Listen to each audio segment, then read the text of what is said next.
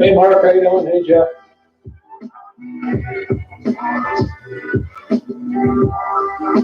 Got home about an hour ago. How you doing?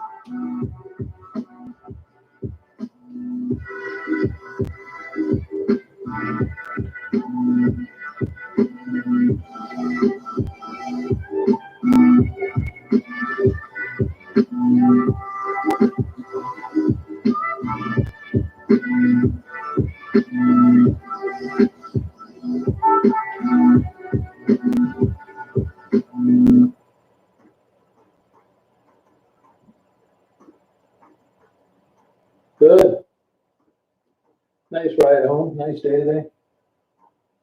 Pretty nice out there. No traffic, great. I just uploaded my videos. I'm in West Branch, Michigan now.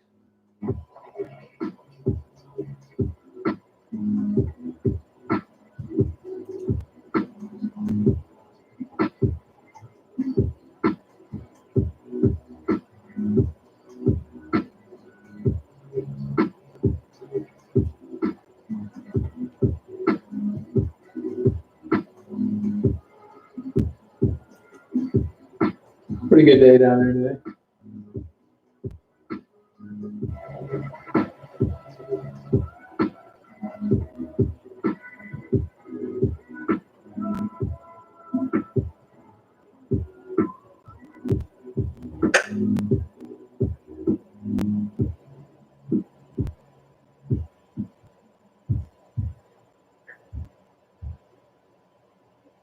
Oh, okay, I uploaded them all. I didn't have that many. I didn't take any photos today, just video.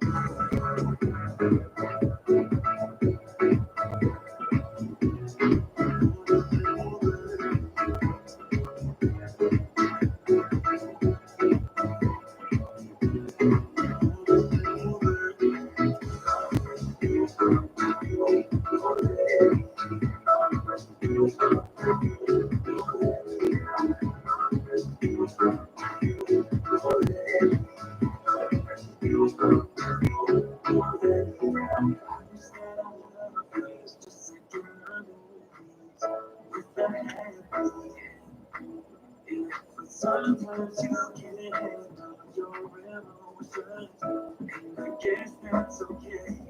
Met you at a time when I was so low, and from the start, taking you home. I don't wanna go back to who I used to be. So if you ever leave me, I promise you won't let me down.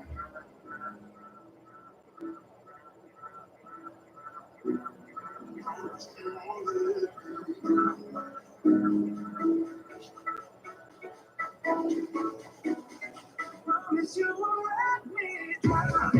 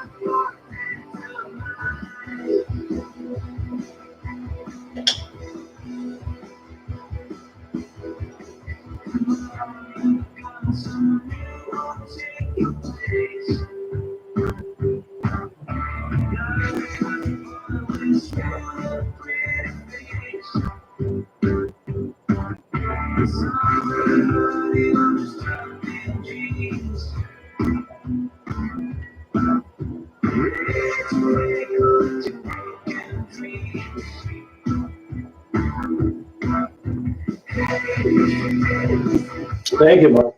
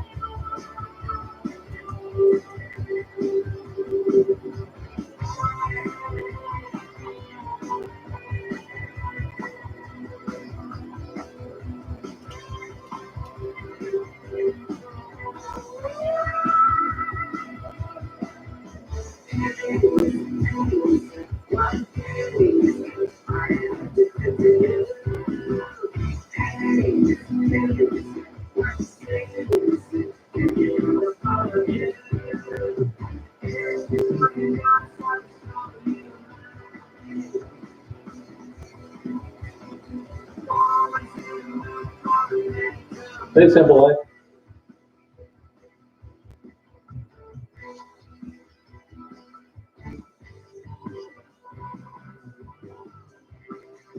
How are you?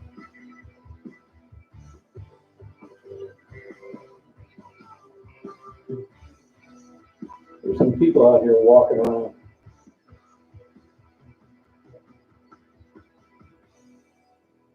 Yeah, isn't that crazy, Mark? I see shit like that going on in Detroit all the time. I'm gonna go outside here for a second. I see people walking out here. It's just weird.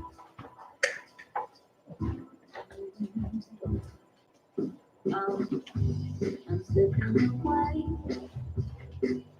You don't let me go now.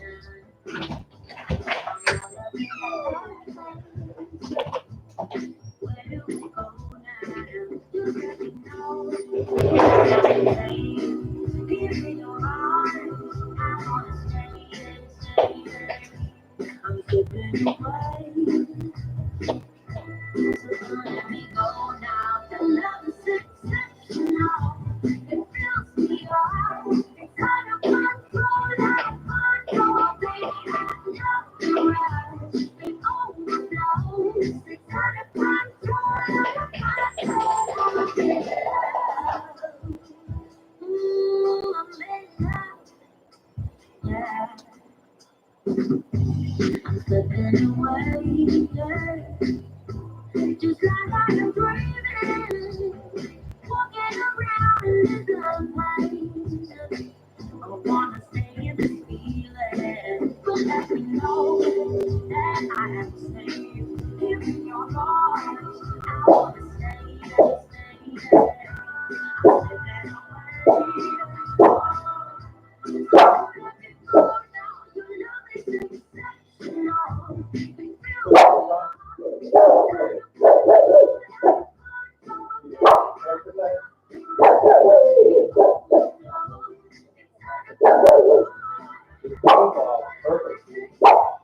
Perfect out. What's wrong? Good girl, huh? Good watchdog. Very good. Very good dog.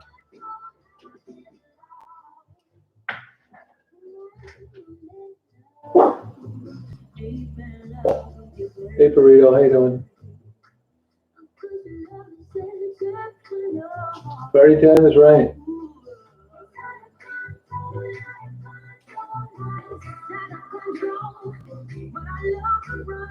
Good, Simple Life. How you doing? Yeah, I just uploaded them. Yeah, not the greatest day, but okay. You know?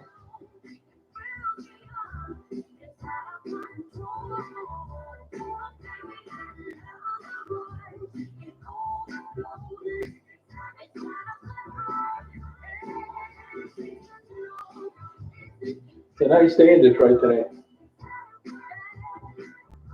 Hey, Simple Life. How you been? You doing all right?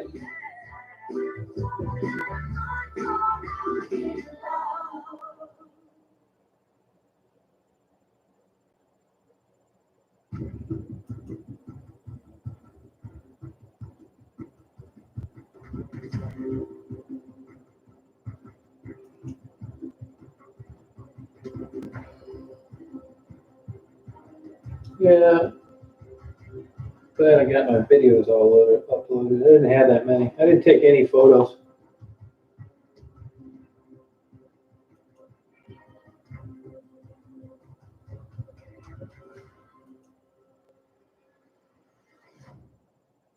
Yeah, I think it's the new neighbors a couple doors down. Kind of weird. Two women. They said they're out getting some exercise while it's cool. Kind of strange.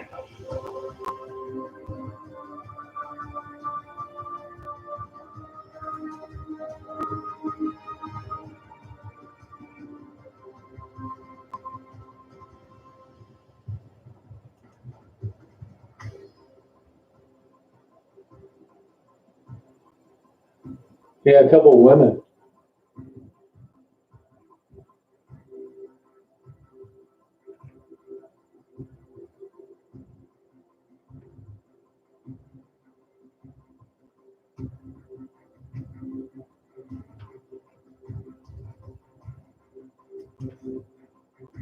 Yeah, it seems like it. Yeah, that's about it, man. That's a good guess.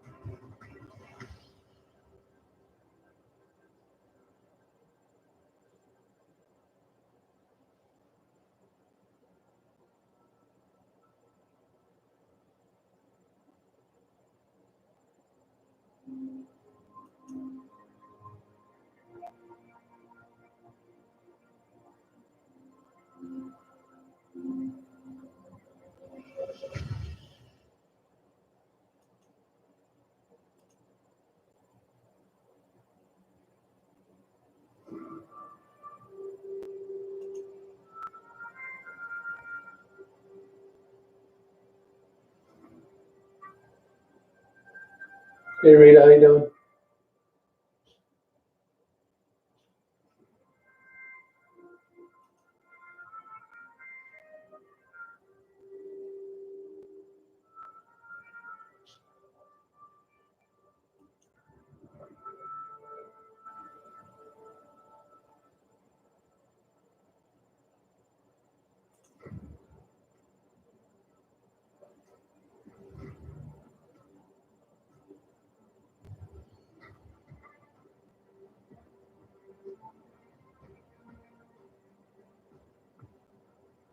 No, geez, I've never found a good soul food place, not once in my life, Zach.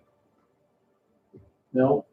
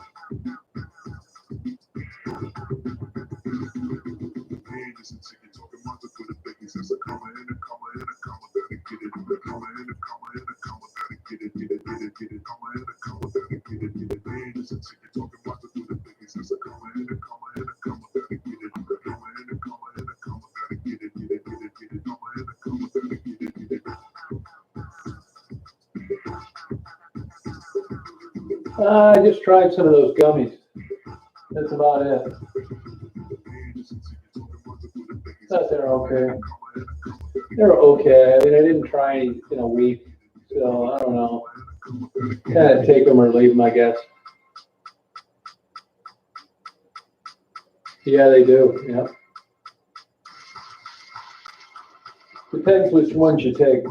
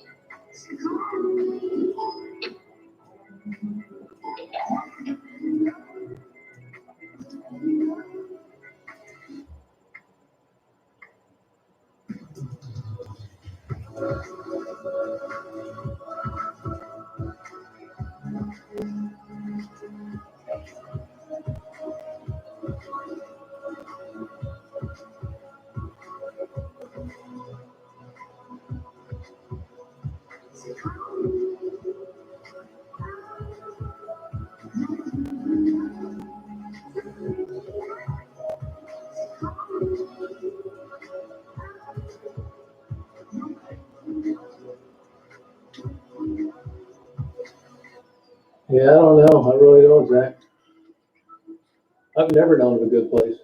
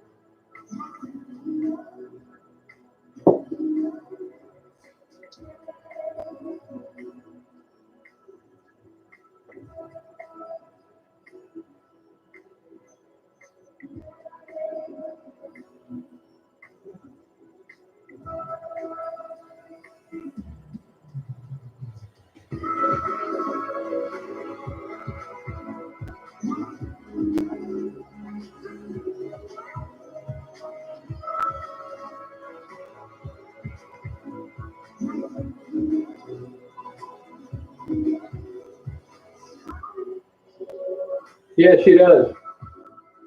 Nah, she's depressed, she says.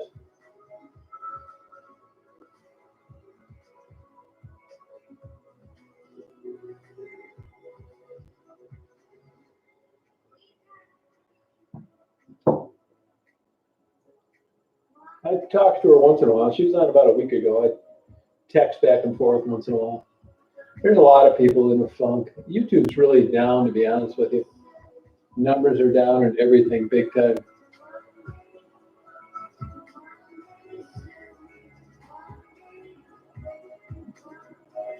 Yeah, it does.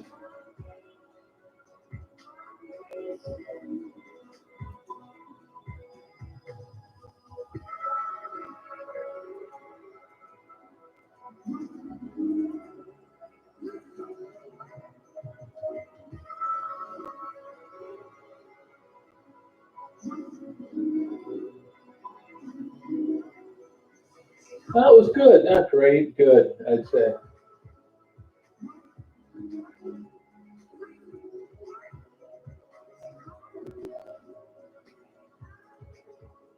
That was okay.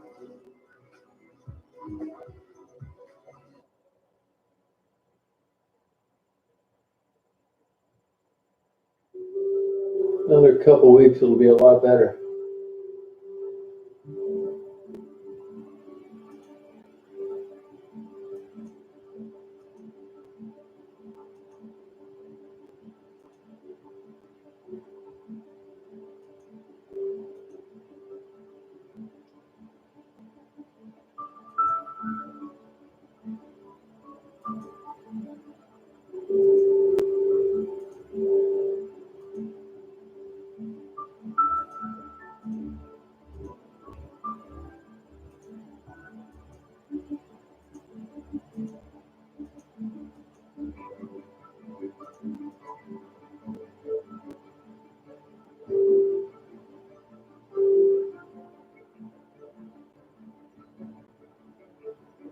I don't think so. I think they're still going on a lot.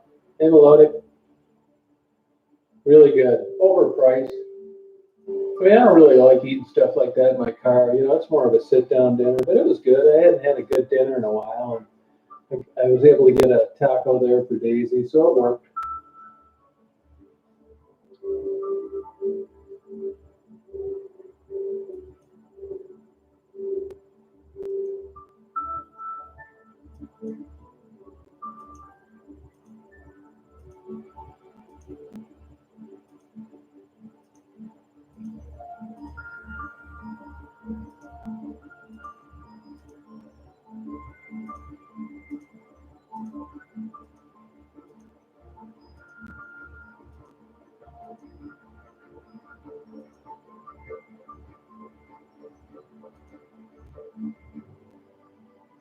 They're good shrimp fajitas, though. If you ever want the best shrimp fajitas around, go to Mexican Village for sure. They're kind of expensive, but that's all right. They're jumbo shrimp, and I like the way they, believe it or not, the way they do the vegetables. They're not like totally sauteed, but not raw. I mean, they really do a great job of them.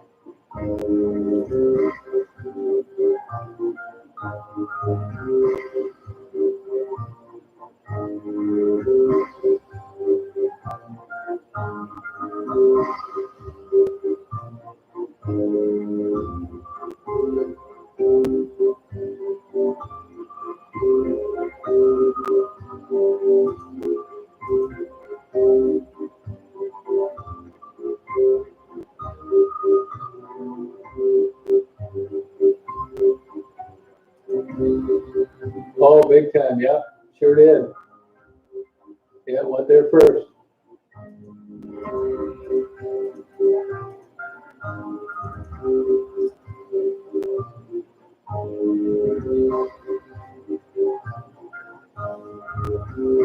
Yeah, she really likes it there. It's crazy. I take her up on those trails up Clear Lake Road, and out to the airport and everywhere else, but nothing's like going down there. I think it's just, I mean, I'm guessing, but I think she just looks around. It's all open. She doesn't need to run through a bunch of crap.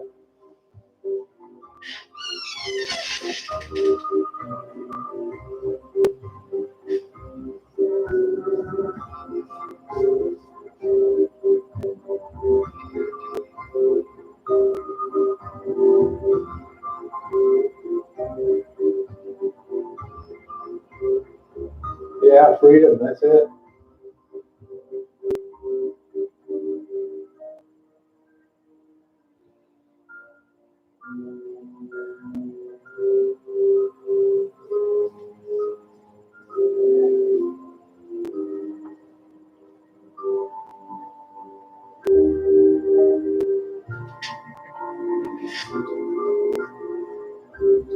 Yeah, that's right, Shaniqua.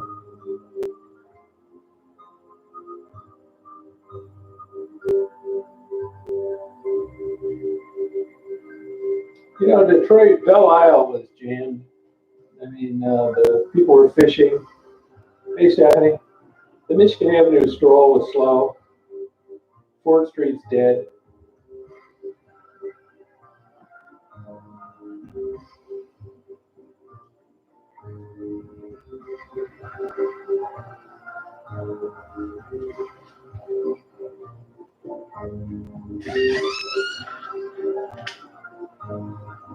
Yeah, I mean, I like it. I mean, you know, I'd say honestly, I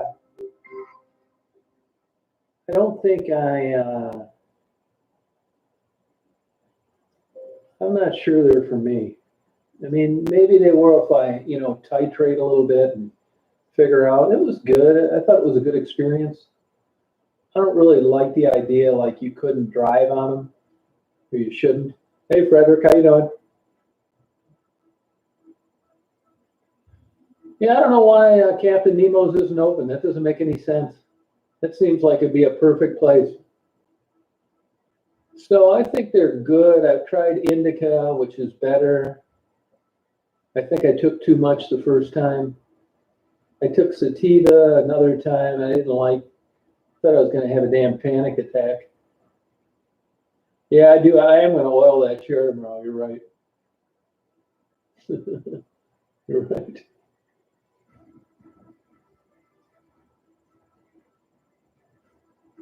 So, you know, it was good down there. I'm still bored as hell. You know, normally when I go down there and I interview people and I'm really getting into it, you know, in the back of your mind, you're worried about getting hassled by the cops, having some bullshit happen, you know. So I don't really get any satisfaction of like, wow, I've got some really good stuff.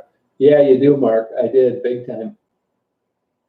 It wasn't like I got some interesting interviews. I mean, it was, I'd say today out of 10, I'd rate it a 6. But, you know, I'm going goddamn crazy. So, I mean, anything was better than staying up here. But it's getting to where going down there and not being able to interview people and really get into photography without the back worry of getting hassled. It's not, it's really kind of like neck and neck with just staying home, which sucks. I used to love going down there so much. Now I'm kind of taken out of my game, you know? Yeah, you're right, Rita. I do. Yeah. Yeah, get them at that place. Melodic, go there on Monday, that place I told you about. You get a discount every Monday. Plus, you'll get another discount for being a new customer.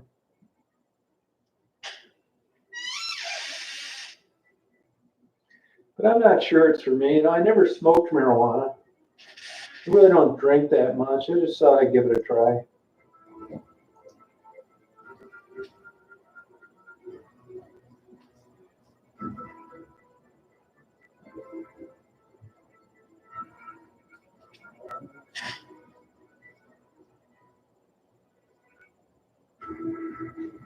I'm so bored.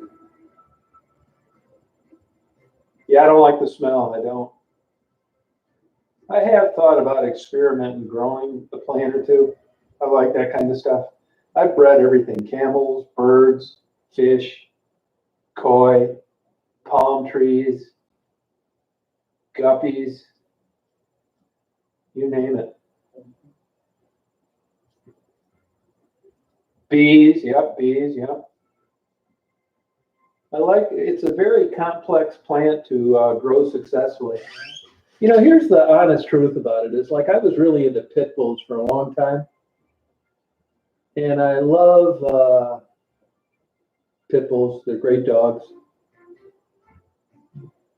but I didn't like dealing with a lot of the people that wanted to buy them. I hate to say that, but that's just the way it was. And that's kind of how I view marijuana. You know, when I go into one of these places, it's some girl with a goddamn railroad spike sticking through her nose and purple hair and a goddamn big tattoo on her breast. It's just not my type people. I'm not saying there's anything bad with them or they're bad people, but you know, I love the pit bull dog. I just didn't want to deal with most people that would want to buy one, if that makes any sense. And this marijuana thing kind of is the same way. You know, I go into the one store and some big loudmouth expert, you know, just kind of a jack off. That one you go to, Melodic, you know, and then the other one I like much better. And I read a lot. I mean, I'm mentally ill when it comes to books. I mean, I have thousands of books. I get 100 books a month. I'm not shitting you, it's nuts. Magazines, articles, journals, whatever. So when I quiz some of these people at these marijuana places, they're just so full of shit. You know, they're trying to act like they're really educated, which is why they're working there. And it just turns me off so bad that they're so stupid. They just don't know what they're talking about. And that really takes the fun out of it. But once again, it's kind of like the pit bull equation. You know, you're not dealing with brain surgeons. I don't expect to deal with brain surgeons. There's plenty of businesses where you can run into someone and they're intelligent and they're well versed at their craft. So far with these marijuana things, and if you go to the ones down in Detroit or Ypsilanti or Ann Arbor, see, I wasn't able to buy anything at those places because I didn't have the medical marijuana card. It's always some guy that comes out that thinks he's the village tough guy. He's 50 years old. He's still wearing a tight t-shirt. You know, he walks up to you like you're about ready to rob the place. And then when he realizes you're not, he's nice, but just kind of crass and rude. Oh, I believe that, Melodic, yeah. So, I mean, it's kind of like the ambiance of things, you know what I mean?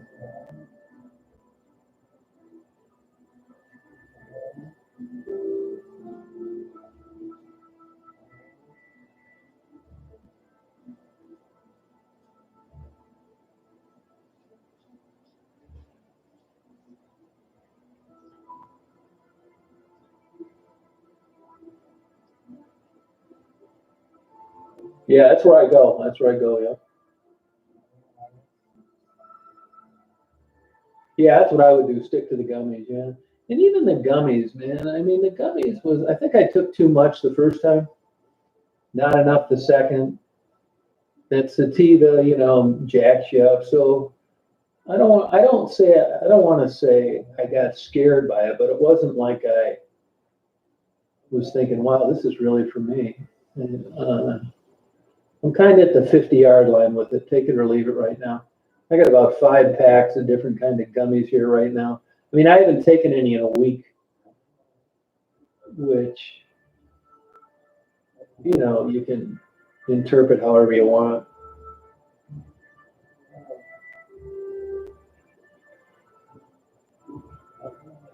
Yeah, I agree. The gummies are very potent, very concentrated, simple life.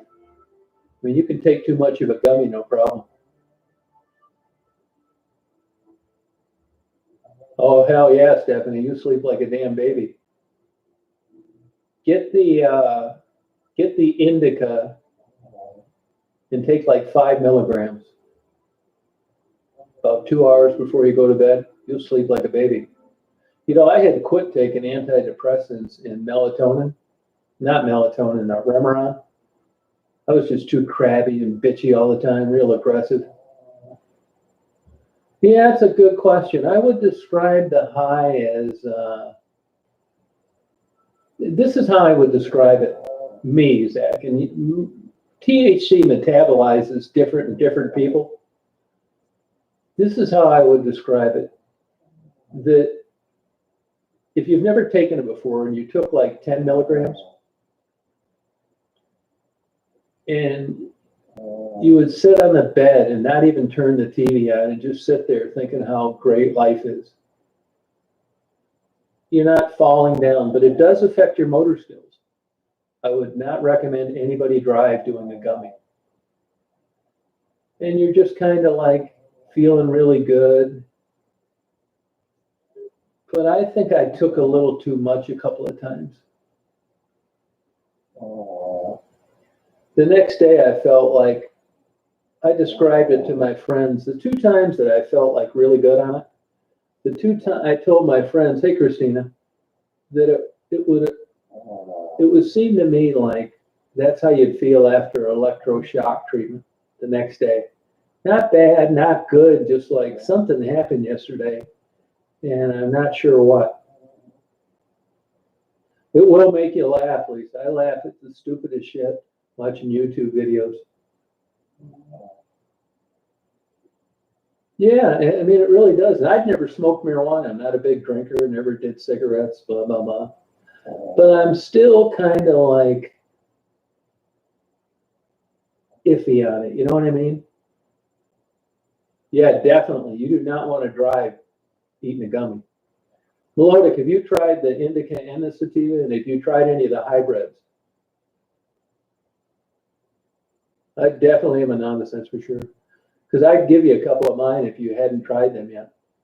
You can try them out. Nah, I never fooled around with drugs. I mean, I never did. Never tried marijuana. You know, I never messed with it. It doesn't strike me as something that, like, you know, like you're addicted to it. I like the natural receptors in your brain related to the THC high as opposed to alcohol. But I'm iffy on it. Like I said, 50-yard line where I'm at. And it's almost like, do I feel like even experiment with this bullshit anymore?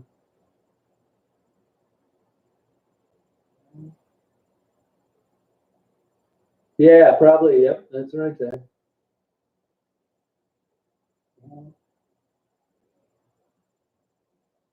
Oh, do you really, Melodic? No kidding. That doesn't, don't ever, you don't like get all jacked up on that like you drank a whole pot of coffee?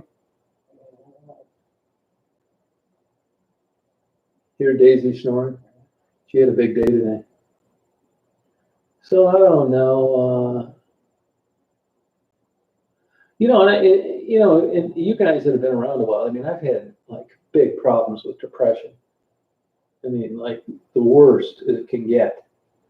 So, you know, when you got a brain like mine and genetics like mine, I may not be the right guy to ask, how did you feel when you took THC recreationally? Because, you know, my shit's in a damn mixer anyway. Yeah, that's what I thought, Rita, same thing. So I don't really know. I'm iffy on it.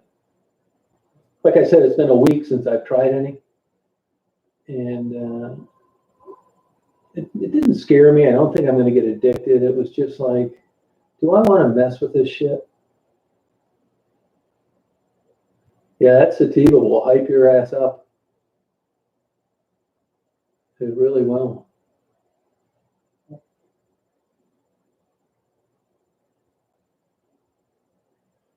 But Melodic, go down to that place I told you about on Monday. I'll buy you a pack of gummies if you want down there. Try them out. Or I'll give you a couple of mine, you can try them out. See how you like them. You don't need to go down there. But they're much cheaper. and you get a bigger bang for your buck. I've read some, I haven't read a lot.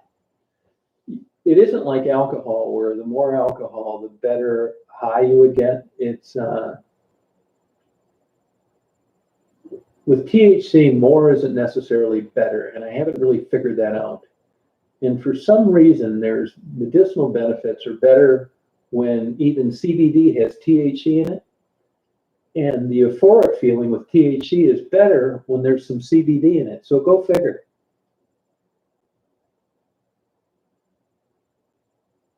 No, I know what you mean, Zach. I go through that from time to time. You know, if I'd have been thinking today, I would have got a couple of those and given them to you while I was down there.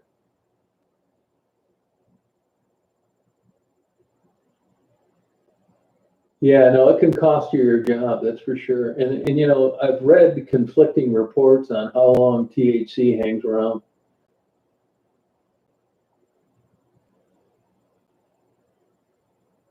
I think you're right. I think you're right, Virginia. But a guy was telling me tonight, like that the potency on smoking marijuana is only around 20%. On these gummies, the indica, the hybrids, it's 92%. That's high. No, I agree. That's because we've been force fed, you know, alcohol, and if you're a guy, getting women, and if you're a woman, getting guys, and social drinking is okay. It's been a total brainwashing. You're exactly right about that. But I will tell you this, compared to a lot of prescription drugs I've taken for depression and stuff like that, if you had depression or if you were lonely or whatever the hell your deal is on why you think you need to drink or why you want to drink socially, from a financial aspect, you cannot beat gummies. When they're on sale, you can get a 5-pack of 20 milligram gummies of a hybrid, indica hybrid. That's 91% is high THC. And you could split them into 4s. Okay, so there's 20 pieces that you may take one a day for 16 bucks. You can't do that with alcohol or prescription drugs. Yeah, but you see, I know it's several weeks, but that's like a lot of trace residual. And I'm wondering what levels they find after they check a day or two. Hey, Jenna, how you doing?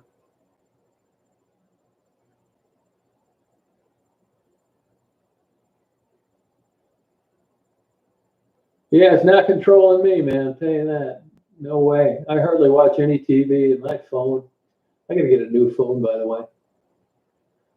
So I don't know, you know. I mean, here's the thing too that I thought about. I was thinking about this on the way home, and that is like you have like gene expression, you know, your parents, blah blah blah, life experiences. I mean, you basically have like your personality, they would call it, the way you interpret things, how you filter things, blah blah blah.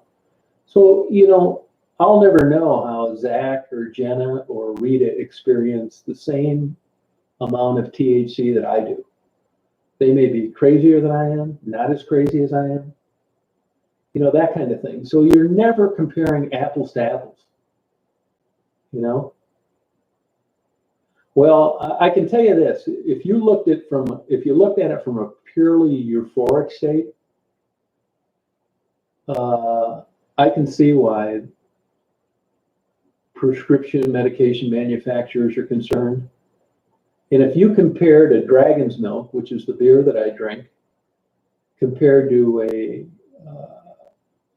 $1.50 piece of, it wouldn't even be that much, a 75-cent piece of 91% THC gummy, that'd put their ass out of business in no time. If they think that these microbreweries are a big threat to these big brewers, wait till these gummies get out and you don't need your marijuana card, medical marijuana card to buy them. Wait till every Joe Blow could just go down to the local dispensary and buy some gummies, and you're going to see alcohol sales tank. You really will. That's my opinion. Because for about 75 cents a square, a fourth of a 20 milligram gummy, you'd be doing fine. That vaping scares me. And if you look at, I'll talk to people sometimes when I see them vaping. It's like, hey, just kind of curious, what propellant is that you're using? I don't know. You don't know what's in there. And you look at people that think they're actually doing something that isn't going to hurt them with vitamin E as the propellant. I'll tell you, all bets are off with long-term studies. If you ever, I've been lucky enough to look at cadavers, dead people that have been dissected. And my interest was like the spinal cord and the lungs. If you look at the alveoli in the interior of the lungs, if you ever see a human lung that's been cut in half, it looks like crepe paper. It is so delicate.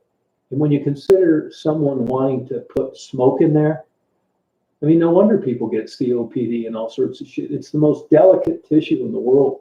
It's not like the skin on your elbow or on the heel of your foot that gets tough and weathered over time. It's delicate. No, you do not want to drink with a gummy. Nuh-uh. All bets are off then. You never know what's going to happen. But if anything you read, they will suggest not mixing alcohol and gummies unless you're, crazy. Oh, that's interesting, Melody. Yeah, cigarettes are really bad.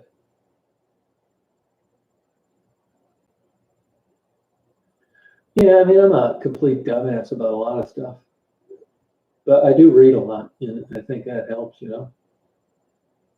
So, I mean, I have friends of mine that are straight as an arrow.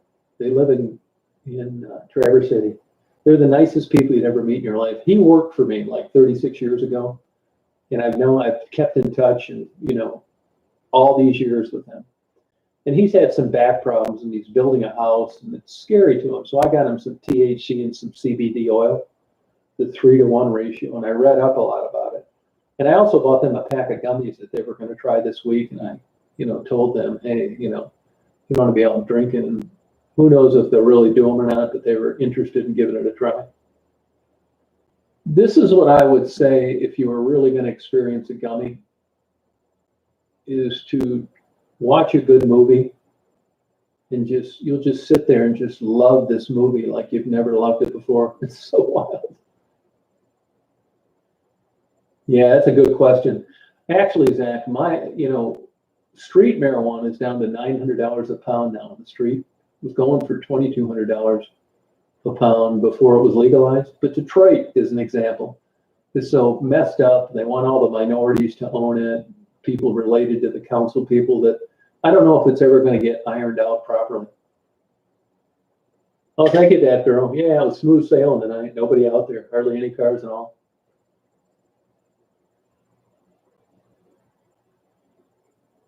Well, there's a book, I have it actually, and I haven't read it. It's a Jewish professor that I think is at St. John's, I'm not sure, and it's called Drugging the Poor.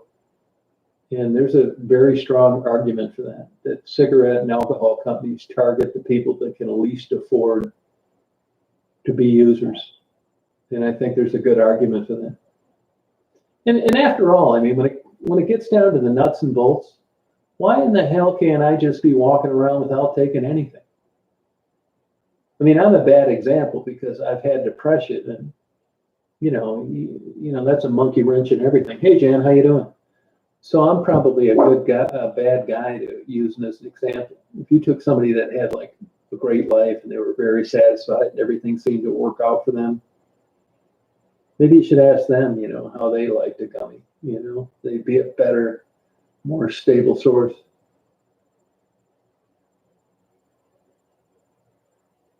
The reason for the dislikes are the people that I've blocked and banned. It doesn't bother me, Jen. That's the reason for it, though. I've got like 8,000 people blocked and banned, which I was willing to give them another bite at the apple and, give them a chance to not be jack-offs again. But I cannot get rid of the people that I've blocked. I've been dicking around with YouTube for a month on this. No, never did. The thing that would concern me about that is mouth cancer. Yeah, it really would, man. I mean, that's very significant. It's high risk. No, I have never done that. I've never tried smoking a cigarette. I've never tried marijuana.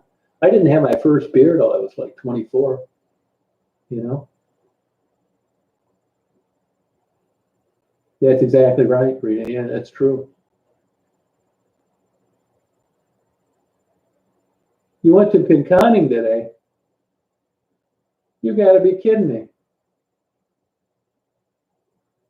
Yeah, the cheese shops just opened up last week. You should have went to that bird sanctuary, and you should have also went to that dispensary in Pinconning. That's where I go. It's just north of town. Did you get some 15-year age or 10-year age? Cheese is interesting too in the aging process, and you'd think they would have found a way to accelerate that by now, but they haven't. Yeah, excellent, Jen. Good. Which cheese shop did you go to? There's three of them down there.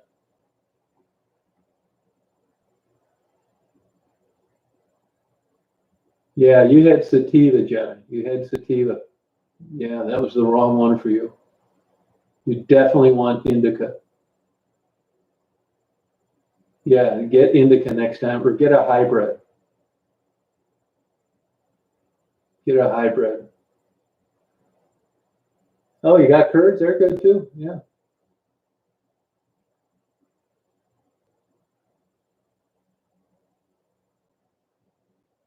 Oh, okay. Well, yeah, that's kind of how I am, really.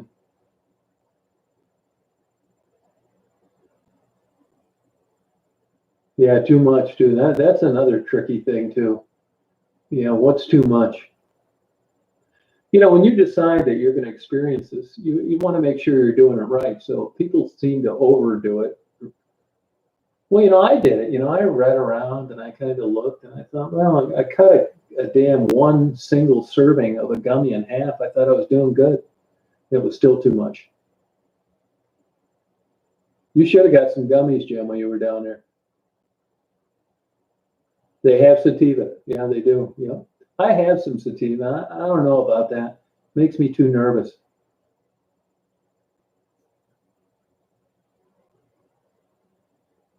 It's a bitch to quit that thing. Get the patches and the lozenges both. Use them both. And stay away from smokers and other chewers.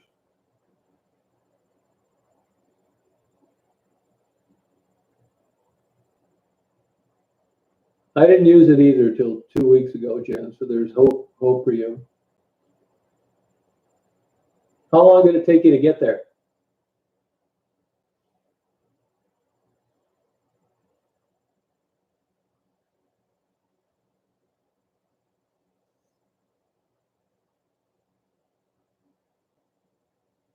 Yeah, no kidding. For dogs, God. That's crazy. Give Daisy a gummy.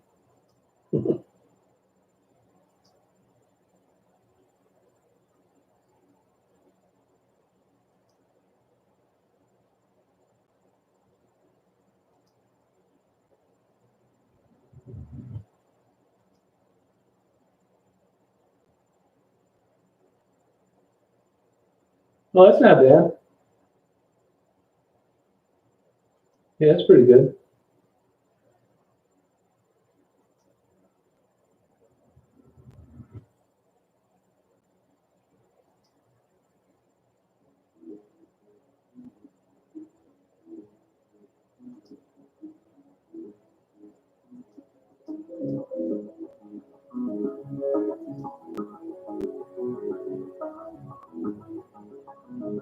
Oh, that makes sense. Does that help him, that girl?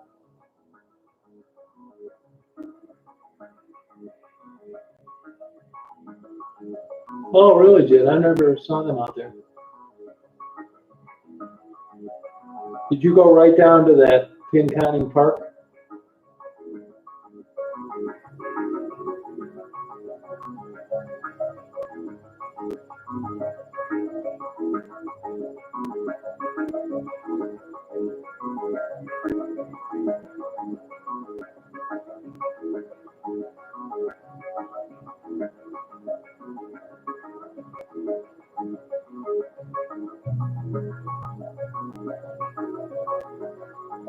Oh, CBD. Okay.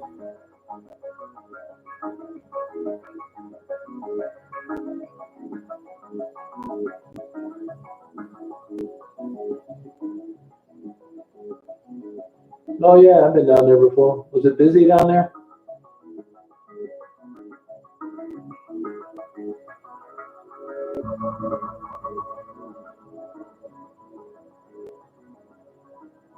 Yeah, that's what gets most people's at. Yep.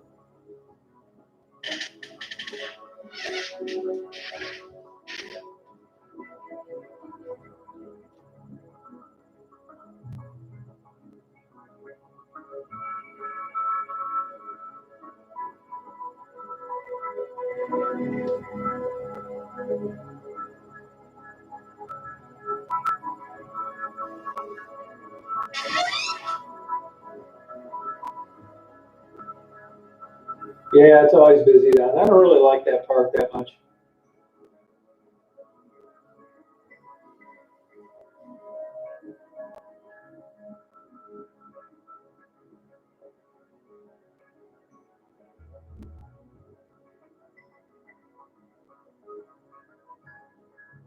Oh, I didn't know that either. So. No, Traverse City's beautiful, that girl.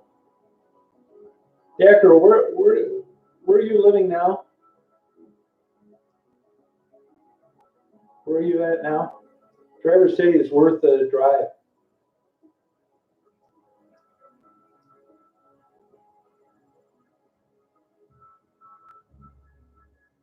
Yeah, look at those videos I uploaded today. The people boating and the people on Belle Isle. It is beautiful. It's a lot to do in that area.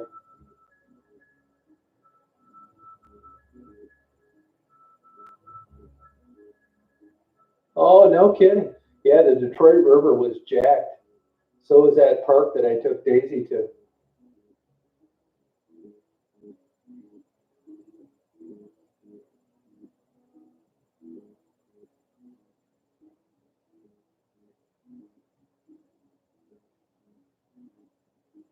Yeah, you're right about that, Virginia. Yeah.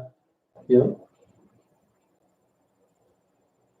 No, it's a good place. It's expensive. Mackinac Island. Check out Mackinac Island too, that girl. You could do that in the second day. Beautiful. Really is worth it.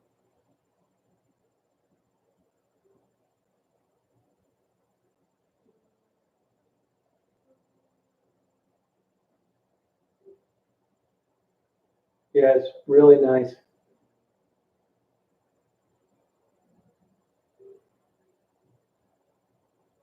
Yeah, Alpine is pretty good. Good place.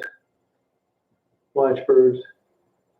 I don't really know any good waterfront access.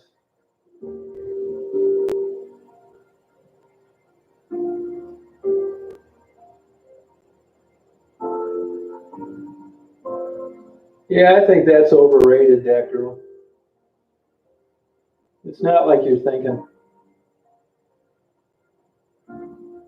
Yeah, I think it was a good day. Not great. Good, Jen. Yeah. Yeah. You know, Jen, as you know, you can mail order all that cheese once you know what it is you like.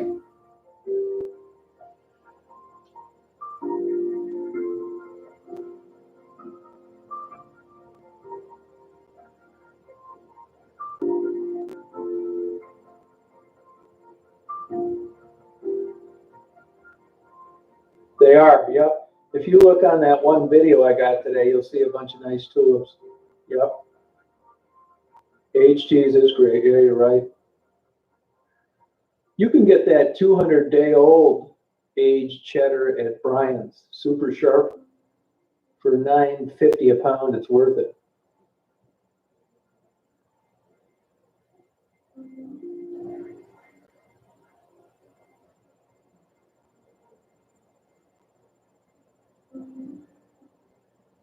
Why not the super sharp? Because I got a buddy that gets a super sharp from there, and he lives in Atlanta.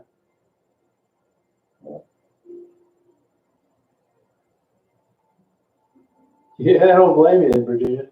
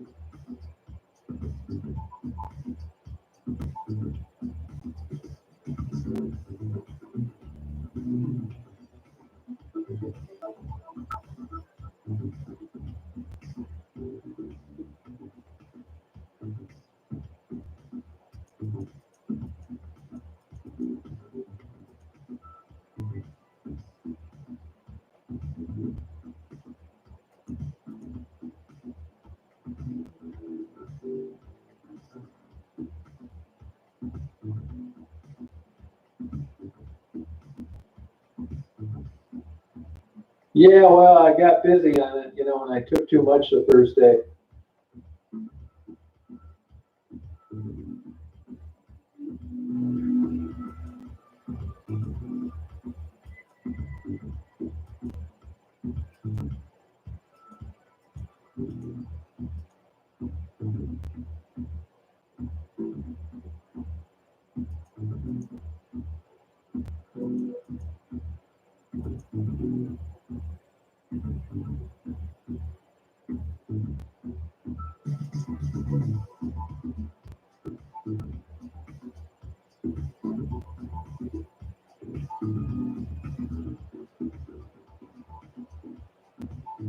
Didn't want to kill myself. Yeah, I'd say I did. Yeah, I'm kind of 50-50 on it.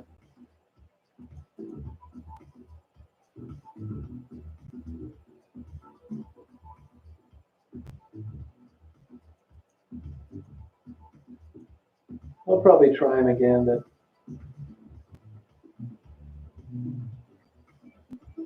there's no proof that it's a gateway drug. There's no science behind it. Yeah, well, they could have smoked weed first and went on to other drugs, but don't blame it on marijuana. Blame it on people seeking a better high. If they could have got heroin before they got marijuana, they would have done it.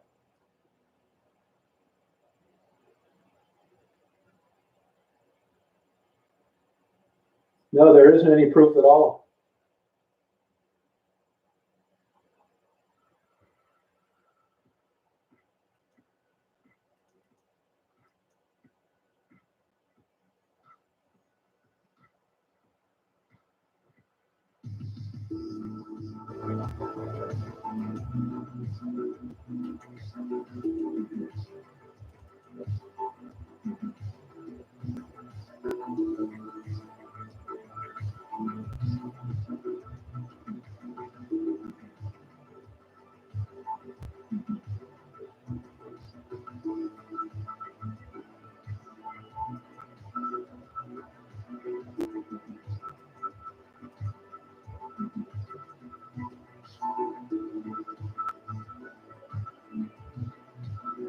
Right, yeah, and cheapest.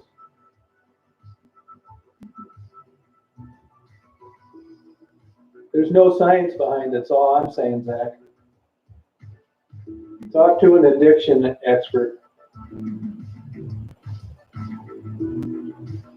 It's not valid.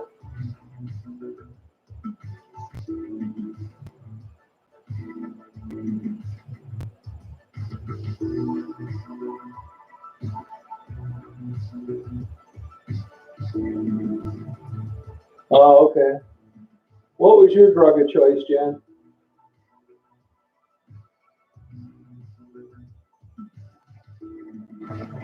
Alcohol is not a gateway drug either.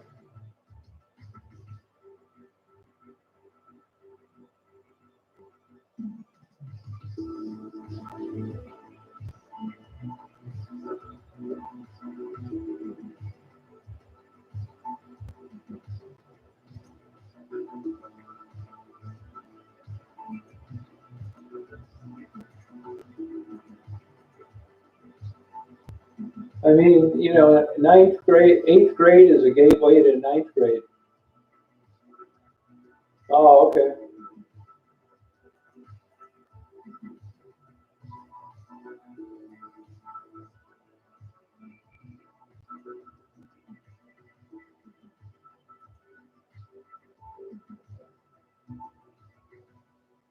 Oh, all right.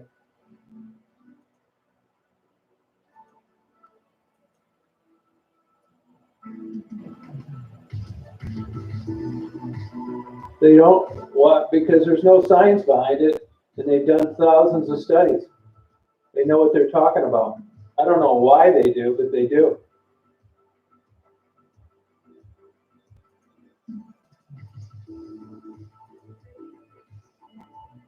I mean, blaming one thing for another just goes on and on and on.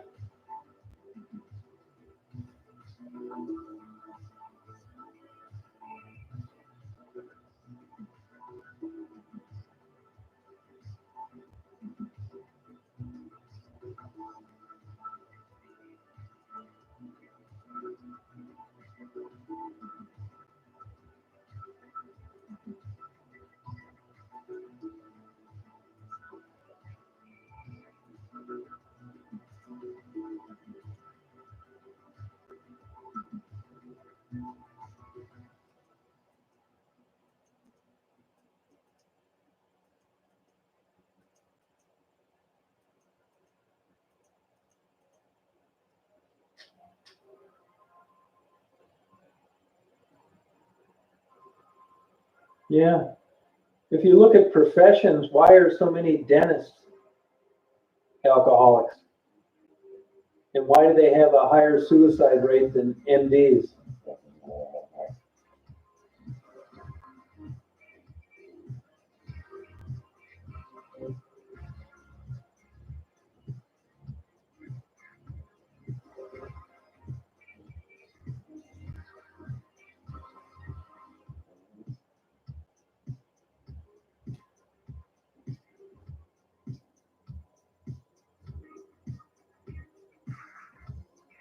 Maybe painting is a gateway to alcoholism.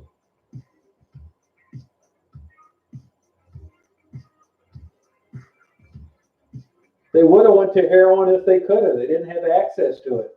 You can't compare a 16-year-old having access to marijuana and heroin the same thing.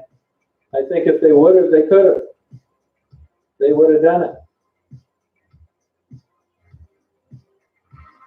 I mean, it's like having an alcoholic drink is a gateway to being an alcoholic. There are plenty of people that socially drink that don't turn into problem drinkers.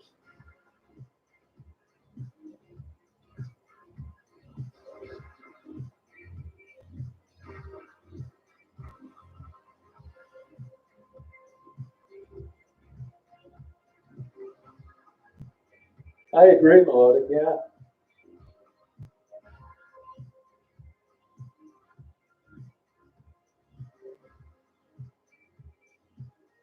What kind of paint is you talking about? Like portrait painters or slapping white paint on a picket fence?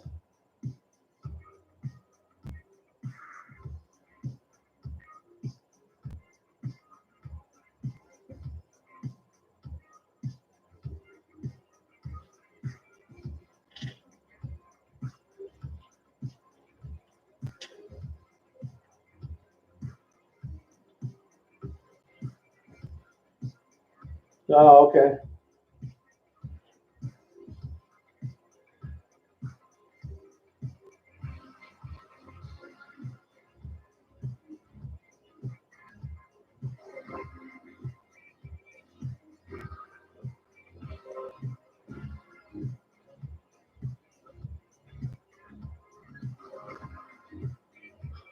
I think there's a difference.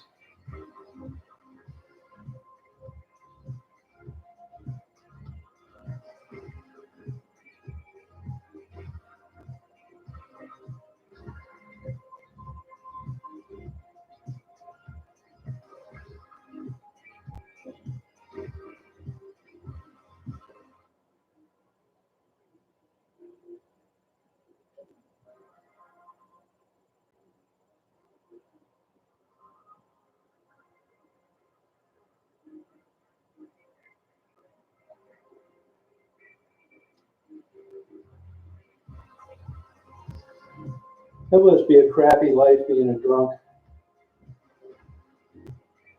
Just feeling like shit every day of the week.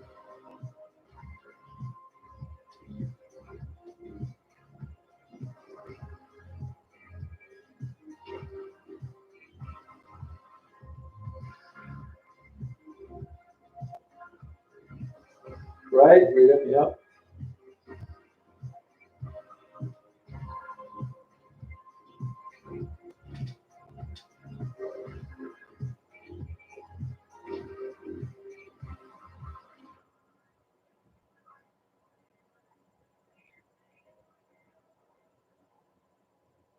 I don't know why.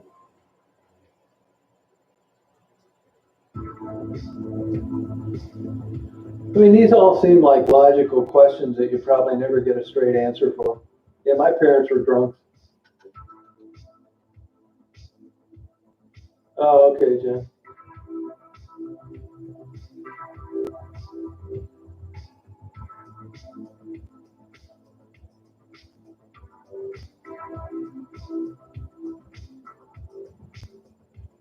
What's the medical definition, Jack? What do you think it is?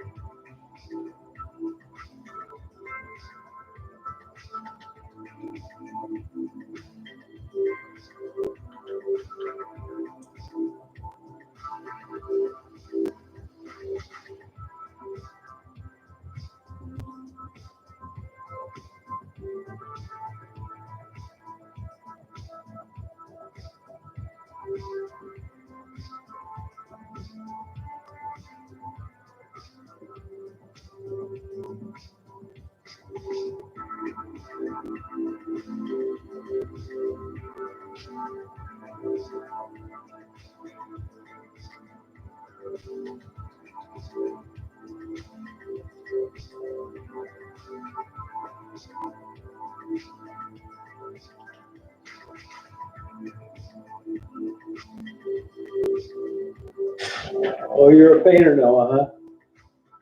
What a coincidence. A portrait painter or a house painter? It matters.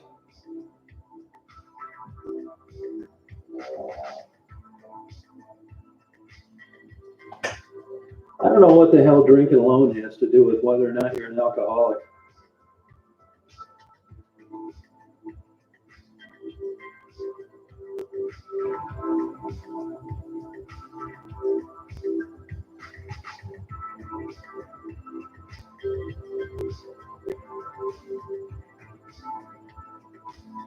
I don't see what drinking alone has to do with it. I do lots of shit alone. What a dumbass question. Right, Rita, yeah.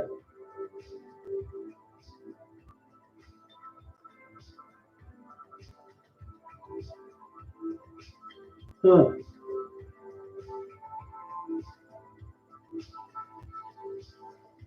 Yeah, well, all bets are off with bipolar.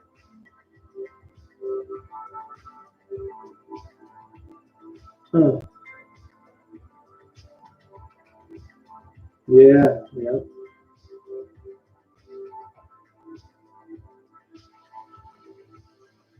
Yeah, that's weird.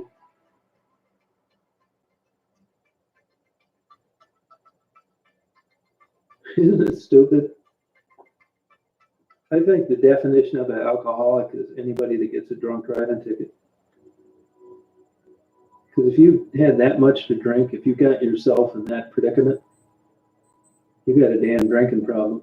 You let it override your common sense.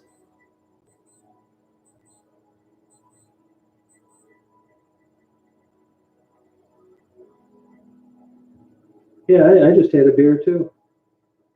I will give alcohol this. The more I drink, the better looking the women get.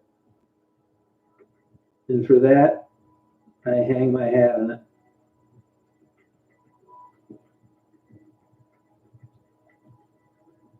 You're an alcoholic, Virginia.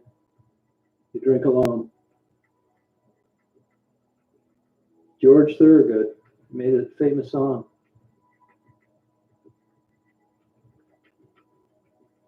Believe me, I'd much rather be drinking with a couple of topless Playboy bunnies. Just hasn't worked out.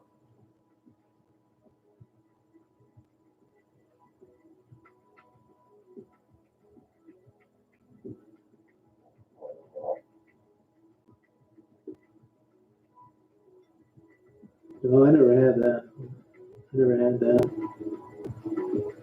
Shaking in the morning. You take a big dose of that sativa, you'll shake.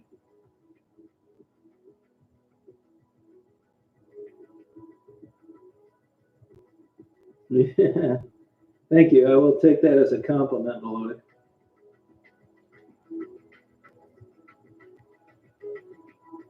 I went to the bunny ranch one time. Was really disappointed. It wasn't at all what I was thinking.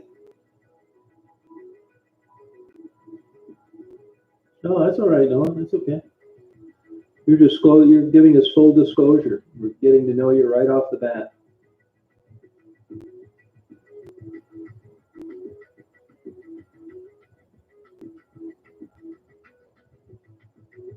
I'll claim it. The only person I don't want calling me an alcoholic is a police officer with his lights on.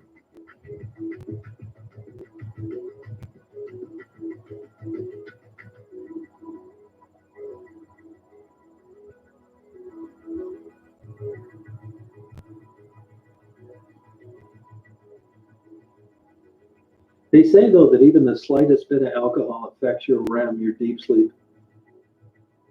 I will tell you this, when I took those gummies, it felt like I died. I didn't dream the same place that I fell asleep. It's not like that normally. When I was on that damn Remeron, I'd get up, it looked like somebody ransacked my room. Find my damn bedspread in the corner all wadded up. You are, Monica. You are addicted. The gummies are a gateway to bigger and stronger gummies.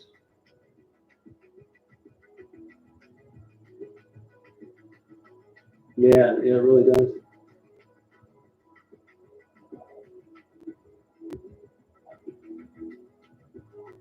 Oh, okay.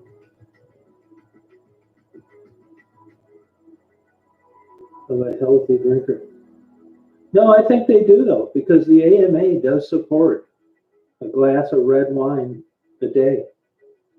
They support that for cardiovascular and to lower blood pressure. They do.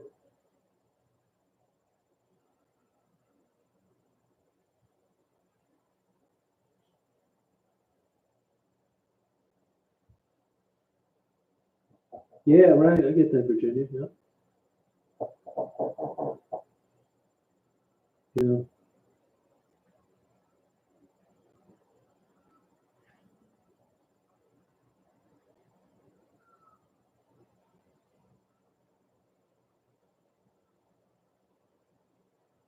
No, I'm home now. Yep, got back home. Yep. I don't want to stay in a hotel or motel. I mean, I'd like to, but I don't want to get a damn virus after making it this far. Melodic, you hear that siren? Why the hell would you be blowing a siren off in West Branch when there's no cars on the road? Hey, Erica.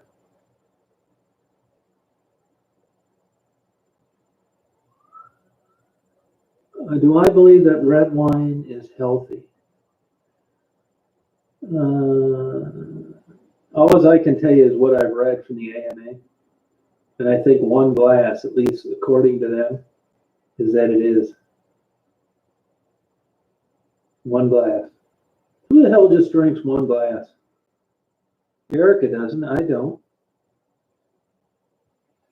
This is my art. This is how you shut people up when you're talking this bullshit in a bar. You're talking about alcoholism, why do you drink, blah, blah, blah. You drink to experience the euphoric effect of the alcohol. I hate to tell you this. And the way you can shut these people up when you're at a bar is to call the bartender over and ask them how much non-alcoholic beer they sell a week. That's the end of the argument right there. You know why? Because it tastes like regular beer, but you don't get a euphoric effect. Therefore, it sucks. The main sales for non-alcoholic beer are alcoholics that go to parties that don't want to look like a douchebag standing in the corner, so they drink an old Duels rather than a Mountain Dew. But the taste of alcohol, non-alcoholic drinks, sucks with a capital S. I mean, who's bullshitting who?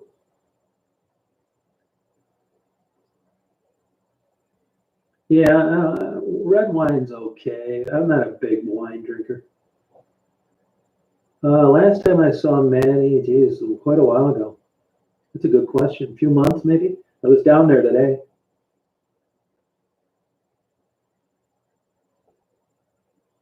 Oh, they don't. What kind of church do you go to, Erica? Lutheran, I bet.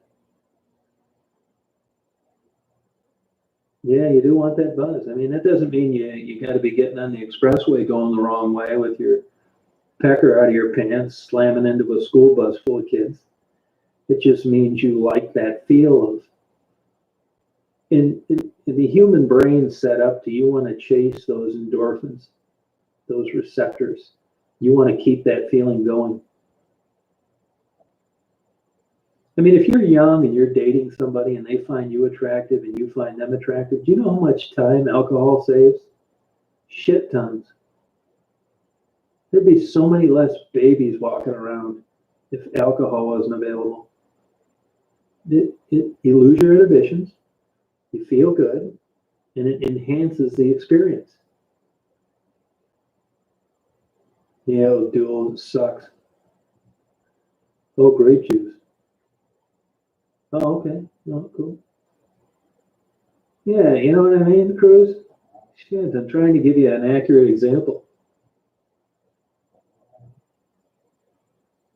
Yeah, I mean, I think you can drive. I mean, I will drive if I've had a beer or two, but I'll tell you this, I wouldn't drive with kids in the car with any alcohol at all. It does. I mean, it does affect your motor skills.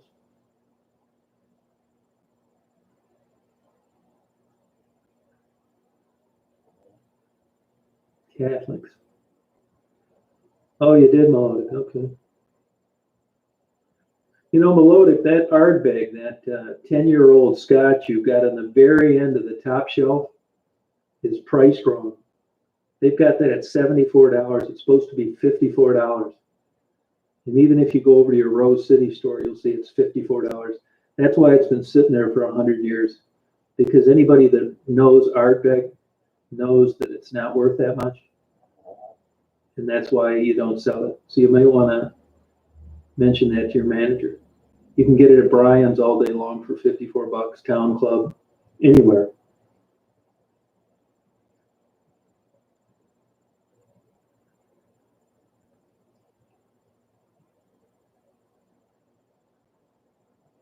Yeah, it's that Ardbeg 10 on the top at the very end.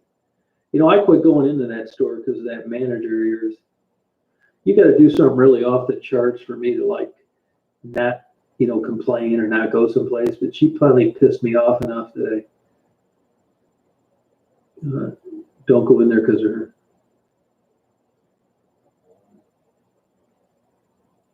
Oh, okay, no. I don't want any non-alcoholic beer, Virginia. Let's send you a damn 6-pack of it for your birthday. And watch you just give me that bullshit grin and say thank you. No way. Beer doesn't taste that great without alcohol. I like stouts. I like that oil look, that thick. Like dragon's milk. It's like getting whole wheat pizza dough. Sucks.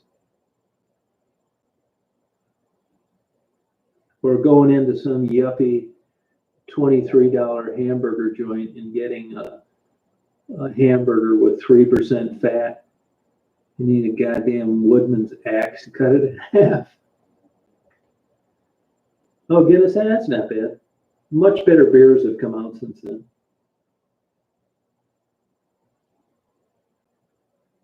Yeah, I don't want any non-alcoholic beer. The only time I would maybe admit to non-alcoholic beer if I met some really pretty girl and she was really sensitive about people that drank too much. And I picked up on that early on. I may order a non-alcoholic beer on our first date just to send her down the wrong road. But other than that, I'm hitting the real stuff. Yeah, turkey burgers. They have more fat in them than a damn Bob Evans sausage. Oh, do it. It'll get you jacked up. Make you fat too. Rot your teeth out.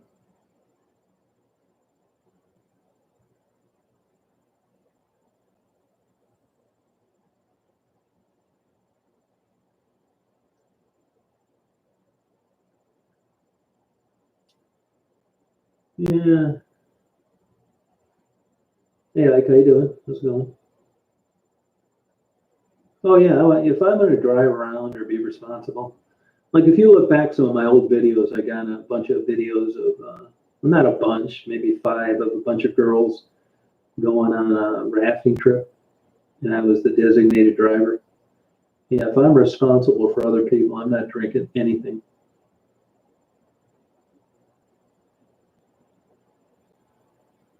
Right on. You know it's that. That's right, man. And she was talking about alcohol, and she's very, cautious about how much she drinks. And her dad was an alcoholic, and her girlfriend got killed by a drunk. I'd order that non-alcoholic beer. You better believe I would. I'm not a total idiot.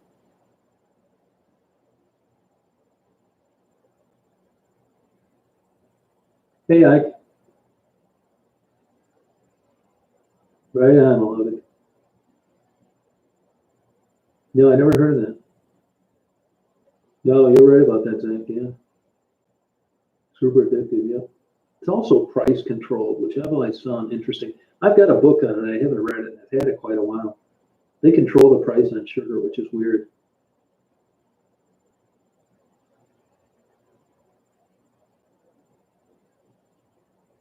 When you look at insulin levels, I mean, diabetes. They're already worried about running out of insulin in another couple years worldwide. You won't be able to get enough insulin for type 1 diabetics.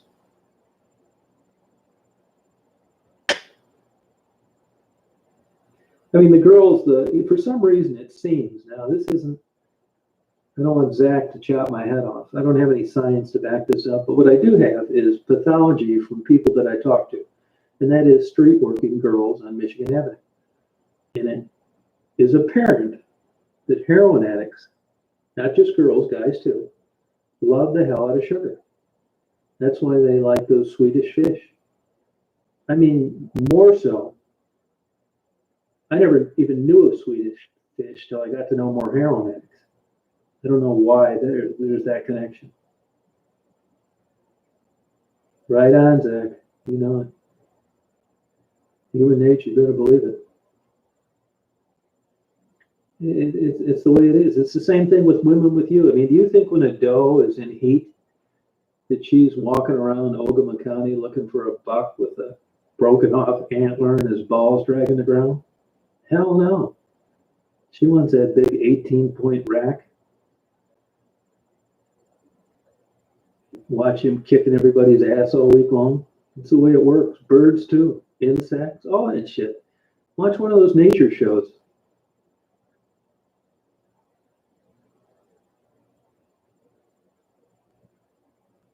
Oh, you better believe it, Erica. Way to go. That sounds like in the right place you could make a fortune. Yeah, me too, Rita. Hey, Secular, how you doing? Yeah, pleasure center in the brain. Yep, sure is. I don't want to just pull stuff out of my ass. I don't know, Zach. Yeah, it seems to be. Seems to be. Maybe it's with like Oxycontin too. I don't know because I only know heroin addicts, but they eat the shit out of it. Oh, really interesting, Rita. Huh.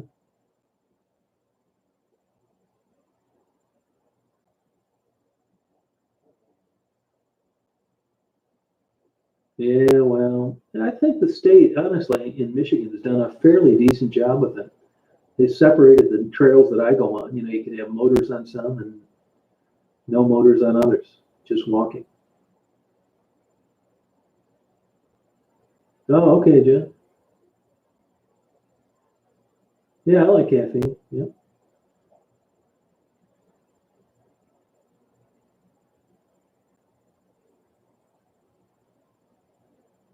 Oh, it's interesting though.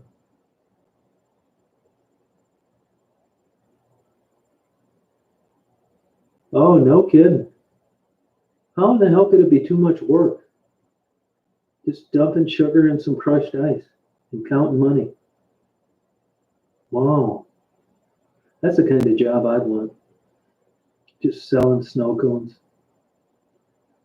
And then just like my story about ordering the non-alcoholic beer, I would give free toothpaste just to ease my conscience that they were all rotting their teeth out of their mouth at such a young age.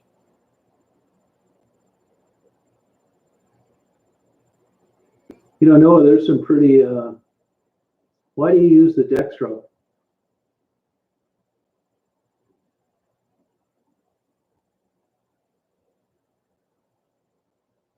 Oh, that's good. She sounded smart. Did you bang her, Zach? Did you give her the good old Zach Pollock pounding? Or did you let her slide? Oh, my guys, every night. Hey, for $500 a day, especially cash, no problem.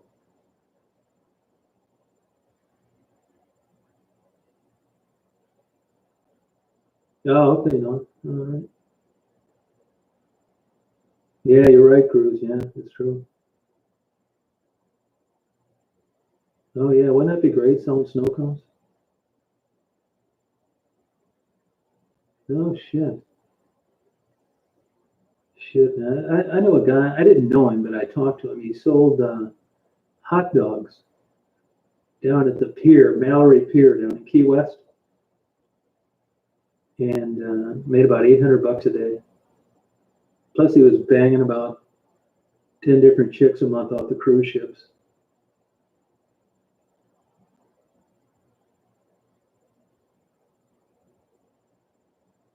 Oh, okay, no, okay.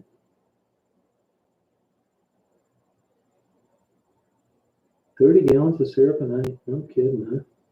Wow. You should have put some cocaine in it.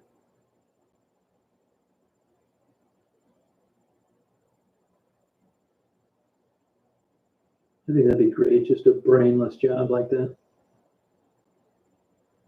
Just here, snow cones. Wish I'd have known. I'd have bought it from you.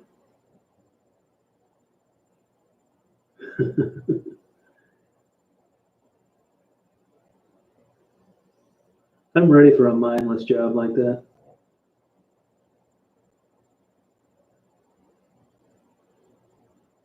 Yeah, different kind of hot dogs, huh? Oh, no kidding.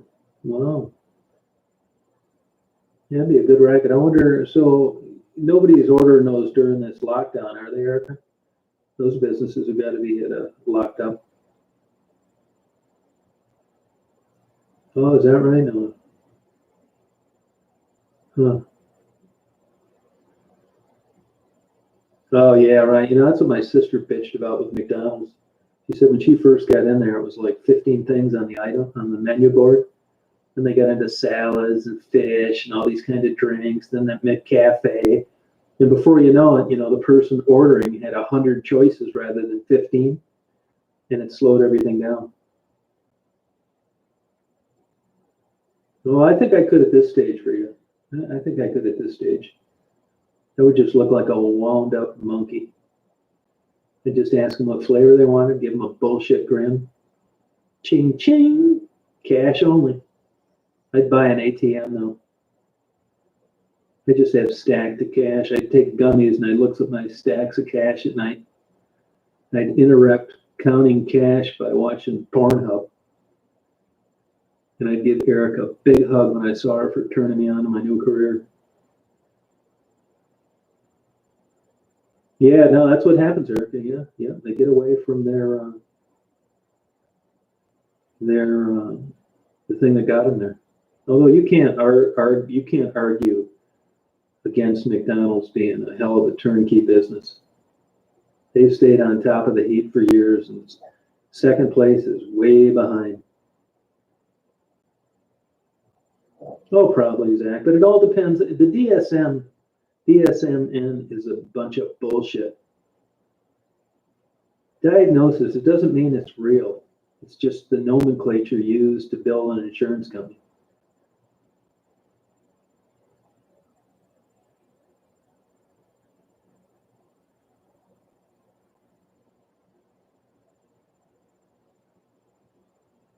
If you got a good location. If you don't, you've bought yourself a job. You know, my sister owned that one in West Branch, don't you, Melodic? Did you know that?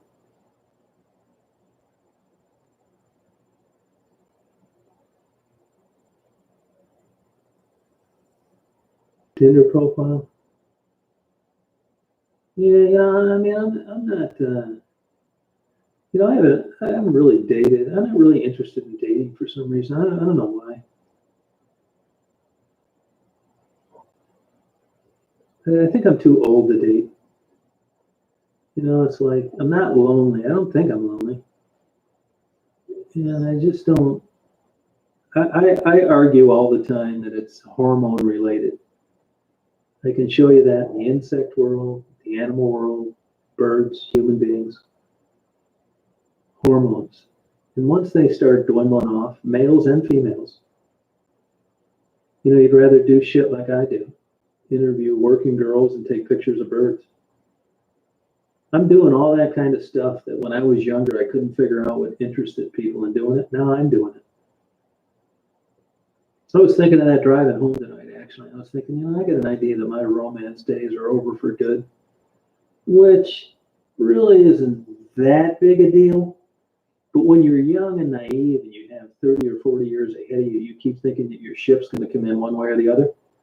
I mean, if you met the wife that I left, you'd think I was crazy, which I would admit to. So it wouldn't have mattered for me anyway. But once that fantasy goes away because time's run out, you look at things differently. Oh, yeah, I believe that, Zach, yeah. Yeah, it's true secular, yeah. Oh, it is, Zach, huh? Yeah, I don't even look at those dating sites or anything. I got I'd say about 5 women my age around here that are always trying to get me to do stuff with them. And, I just can't do it. I'm not interested. I find excuses.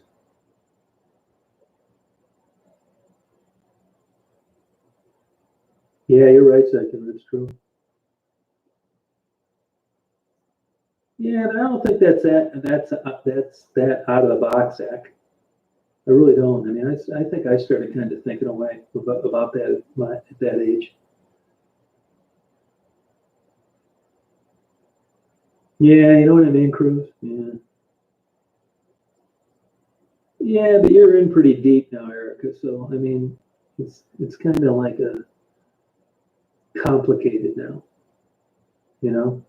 which I'm not knocking you. I wish the best for you, but it's your life would change so much if you got divorced. Probably get worse.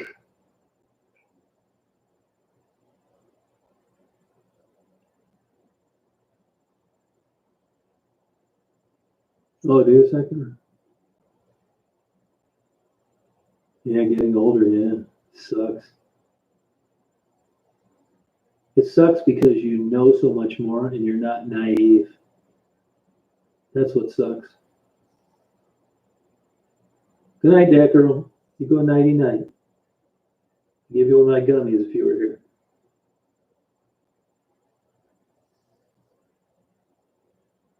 Oh, really, Secular?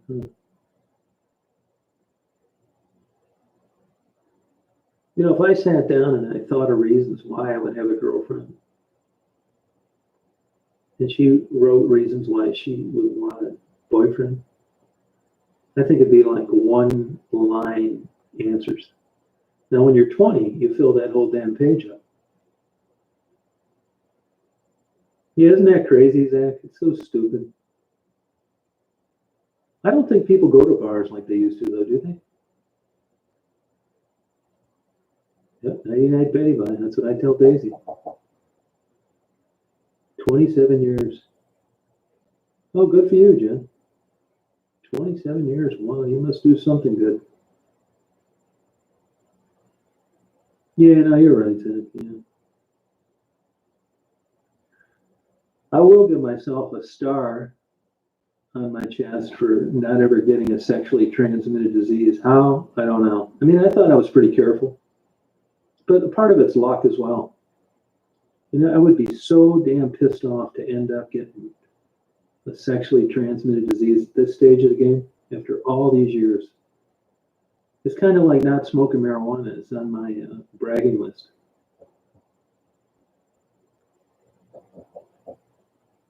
Yeah, right, Rita. Yeah, forget that section. It's not the end of the world. I mean, but you know, I remember thinking when I was in high school that they would eradicate these sexually transmitted diseases, and they really haven't. No serial daters.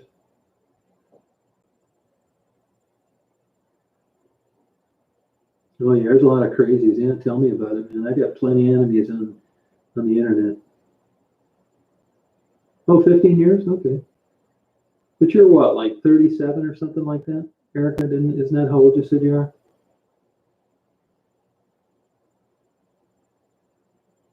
I mean, you know, there's a lot of factors that go into, you know, relationships.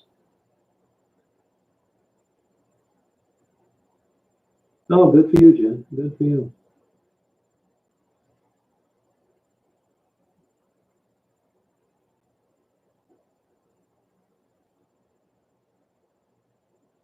Yeah, that's true. Yeah. Hey, HD, how you doing? Oh, 33, and you've been with him 15 years? Wow. He didn't mess around, did he?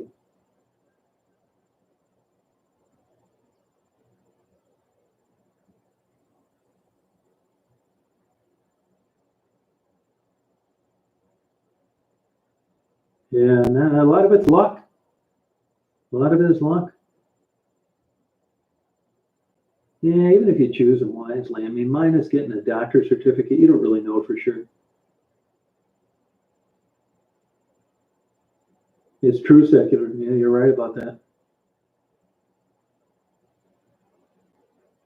Well, I mean, you're 33 and you've been with them that long. Yeah, they said the reason that STDs have risen in the older population is because if you're 80 years old and you're going to bend over some old wrinkled bag over the damn white bread table. I mean, when you're 80, I mean, does having a sexually transmitted disease matter that much? For a while there, HIV was on the uprise because these old people weren't wearing rubbers. I got an idea they were wearing them, but they were coming off. You know, the Center of Disease Control doesn't consider a rubber a prophylactic for all you science buffs. Safe sex.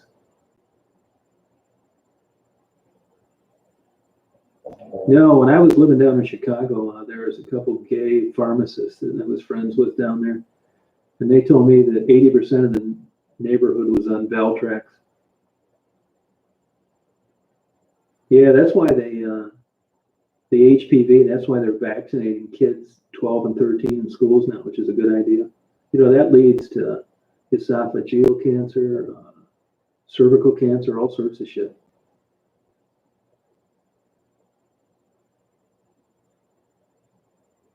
Yeah.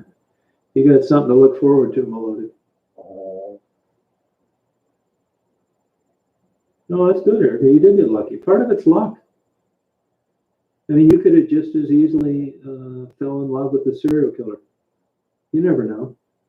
life has worked out for you. But you know, at the time, you had certain information to base a decision on. You went with it, and it worked. I'm glad for you. Oh, good for you, Noah. Yeah, probably 2 crews. Yeah.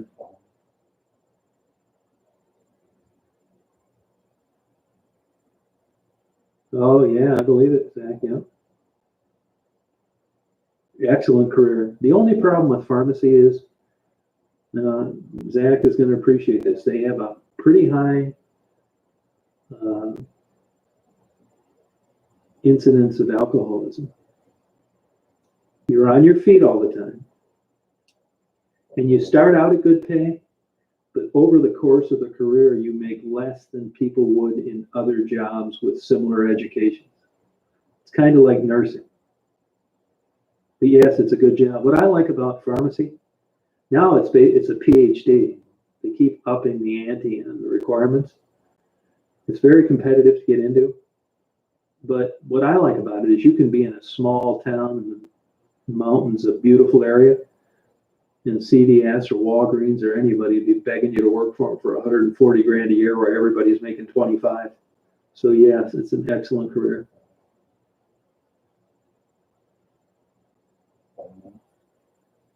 Yeah, yeah.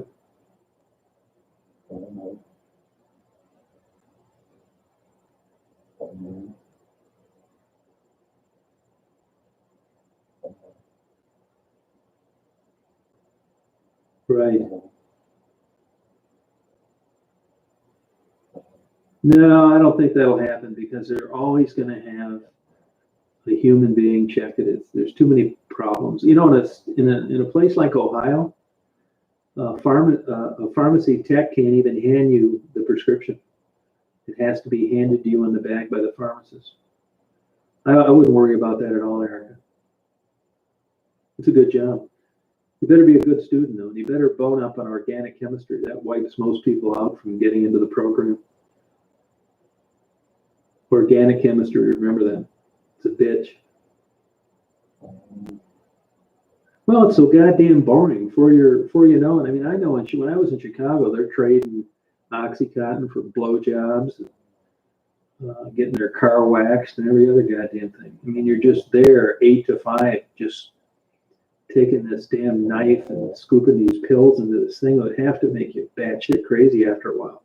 The good news is there's so many safeguards. It's basically impossible to give somebody the wrong medication anymore. You know, a damn bottle rocket goes off if you're even close to giving them the wrong stuff. Yeah, I think it's the way to go. I think pharmacy is easy now. I don't think it's not like you're mixing your own concoctions anymore like the old days. Basically uncapping a big box of pills and put them in a little bottle. Yeah, you're right, Bullock. Yeah, especially in Skidway Lake. Yeah, that sucks. Sounds like you're living in West Branch, Secular.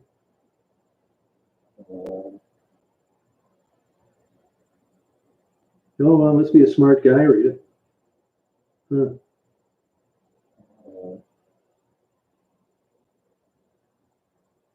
Yeah, now you can type it all into a computer. You know, it's one thing I'll give Google credit for. Mine is stealing all your data and reselling it and giving you nothing for it. Is what they've done is they've worked with the AMA and pharmaceutical companies, and they've taken all the data, like what people have typed in on complications with mixing drugs, with alcohol, different drugs together, blah, blah, blah. They've crunched all the data, and it's helped pharmacies and medication manufacturers come out with better placards and warnings because of the data Google supplied them with regard to searches worldwide.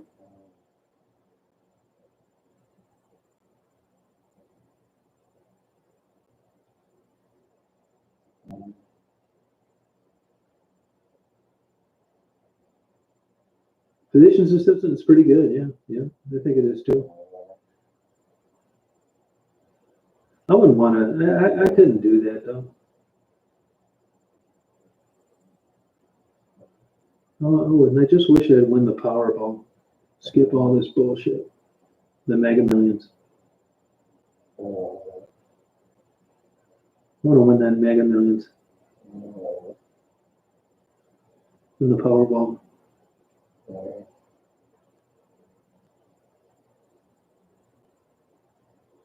Oh yeah, I mean they're not all bad.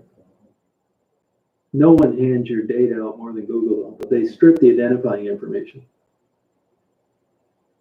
That's why if you're looking at dildos on sale and you get up tomorrow morning and you turn your computer on, and the first thing that pops up is dildos on sale, it's because they've already canned that information and farmed it out to people for a price that manufacture dildos.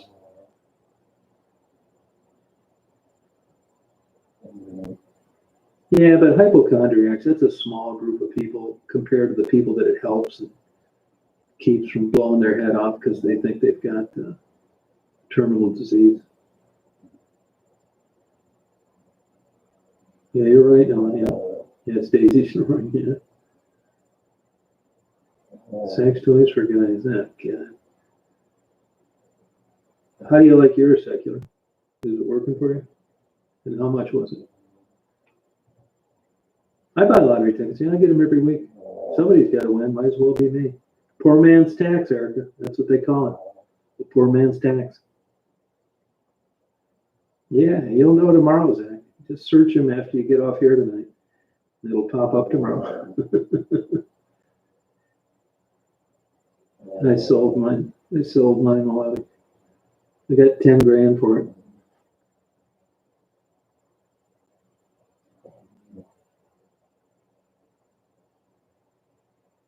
Yeah, that's all right. Till people quit picking on you, That's what gummies are for. Yeah, I don't know. I mean, maybe guys use sex toys. I don't know. Well, why is that, Melodic? Why? Oh, I'll bet HD. Yeah. Yeah, that's good too. Yeah, it's true. But I think that basically describes it pretty well, Erica. Poor man's tax. That's the guy buying them.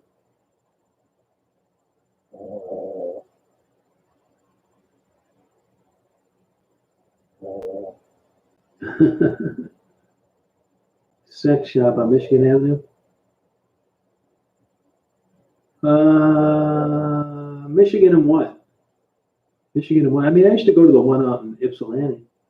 Then they have one downtown Ann Arbor. Yeah, I went to them, but I mean, I don't even know. Did anybody go to those? I always think that there's one of those outfits around Velvet something or some lingerie thing where they sell all that kind of crap.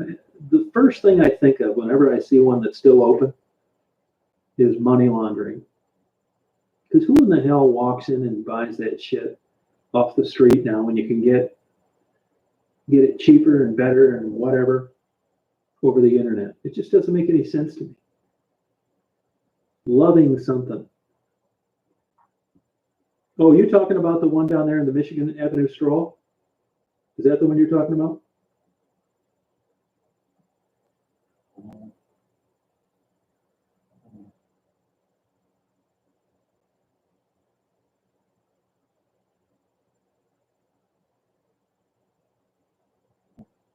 Huh. What are you talking about, Zach? Which one are you talking about? Are you talking about the one, the Michigan Avenue stroll? Because no, I've never been in that. That looks like a place you get murdered.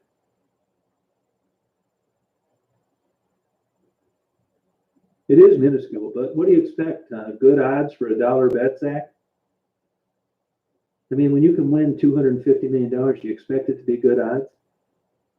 Yeah, there's one right there on just east of Wyoming on the north-hand side. Right after you get off 94, or you were just coming down Michigan Avenue. I've never been in there. No, I've never been in there. I mean, those places are so outdated. That looks like, a porn store back before the internet. I don't know. I never see anybody going in there. There's like one guy that works there that parks out front. But I never see people going in there. It's kind of a weird place, just a door, no windows. Yeah, it's open. Yeah, I've seen a guy going in there before.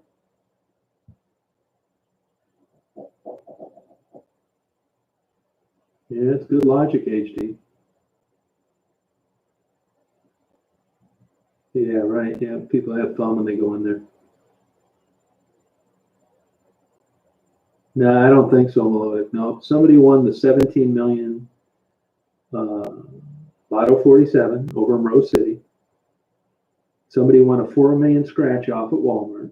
Somebody won a 2 million scratch off at Clear Lake Park. But nobody won the Mega Millions or Powerball from Skidway Lake. I think that's bullshit. You can look that up on the state website, even if they stay anonymous. Yeah, it's terrible odds. I get it, but somebody's got to win. Well, you might be right because I see that Home Pub is up for sale. That seems like I would have heard about that because that Carrie, that West Bay girl, the singer that comes on here, she knows everybody in that music business around here. And it seemed like she would have known that and mentioned something about it. Because that Brett Yoakum, the blues player from West Branch, I think he's from Sterling or Alger, actually. He played at that Home Pub quite a bit. Yeah, I remember those. They used to have one in Lincoln Park.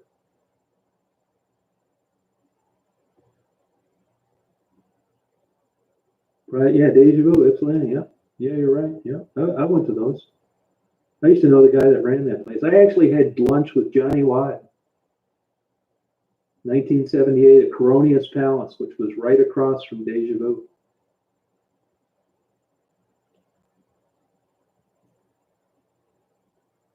Yeah, front, that's what I think.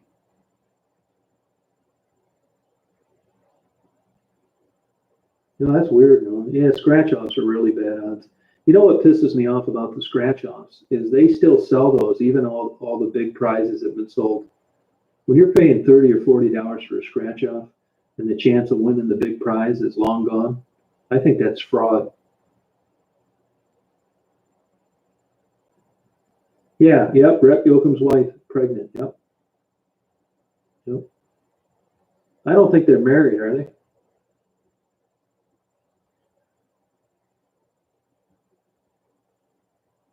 Oh, okay. Yeah, it's hard to get to, but I almost went to Satchel's today in Ann Arbor, but I cut across 275 instead. Oh, did you? Oh, okay.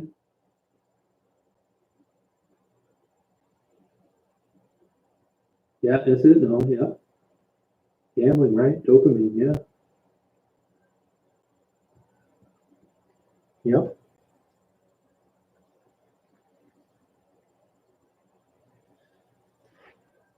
Porn stars?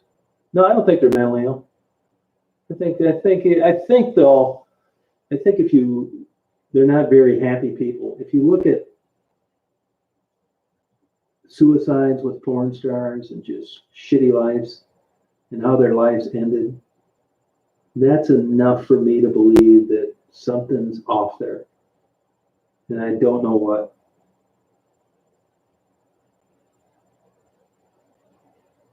Pornhub, they need to up the ante in the pay. What do they call that new program on Pornhub where you can pay for it? But the pay stuff isn't as good as the free stuff. I mean, what kind of business model is that? Yeah, Melodic, I would agree with that. Depressed, yeah.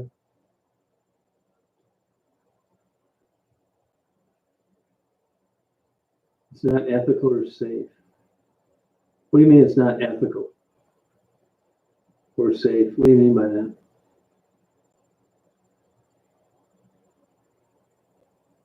I think you're right, Jen. I would agree with that. Yeah, I mean, I think you're right. I mean, how about this though, Jen? Is it possible to be a porn star and be happy?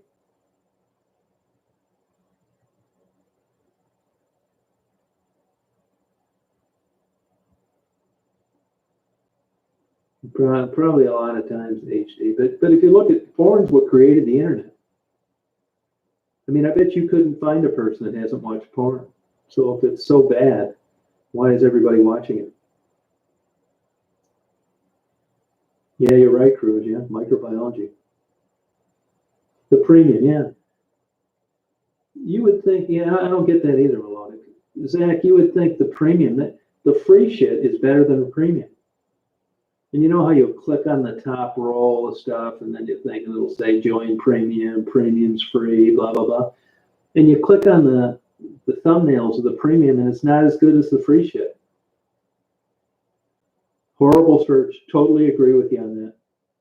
Exactly right. Absolute worst. I would agree with that 100%. Hamster's worse. I don't know if everyone watches it. I'm generalizing, but I know a lot of guys watch it. You know. No, do you watch porn?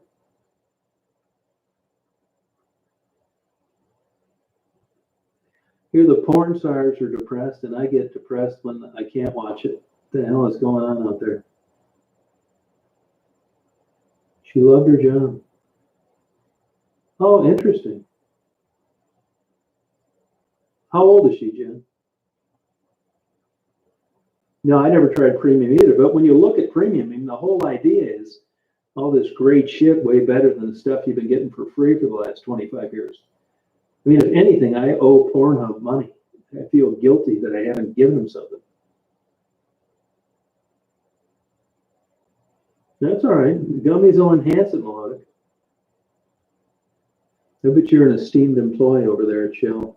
You seem to have all the behavior of being a great worker. No, I know they're crazy. Anybody that takes the time to write a big comment on a porno movie, right off the bat, my radar's on. They've got to be upstanding like me and just simply watch it.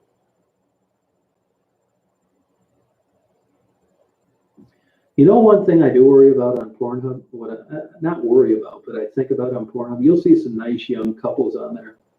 You know, guys have really cute wives, and they're just like doing or girlfriends or whatever they are, and they're just doing everything you can think of. And they'll make 30, 40, 50 videos.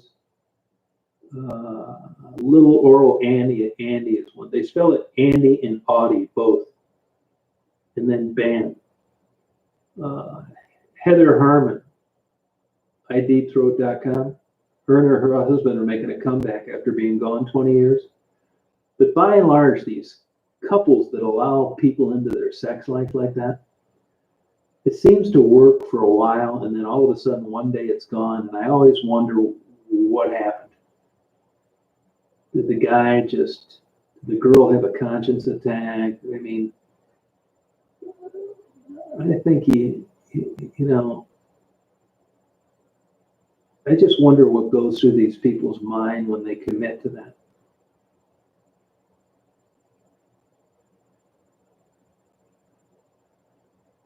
No, you're right. No, that's good advice.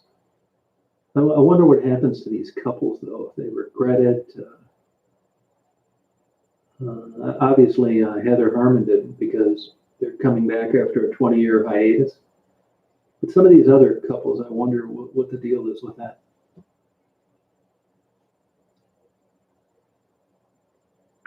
I don't know. I mean, I'm assuming this. Yeah, good luck finding something that your girlfriend and you can have equal engagement. I mean, it doesn't matter now, but when I was younger, that was one surefire way to derail anything, was to be interested in somebody and dating them and bring up porn. You better know them really well. Honestly, I mean, my experience, if I ever ran into a woman that liked porn a lot, I'd be really, my radar would be on full tilt. It's just not normal. Women think different than men. I'd just be satisfied to have one that wasn't throwing mine in the trash when she found them.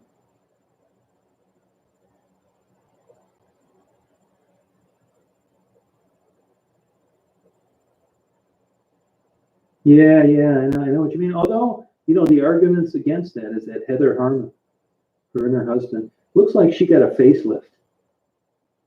Now that's 20 years ago almost. She seems like a super nice person.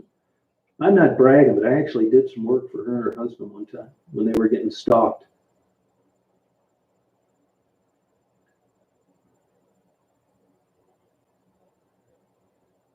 And that's why they got out of it, because, they were getting a hold of her and contacted her neighbors and all sorts of shit. No, they're not stars. I agree. Yeah, only fan stuff, huh? Yeah, it's kind of creepy. Yeah, I would agree with that. Yeah, it's weird.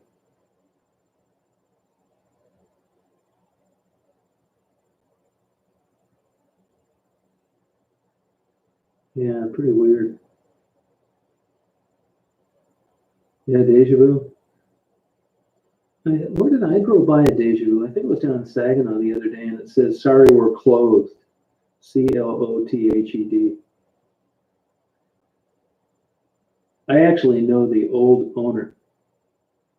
He may still own it, but I don't think he does. He was into flying. Harry Mooney was his name. You can look him up. He went with Gail Palmer, an old Playboy playmate. He got nailed for income tax evasion.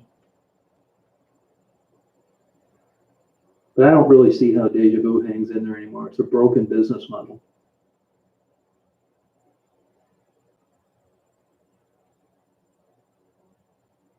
Well, now I had a friend of mine that married a stripper out in Las Vegas, and they had the 6 foot rule out there, believe it or not. It's not like if you're in Detroit. 6 foot rule, that's as close as they can get to you while they're dancing. But they had this upstairs room, and that's no sex. I mean, even they're not going to jeopardize their liquor license over, selling ass out of a topless bar. They make too much money legitimately. But the real money is up on the couch where they get to know people. And anyway, I talked to her a couple of times about that, and it was more of a companionship. Guys have big egos. You know who paid the most? Pro athletes. Now you think that women would be just dropping out of the sky for these guys for free? That's who paid them the most. They come into town, drop 10, 15 grand, no problem. No sex. I'm not shitting it. Isn't that crazy?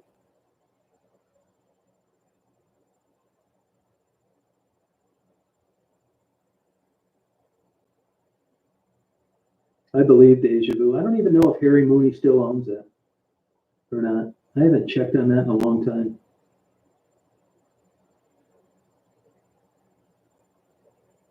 Yeah, I'm not familiar with that fans club. I mean, I click on them, watch them once in a while, but I don't think I'm joining any fans club to some porno star or something. Back in the days, like when I was going to Eastern Michigan and I had lunch with Johnny Holmes, my buddy was the manager of Deja Vu. It wasn't Deja Vu then. And they used to have stars come in and sign autographs and stuff. And I always thought that was so weird. I mean, I don't mind watching porn once in a while, but I'm not waiting in line to get an autograph from some porno movie star, guy or girl. It's just, why?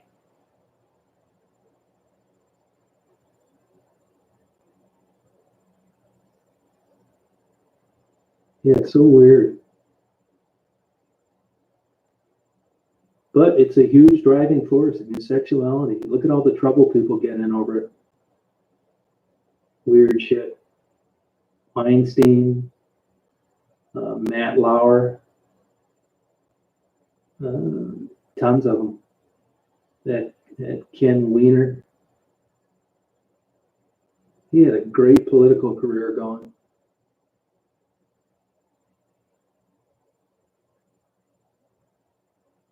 No, it's nuts, isn't it? Yeah, it's crazy. Really is wild. There was a girl that was a track star that was from Wisconsin that had all sorts of records and NCAA records, and she got busted. It was either in Las Vegas or Denver as an escort. And once the university got wind of that, they rescinded all her awards, which I thought was absolute nonsense, bullshit. I don't see where one had anything to do with another. They should have gave her a big hug and gave her whatever support she needed. It's not their business. No, I never heard about that girl. Professional colors, you're kidding me.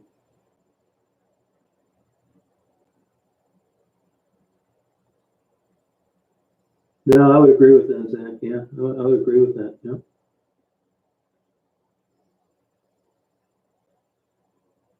Anyone? Yeah, cuddle. No shit, huh? Huh. Where have I been all these years? I graduated past cuddling a long time ago. That wouldn't do jack shit for me. And if I did do it, it better be cheap.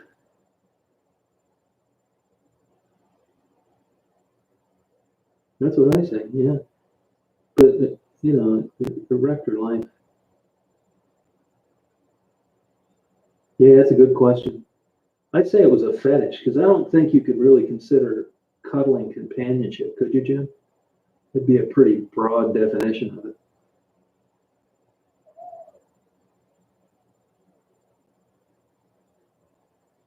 No, I never even heard of them before. Cuddling fetishes. Huh.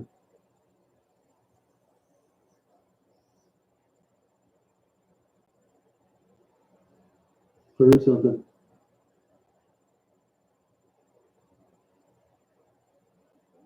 I always thought that'd be such a difficult life to have some weird fetish. Shit, it's hard enough just getting out there having normal sex, let alone some weird ass shit that you'd be on pins and needles trying to broach with somebody.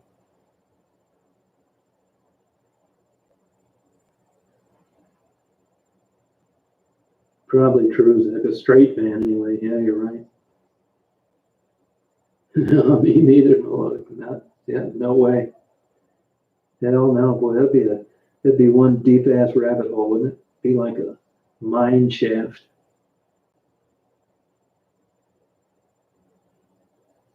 Oh, no kidding. A professional color. Huh. But they like to be treated like babies. Yeah, damn it. Maybe I don't know what I'm depressed about. So far, I'm not any of these things. I'm doing pretty good tonight. Oh, okay. No, can I listen to your breathing?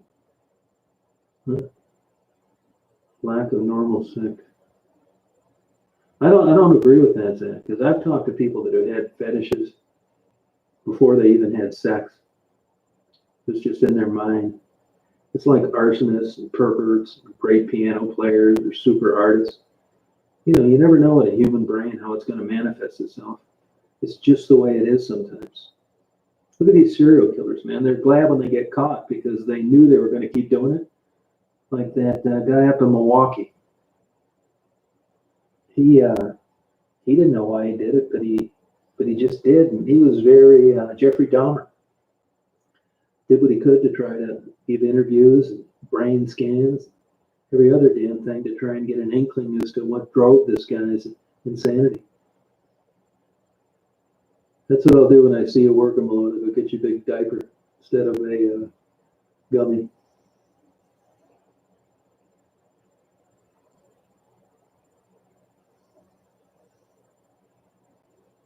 We'll elaborate on which parts.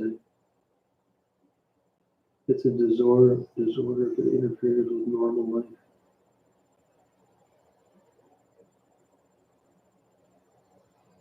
Yeah, that's what I think. No, I don't think they do. I think fetishes is just a way of naming something, but I don't think it takes you out of the ballpark with all the normal behavior that would be entailed in a sexually active lifestyle.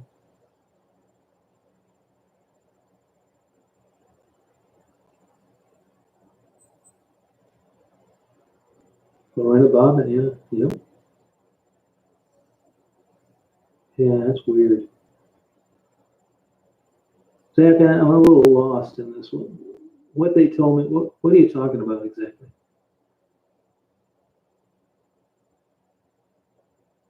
Oh, okay. That's not a fetish, Zach. It's not a fetish.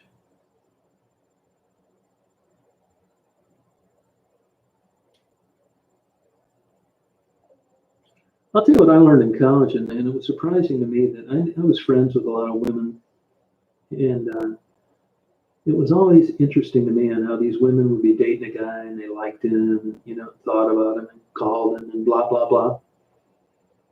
And,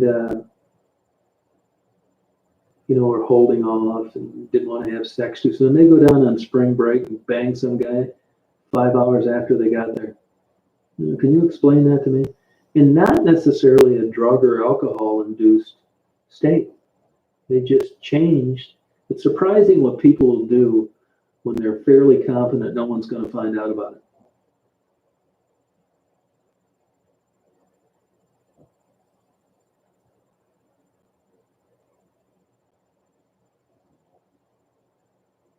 Oh, okay.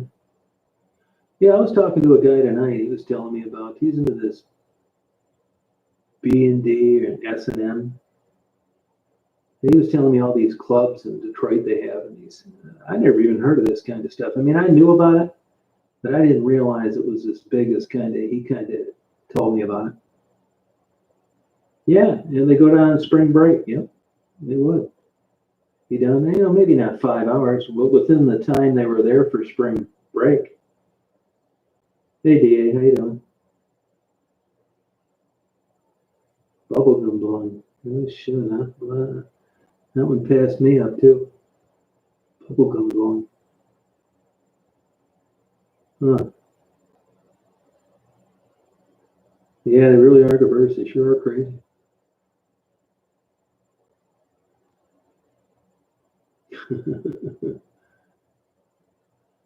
Yeah, it's nuts, man.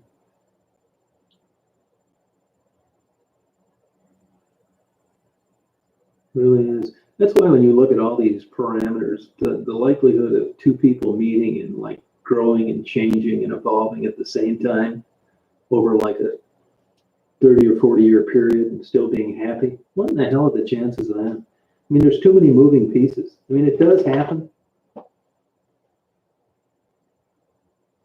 Bubble blowing. Hey, BJ, how you doing? You logged on just in time. We're talking about fetishes. You don't happen to have a bulb blowing fetish, do you?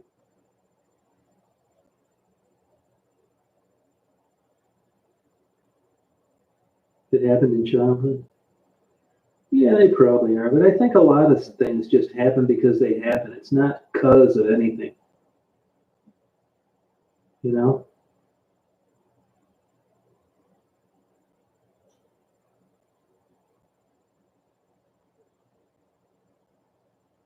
Oh my God, no. You need a gummy now.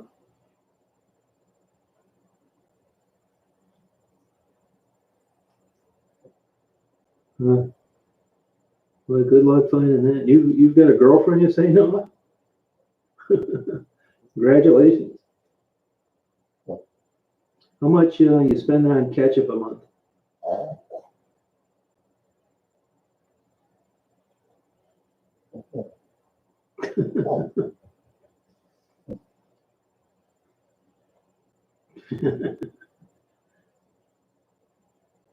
No, you certainly brought an interesting perspective to tonight's chat.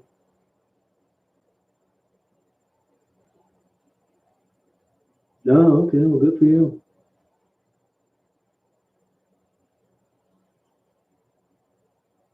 Oh, all right. Good, good. Give him a big hug.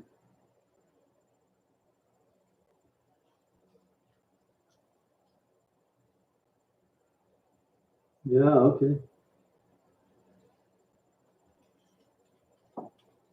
Yeah, that's hard to do, Colin, anymore. That shouldn't be happening. Viruses generally come from where the communication happens between two browsers. So a good antivirus program isn't going to help you there.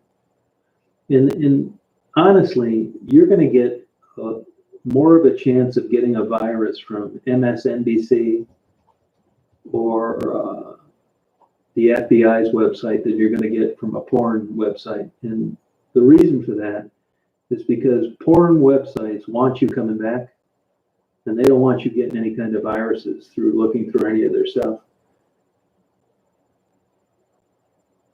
You shouldn't have paid $200. You can get rid of all that stuff yourself now, but I would be surprised if you got it from a porn site.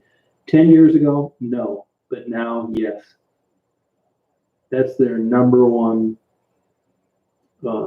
security interest, and that is that people not getting hacked or viruses by visiting their sites. The kiss of death. You won't want to go back to that porn site, which is exactly what they don't want.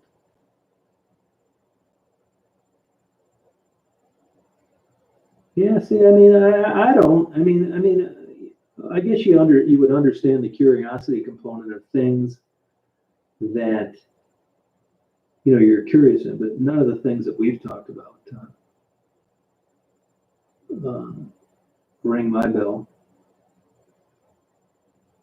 Yeah, it's not a fetish, Maloney. Well, there are Trojan horse viruses, but are you using a Windows program? Do you have Windows 10? Because if you do, they have a malicious tool remover for free, which really works really well, and particularly on Trojan viruses. So if you're not having Apple, you could have got rid of it yourself. And honestly, Windows Defender works pretty good. They recommend no aftermarket virus programs with it. They want it to run. I've had mine 3 years now and never got a virus. I've been on every porn site there is. Which porn site were you on, Colin, if you don't mind me asking? No, you won't. No, they're on that shit, Zach. Yee. I don't have any fetishes either. I don't think I do. Yeah, he got screwed. Oh, working man? Oh, okay. Well, I never bet on that one.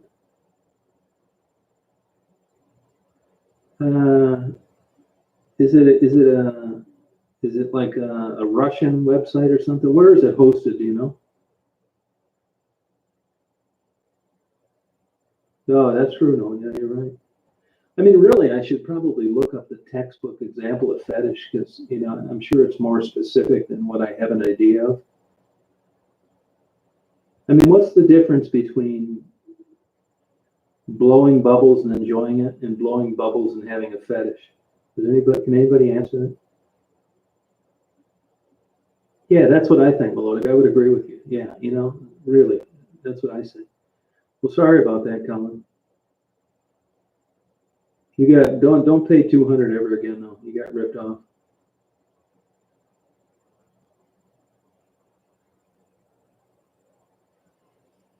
I've been ripped off too, but not in a long time.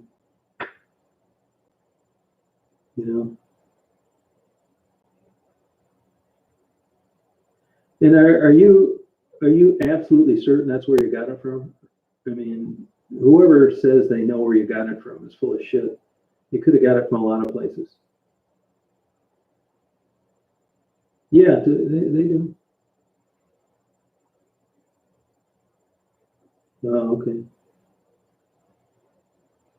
Yeah, that's what I mean, Zach. I mean, I'll have to look it up. I mean, I'm sure there's a couple different versions of it.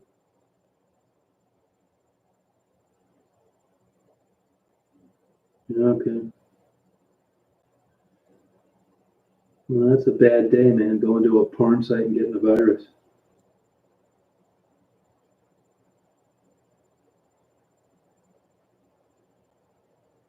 Hmm. Yeah.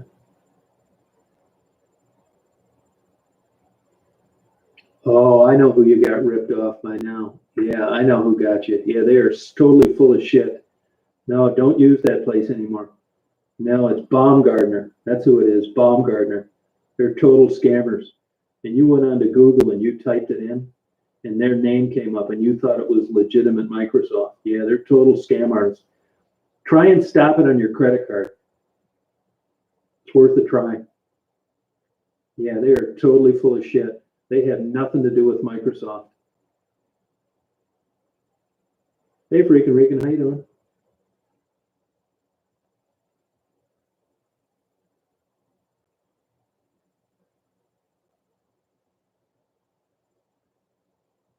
I don't know about that, Noah.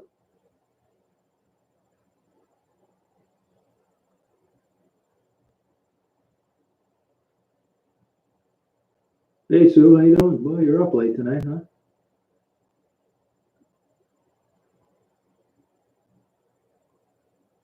No, that's right. That's right, Jen.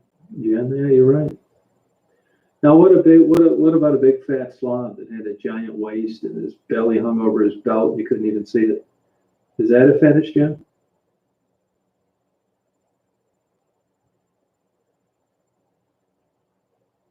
There you go, Zach. Your ship came in.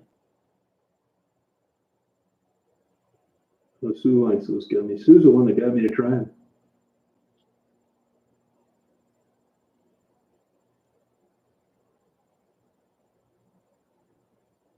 Yeah.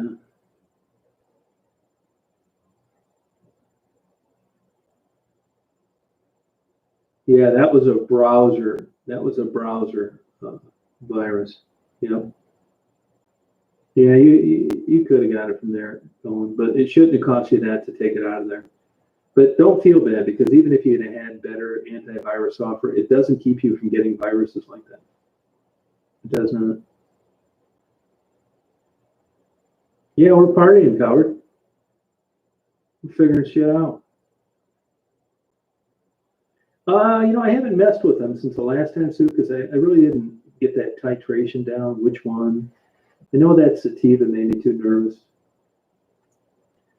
I took too much one night, not enough the next. So I kind of gave it a little break until I want to I don't like the idea of taking one and not being able to drive. Not that that's that big a deal. I just, I'd rather have something that like you can still do normal functions. I don't like the idea of being taken out of it with motor skills.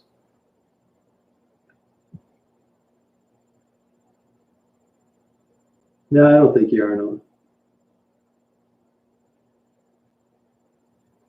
I'd agree with that, no, yeah.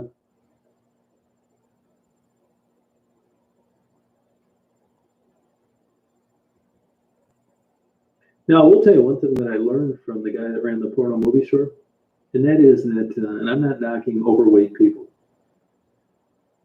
but you go into a porno movie place and you see 10 videos with these 500-pound women and they're getting gang banged. And the first thing that came to my mind is, who watches this shit? Well, as it turns out, I'm not saying that there aren't guys getting off to watching it, but you know what those kind of DVDs are rented for generally? You know what they're used for? Does anybody have a guess on that? Because he told me he worked there, and he worked there for like 3 years. You know why? You know what it was? Come on now. It was for bachelor parties. Guys would rent them at bachelor parties, and they would laugh and stuff.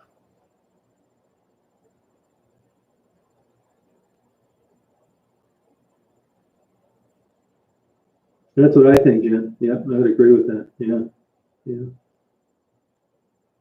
I would agree with that. All I'm glad is I don't have any weird fetishes because that must just be impossible to satisfy.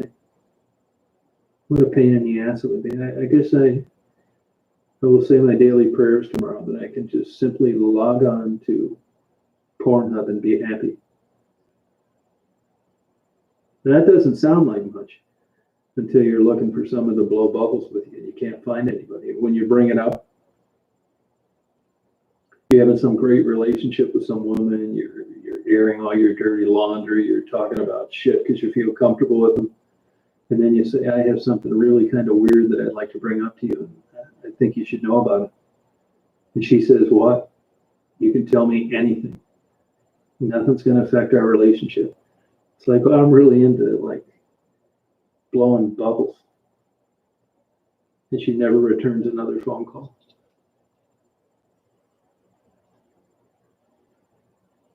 Yeah, human stuff. That's right, Dawn. No, I know a girl that owned a donut shop. Really cute Polish girl. And she would get 5 phone calls a month from people that went through the drive-through somewhere along the way, wanting pictures of her feet.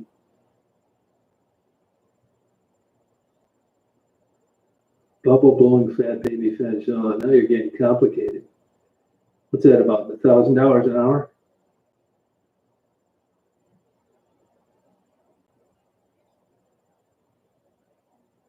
Yeah, I would agree with that, Zach.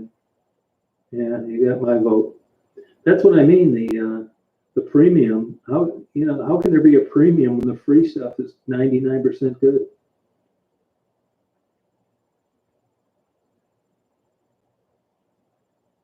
No, I know a guy. The place I used to get my airplanes worked on.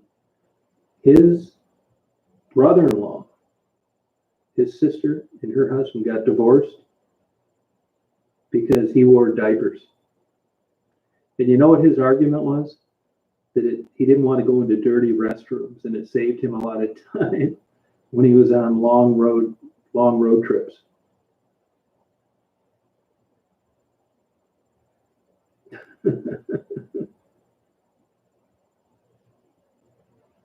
Yeah, Jen's got this figured out. Jen, you're getting selfish now.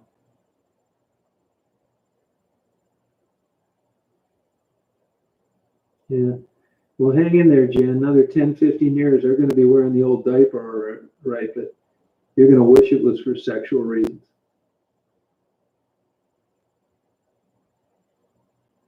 Yeah, I know. Yeah, right. Isn't that the truth? Yeah, damn. Pornhub wants to get my credit card number. All they have to do is send me an email and say, "Hey, dear asshole, you've watched 11,000 hours of free porn. You haven't given us a goddamn penny. We're going to ban you from our website if you don't cough up $100." Man, I'd give it to them in a heartbeat. I feel bad that they don't get paid.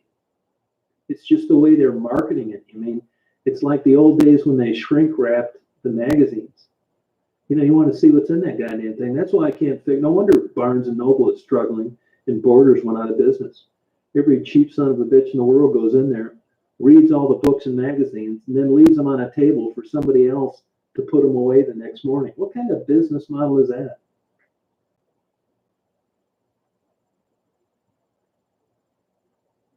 Yeah, remember that astronaut that was going to try and kill that guy's wife? And she wore a diaper? Remember that? Yeah, isn't that the truth? But your mind will change along with your body and your life situation, Jim. What will happen is, if you age at the same rate that they do, you may have your own diaper. I mean, you can't get on somebody too bad about wearing a diaper when you're wearing one yourself. There's got to be a point in life when you get so old that none of that stuff matters anymore. Oh man, am I dreading it. Yeah, you remember that, Sue? I actually felt sorry for that lady. And threw her whole career down the drain. But she was really in love with that guy. He lied to her. It was sad. It was a sad story to see her hurt that way. Well, you'll be there someday, Maloney. Yeah. Yeah, that's his prayer.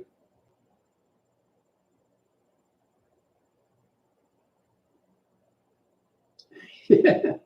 Yeah, if they think these frontline healthcare workers are heroes, they haven't watched as much Pornhub as I have. I want to get one of those big giant signs that you get from one of these mail order outfits that print all these business cards and stuff, like a 30-foot long one, and stick it in the front of their offices and thank them. I owe those people, man. They just haven't pitched me properly on getting them to pay them, which I feel guilty about.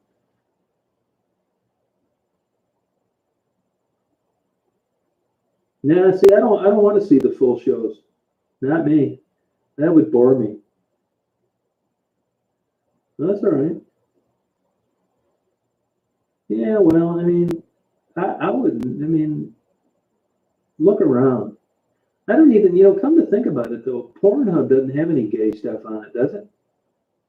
Do they have any gay stuff on Pornhub?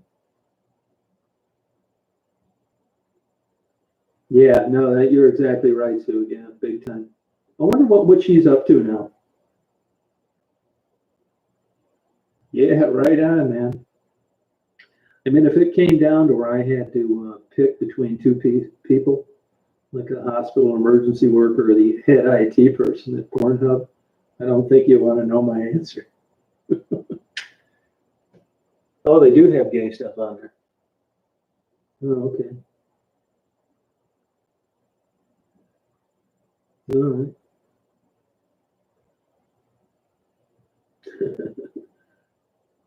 I do think, they do. I talked to a psychiatrist about this one time for a whole hour, by the way, and he convinced me it didn't matter that porn is an addiction. I got shit. Yeah, I think I got like freak testosterone, to be honest with you. I'm not bragging, but I think I do. Something's going on there.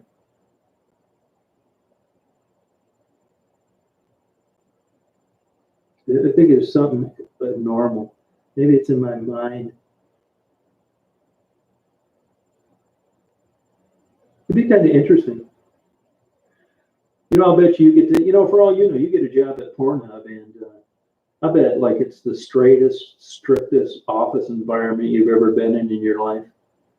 You say blowjob or something in a joke and you get fired. You'd probably be getting away with murder in a archdiocese working as a clerk. But Pornhub, I mean, they're probably so on guard over that bullshit. Not yet.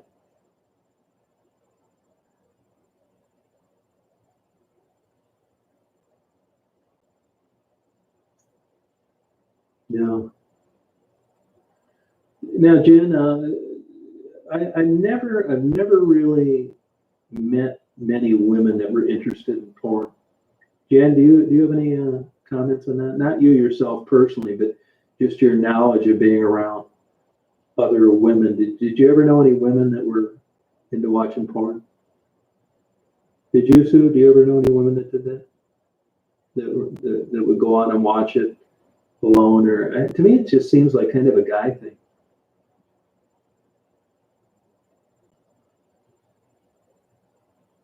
No, it's got a lot to do with sex drive, Zach, for sure. It absolutely does. It does. Jan, would you agree with it? If you had to just throw something out there, if you were at a bar talking shit, would you say porn would be more likely to enhance a marriage or damage it? A relationship, not necessarily a marriage. Yeah, see, I never liked that blue kind of porn. If it wasn't hardcore, I wasn't interested in watching it. Oh, really, Zach? Huh. Oh, okay. See, now that's a normal response. You doing anything tomorrow, Sue?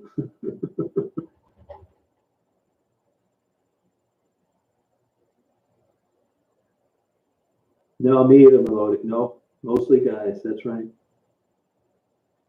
Yeah, okay, yeah, that's exactly what I would expect as an answer. I'm telling you, I said earlier that if I met some woman that was really into porn, my radar would be burned out. It would be like on all the time. You mean you could argue, is it normal, not normal? I'm just saying that if I ran into somebody and we got around to this discussion and she said she had a problem, she watched 3 to 4 hours of porn a day, I think it'd turn me off. Yeah, I really do. I mean, in an abstract, male, gummy, THC high, I like the idea of it. But in the nuts and bolts of a real relationship, I think it would scare the hell out of me. I would think this lady is a flake. I've never met a woman that really liked it. No, that sounds like a guy comment, not a girl comment. I've never known one woman in my life that needed to watch porn to get into the mood. Guys do, but girls don't. I don't think any normal girl wants a dick pic. I don't believe that, but I don't really have much to base that on. I mean, I know a lot of women, and they think dicks are gross. No, okay, Sue, this is a normal female response. That's what I would expect from somebody. Which is why, and I'm not knocking you, Sue, but I think that's a normal response. But it's also why guys watch porn on the sly. Because if Sue would give a response like this and you had a relationship with Sue, you know where she's coming from, And I doubt that you're going to be, very encouraging about, yeah, honey, I love you, watch as much porn as you want. It's not going to be that way. If anything, a guy knows how you feel about it, guesses that you probably wouldn't like him watching it. And, until you bust him coming home from work early Sunday, that's when he's watching it. He's not going to say, I don't feel like watching TV tonight. I'm going to go knock out a couple hours on porn. You probably wouldn't like it. Yeah, thank you, Melodic. Yeah, same here. Yeah, okay, good. Yeah. But Jen, where do you put that dividing line between someone that just likes watching dirty movies here and there with being a porn addict? Where's that differentiation in your mind? How do you the haves and the have-nots? Yeah, Dick, they're every normal woman, and I'm using this generally, thinks dick pics are just like, that's something some kook would want.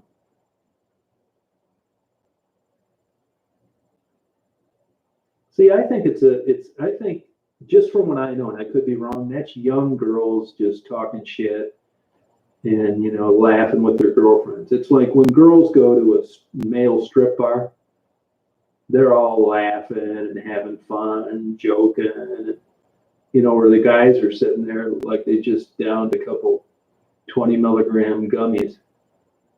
And they're, thinking, wow, where the women are having a good party, fun time. I'll tell you too, I've known in my lifetime a couple bachelor and bachelorette parties that ruined marriages because of the stupid shit they did. Oh, okay. Yeah, but Jen, you said porn addict. So, how does your guy different from a porn addict? Because he watches it 3 hours a week instead of 12 hours a week? And I'm trying to figure out where the time change comes here.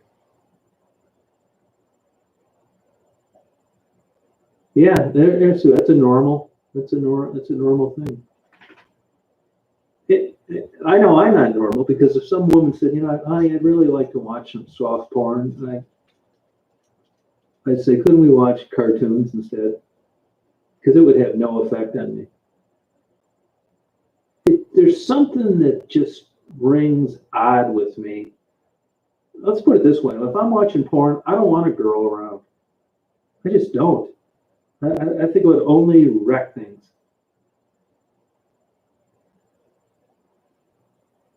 Oh, okay.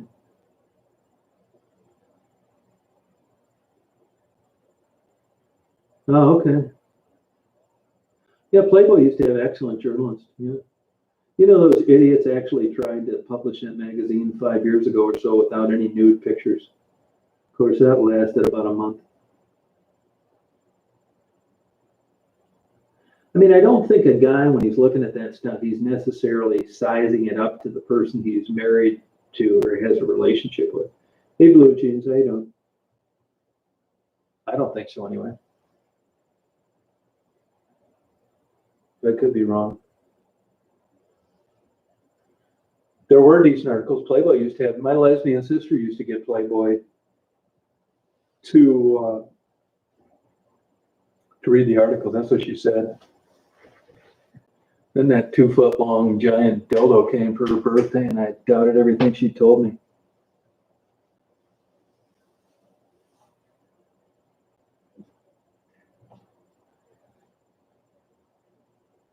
That hurt Jimmy Carter big time. Wasn't that, he mentioned something, yeah. You remember that? His daughter, Amy, had something to do with that. Where he mentioned, yeah, that was a big mistake on Jimmy Carter's part. Hang on, I'm gonna put a bag of popcorn in. What are you doing, Dazer girl? Huh? You having a good time, honey? You having a good time? What was that? You having a good time, honey?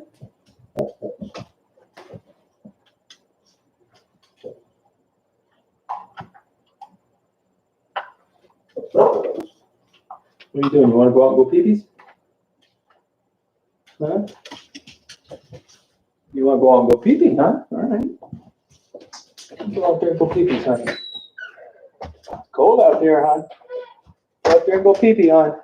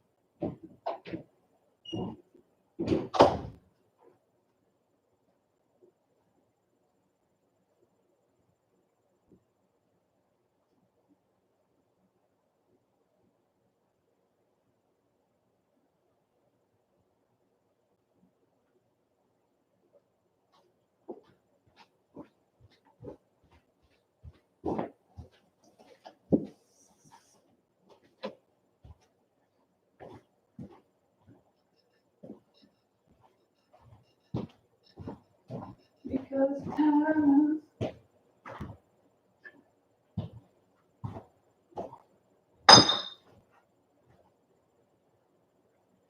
we got nothing but time. Give me time.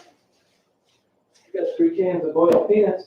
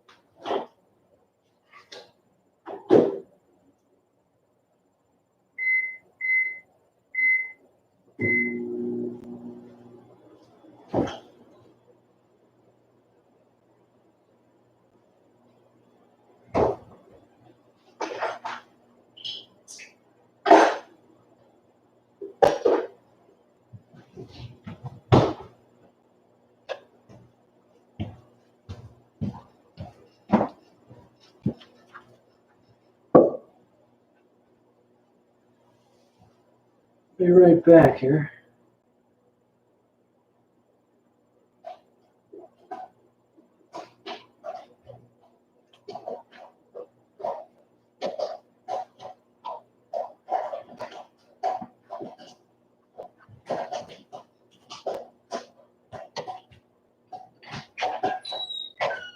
Hi, hon. Good girl. One pee-pee. Wow, you feeling good, huh?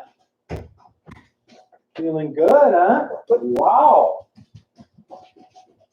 Wow, you feeling good, huh? Good girl.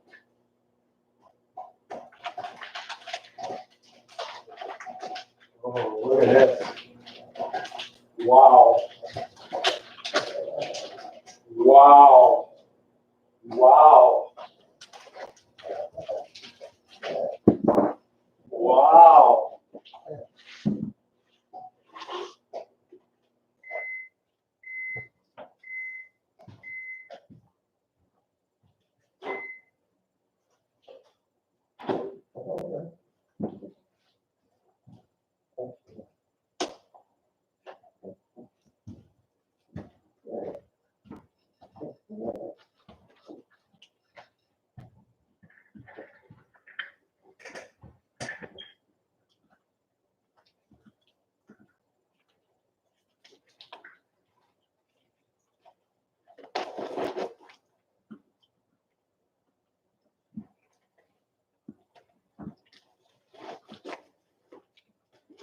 I'd rather watch porn than have sex.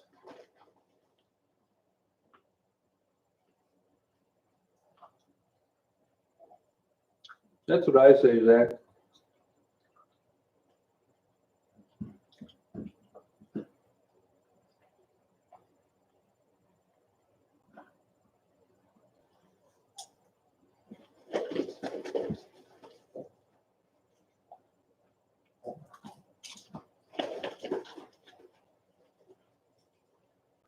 Yeah, I say that to Daisy all the time.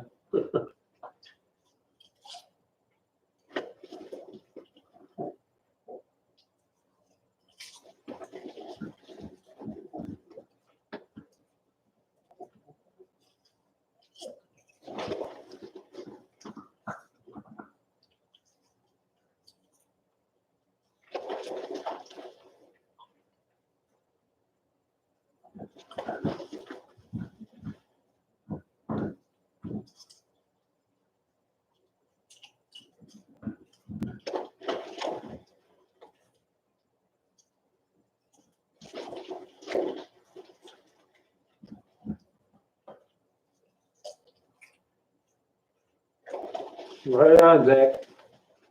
Man after my own heart.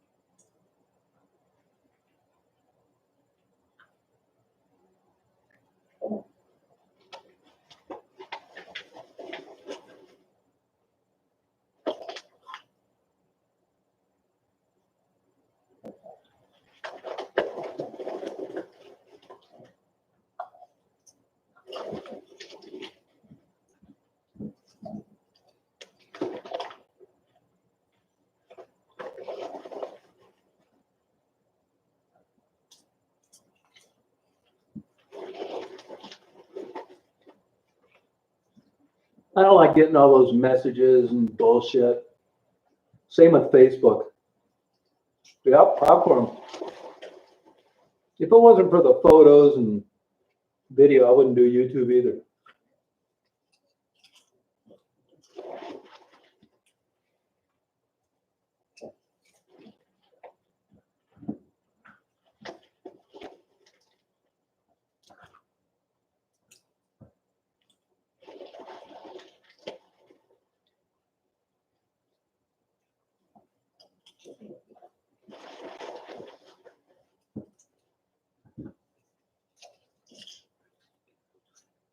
I do have an Instagram account, but I never use it.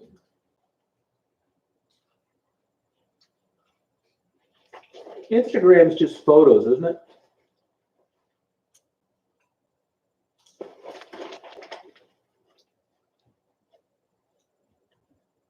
Yeah, I hate it.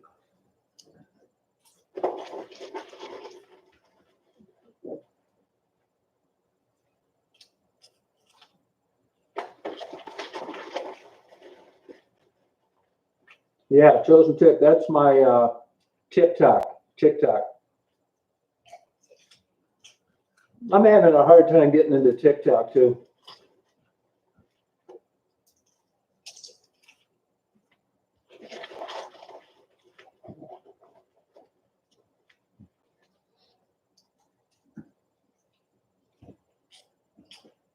Right, so yep.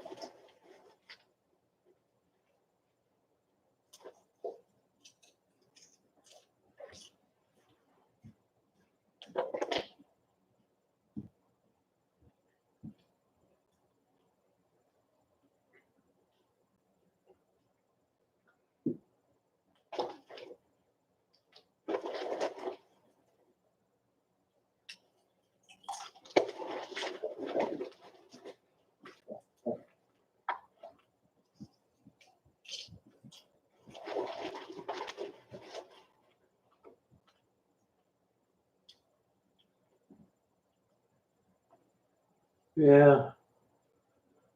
Yeah, I'll check them out.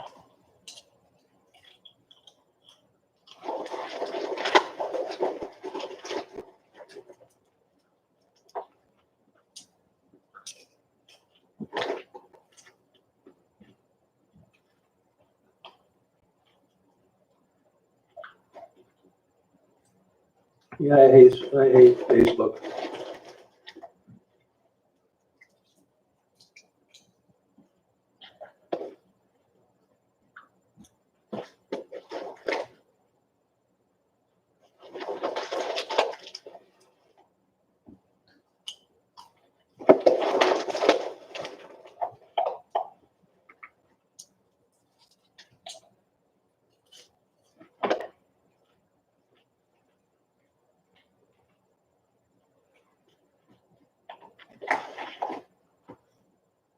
Facebook sucks.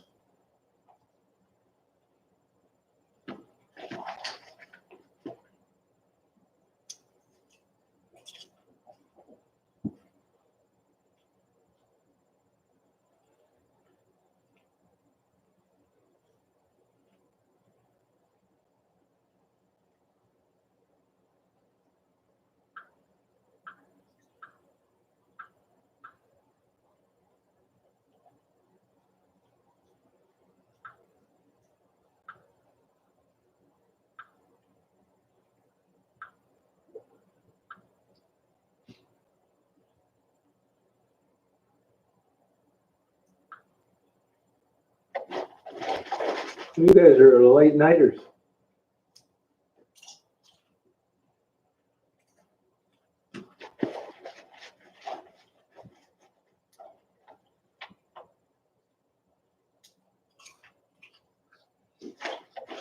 Yeah, that's the way I look at it, Sue. Yeah, you're right.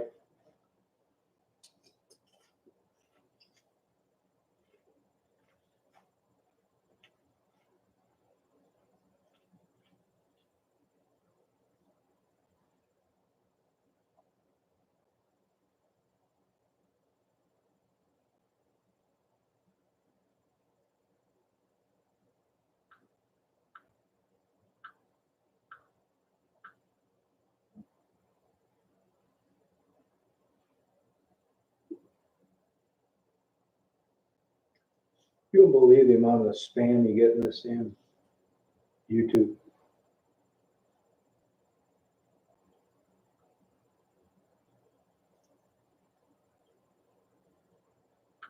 It's fun staying up late.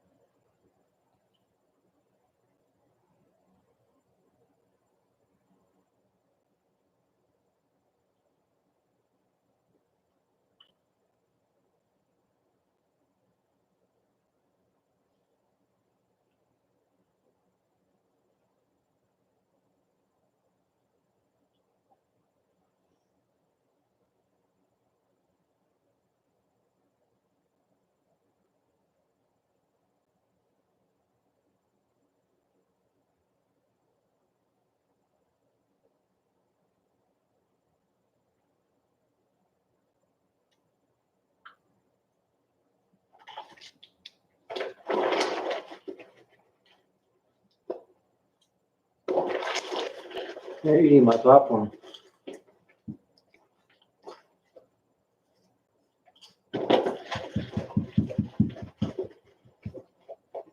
Get a gummy, Sue.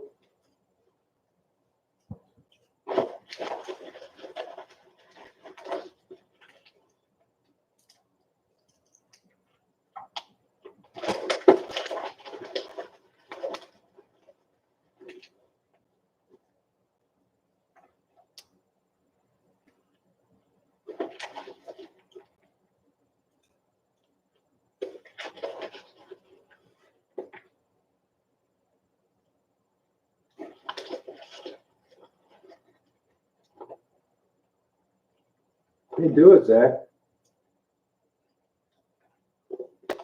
Fun. I'm gonna hit the road and this bullshit stops.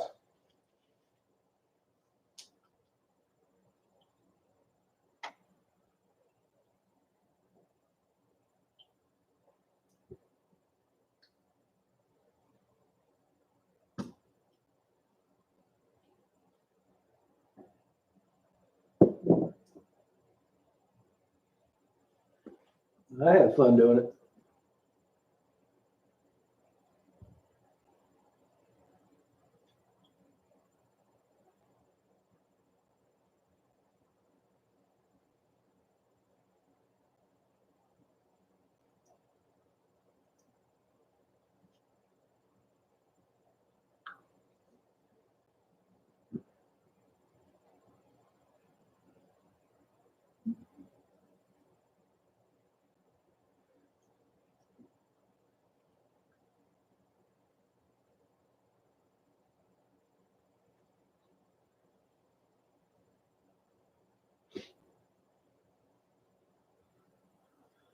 Yeah, I've had a lot of hobbies, that's for sure. Yeah, I agree with that. Yep.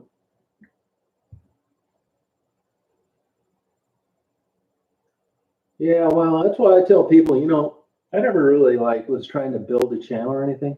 I just kind of upload videos, I still do it. But for people that are starting out now, you just got to get lucky. Like melodic, if you're doing like songs and stuff, it's hard to get over the hump.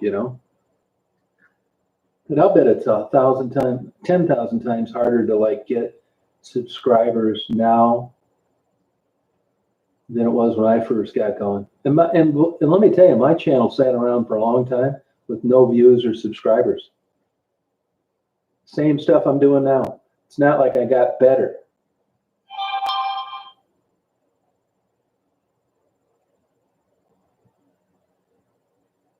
Oh, that's cool, Zach. That'd be cool.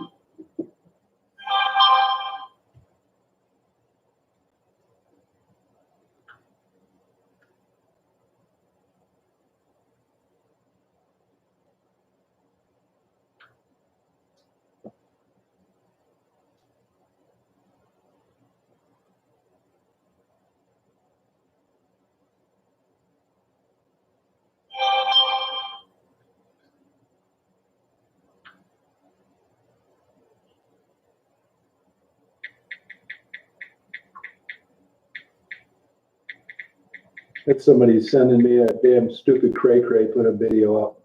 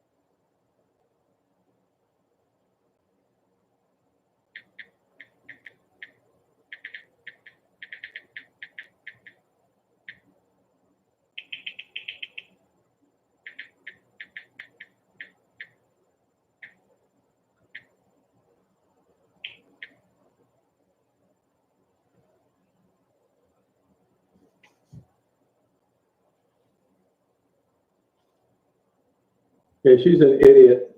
She really is stupid.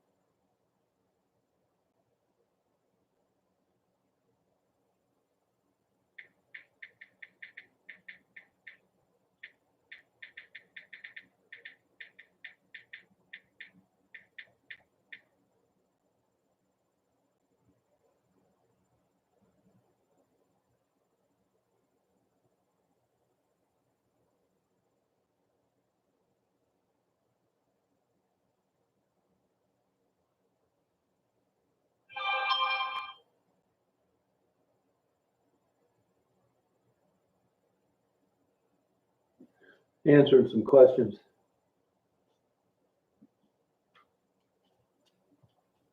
Nah, she knows it. She knows I didn't have anything to do with that, Jen. That's the only thing that nut can bring up. It's nuts. You know?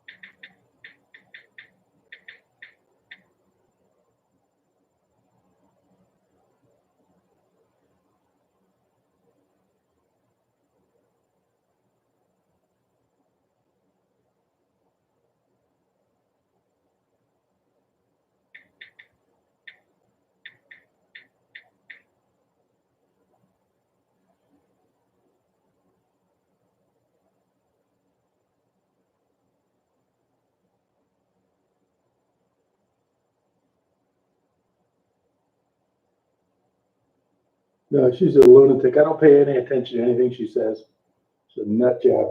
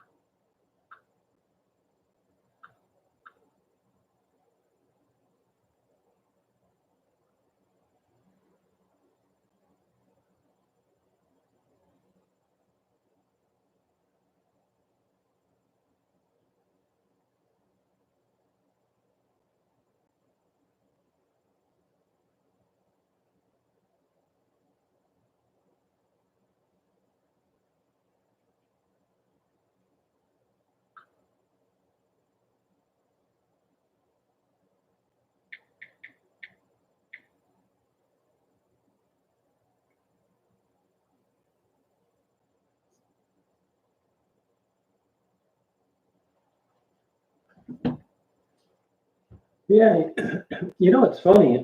You know how much I'm down there. I never heard a thing about these other people getting run over. I didn't even know about it.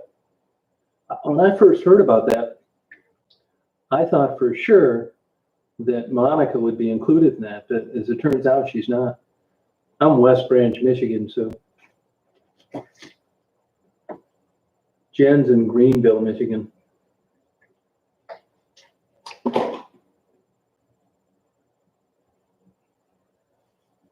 Melodic is West Branch, Michigan, same town I'm in.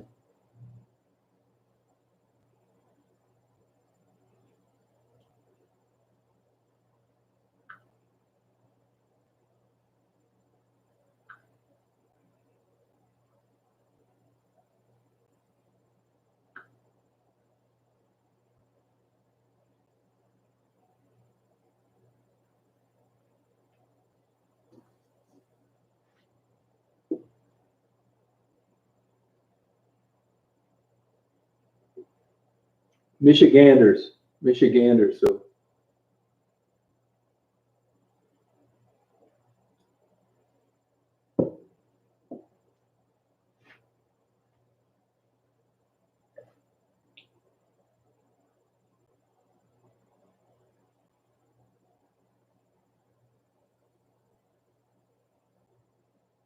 no, they're nuts, Jen. Yeah, they're crazy.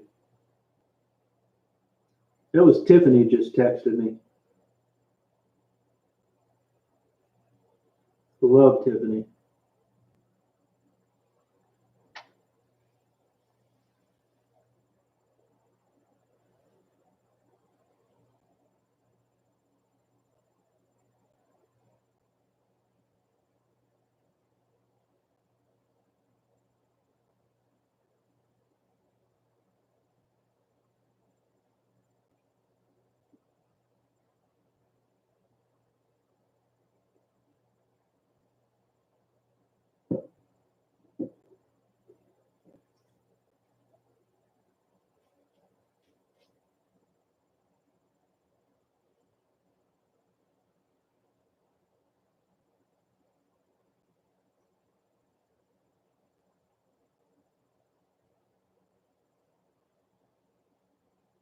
She's good. No, she's feeling better. She said she's a lot better.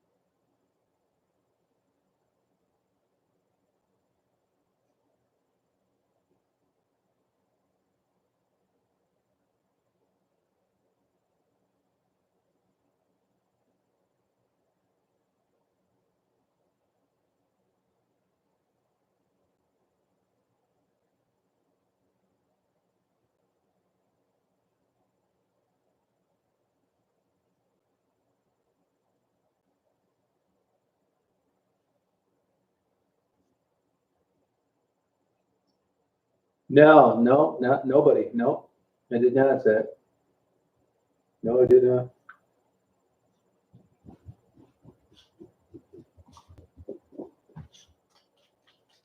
I was kind of in and out though, you know. I wasn't going to talk to anybody if I saw him, so I didn't really look like I normally would. What's a good day? What do you mean by that, Colin? Like in what way? Money, safety, drugs? What are you talking about? Daisy's eyeballing me for bed. Go ahead, hon. Go up there to Betty. Go on. You can go up there. Go to Betty.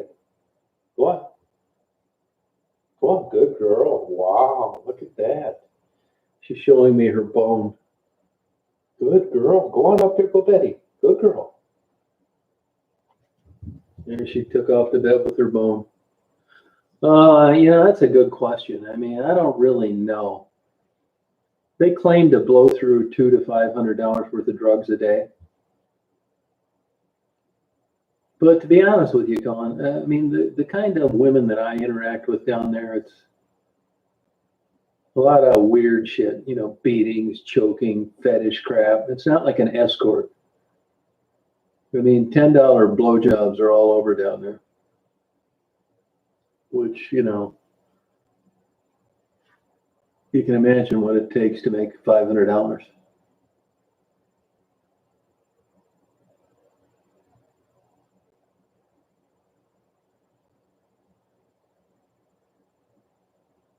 Yeah, well, no, I think the fetishes that we talked about were tame compared to what those girls go through. Plus, they get beat up all the time, choked.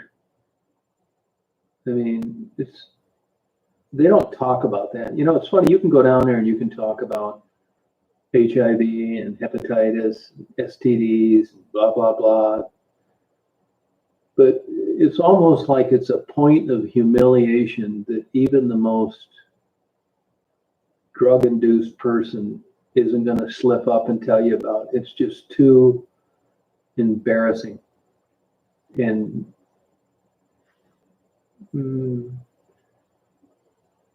it's degrading enough when it happens. It's another thing to tell a third party after the fact. It is a very sad existence. It is. It's a terrible life, Sue. It really is. I mean, I think they probably see me like a dad guy or something. But the thing that really, I was thinking about this driving back today. And I think one thing that really resonates with me is I see the little girl in all of them. Pandemic effect has really hurt them, Colin.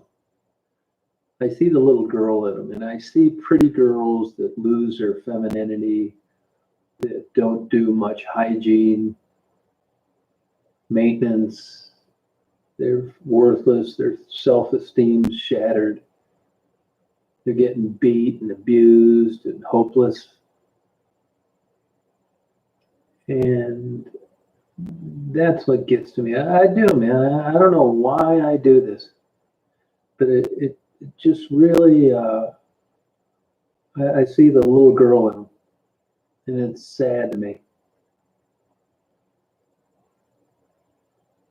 Yeah, no way, me either, Zach. Yeah, that's the way I feel.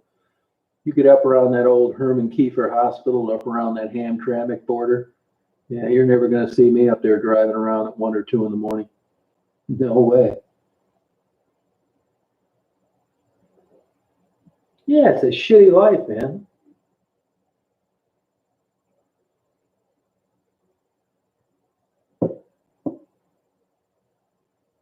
No, yeah, you're just with these disgusting, low-life, scumbag, cheap, abusive people. Yeah, it's just a soft spot of man. I can't articulate it properly.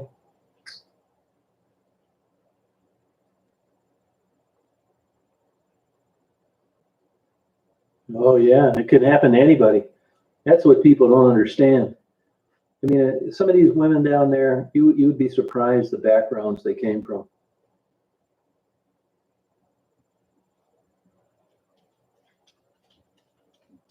It's their, I mean, it's, I can't, like I said, I can't articulate it properly. It's just, I don't know why I do it really. It wasn't like, I thought I'm going to build this channel and interview girls. Shit, nobody watched those interviews for a long time. And even now, nobody watches 99% of my stuff. No one gives two shit about.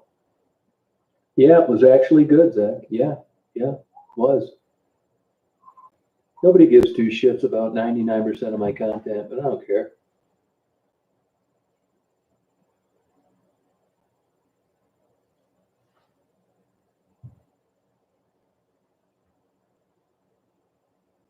Yeah, that's true, Jen. Yeah, a lot of them don't. They don't.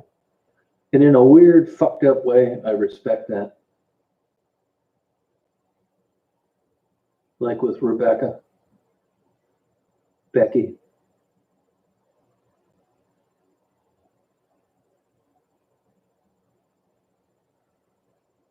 Becky's got a cute persona about her. All of them do.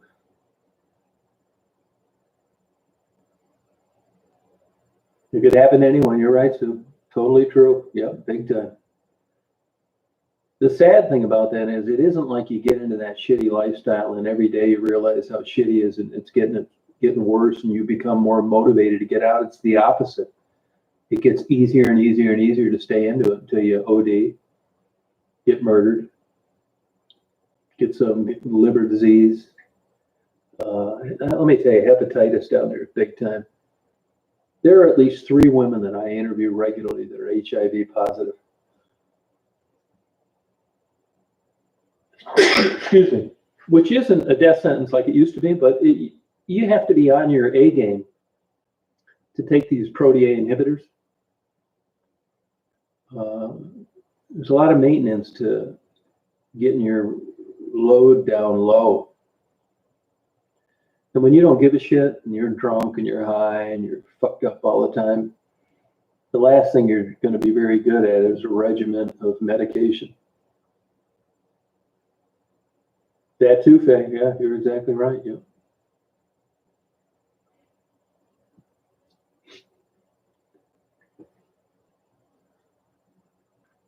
I'll tell you one thing, man. I think I would go like psycho. I would flip that psycho switch. I know I got it in me. If I ever witness somebody running over one of those girls or doing something to them, I hope that never happens because I think I'd really come unglued. I would. There's certain things that you don't want to get in trouble for, so you don't. You call the police. You refrain from this. But I think if I was ever down there at this stage of my life, no kids, been estranged from my wife a long time. What I got, like another 10, 15 years. I think if I saw something like that going down, it would not be good for me and it would not be good for them. I think it would be almost like worth it to intervene.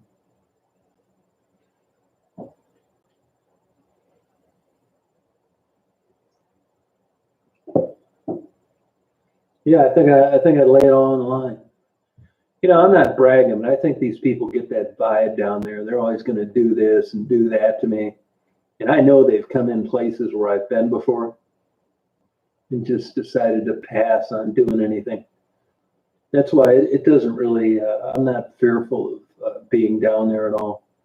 And I'm not stupid either. If I can see something's going on, if you think I'm going to stand around with my finger up my ass until some guy bashes my head in, that's not happening. And 95% of the time, I have an exit plan.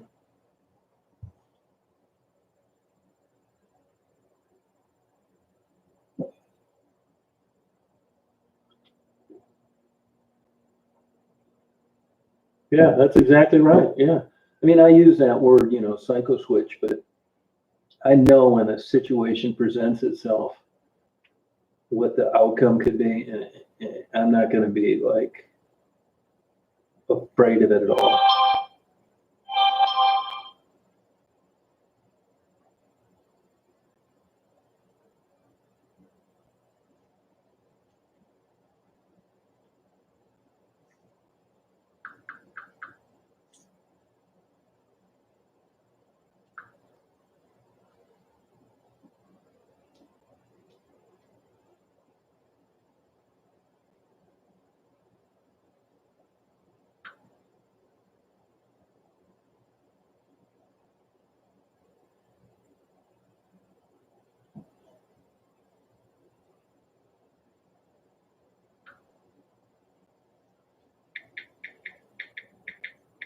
Jen, have you ever talked to Tiffany?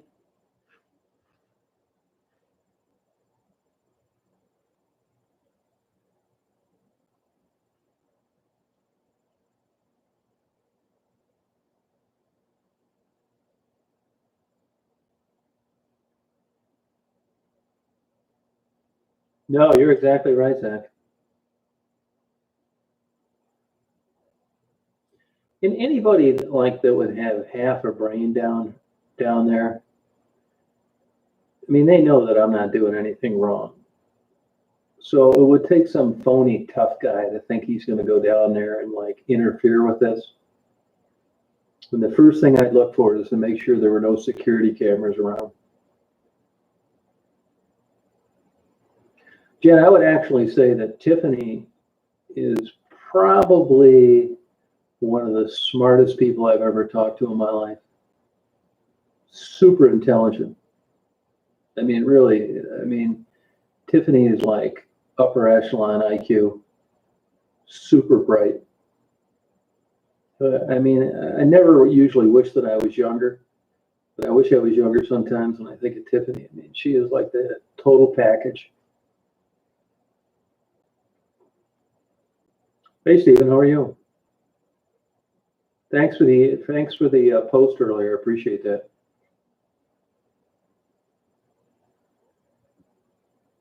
Yeah, probably true. So, oh yeah, super smart. I mean, like big time, like Mensa type smart, Jen, in every aspect of life. Child rearing, writing, uh, technical issues.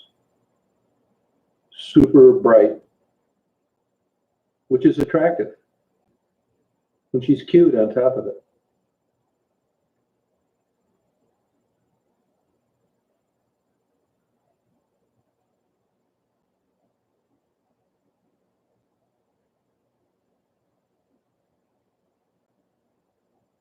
What's that, Stephen? No, me either, Zach. I don't either.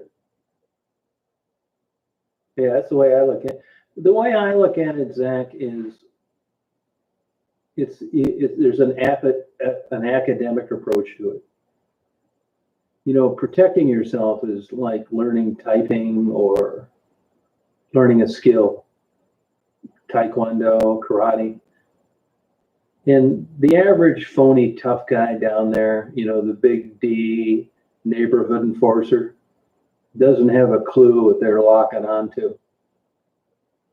And if I wanted to kick your ass for real, The last thing I'd be doing would be talking a bunch of shit on the internet. I don't want you to have any clue what's coming. So I've dealt with these kind of people my whole life, and it's nothing to me. Yeah, that's the way I look at it.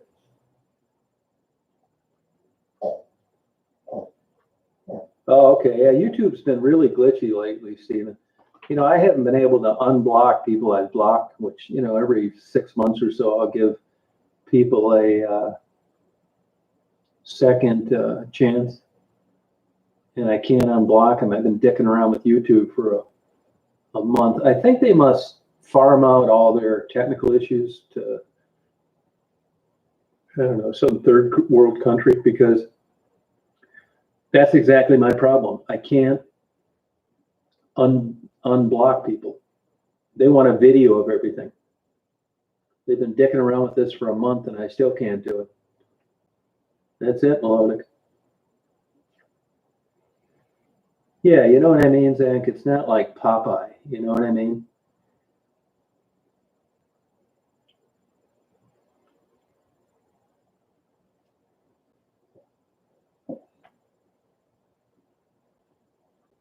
Yeah, Stephen. I mean, to put it politely, it's a pain in the fucking ass. I mean, I tell people to this day, you know, people trying to promote a channel. Zach, you should think of this too. I tell people, if you're trying to get a channel going, put links to your videos on every one of my videos. I'd be happy to do it, because I think any day I could be gone for YouTube. Not only what you said, but just other weird reasons.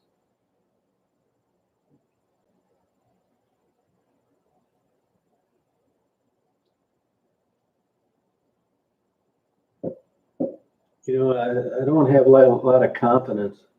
It's concerning. I would agree with you. You know, what sucks is, you know, you get what you pay for. You're not paying for a service. So you kind of got to go along for the ride. Look, YouTube's been great for me, man. I mean, I would actually say it's a life enhancer. I mean, it's allowed me to take things that I feel that I'm interested in and share them with other people. I mean, truth of it, it's just really a hobby.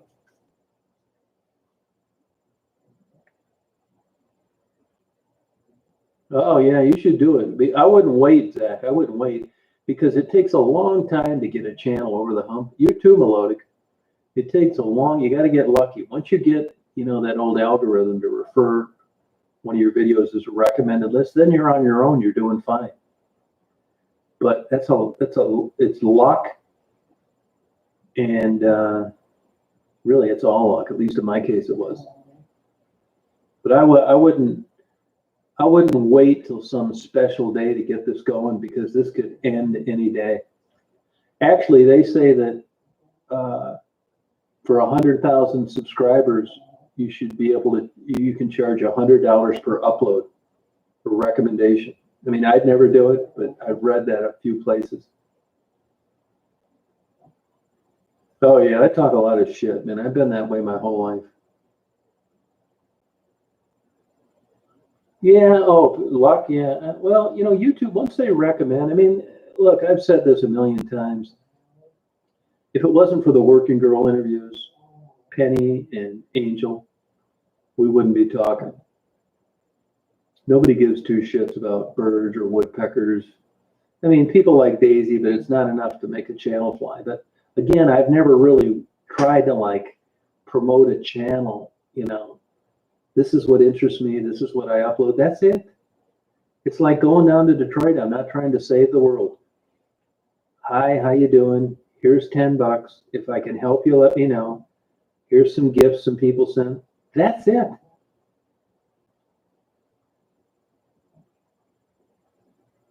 Yeah, I didn't really know Penny, but that kind of, I mean, I hate to even use this word, but it's, you know, it's kind of what got me on the map. It's Penny. But Jen, that sat around for a couple years with 25 views.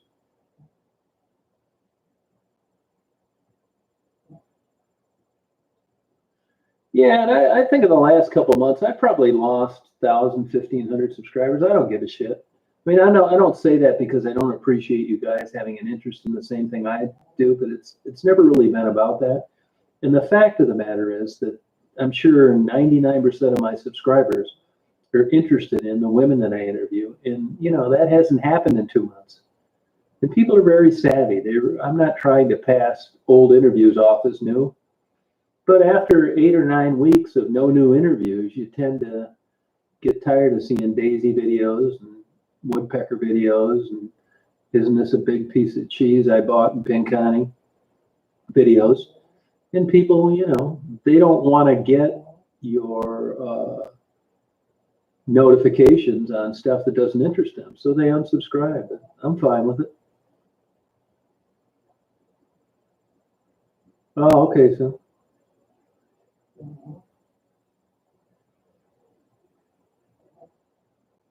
Now, what are you going to approach? Oh, really? Ontario, huh? Now, what do they have an office up there, Stephen? I haven't been to Toronto in a long time. It's 100%, 99% working girls interviews. Big time. That's all it is. Nothing else. Nobody gives two shits. Yeah, she does. She is so stupid. And honestly, there was a point from like November, December, January where I was just getting like 10,000 subscribers a week. It's all fantasy land bullshit anyway. It's not like I got better at what I was doing. It was some algorithm got a hold of a couple of my videos, and you know, YouTube can make you or break you. They can make you get a lot of subscribers, and they can take them all away. I think 99% of my subscribers are interested in the women. 99. They get caught up in their lives. It's kind of like a soap opera. I mean, if I was gonna try and start a channel and make as much money as possible, I wouldn't block or ban anybody. That's the first rule. The second rule is I would keep constant bullshit out there. I would play cat and mouse with Kelly. I would keep interviewing Gerald and Maddie, despite making Marguerite look bad. You know, I could work it like a million ways. The trick to the deal, if you're looking for numbers and money, is controversy. I tell people all the time, if this was about money, I wouldn't do anything else but search the country for blue-eyed, blonde-haired, white heroin addicts that work the streets. That's what sells. And if you don't believe me, all you got to do is look at the Penny videos, the Rebecca videos, the Maddie videos. Racism and sexism and age discrimination is alive and well. I can verify it to you any way you want through analytics.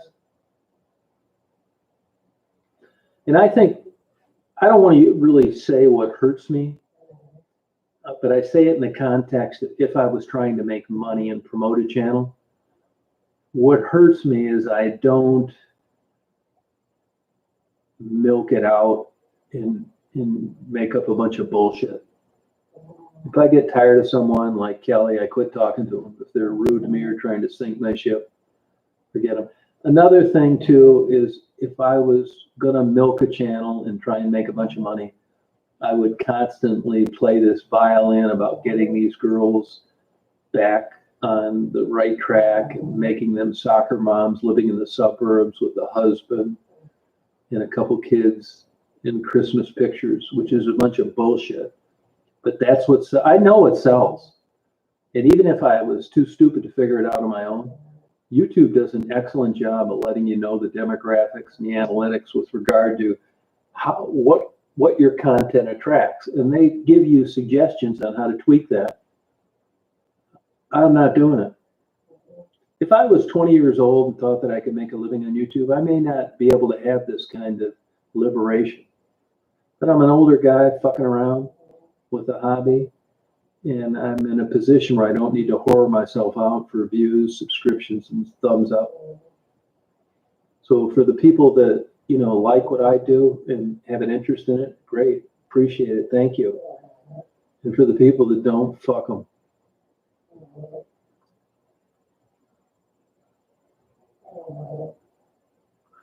Yeah, I mean, but big is, and here's another thing, there's just a casual relationship between subscribers and success.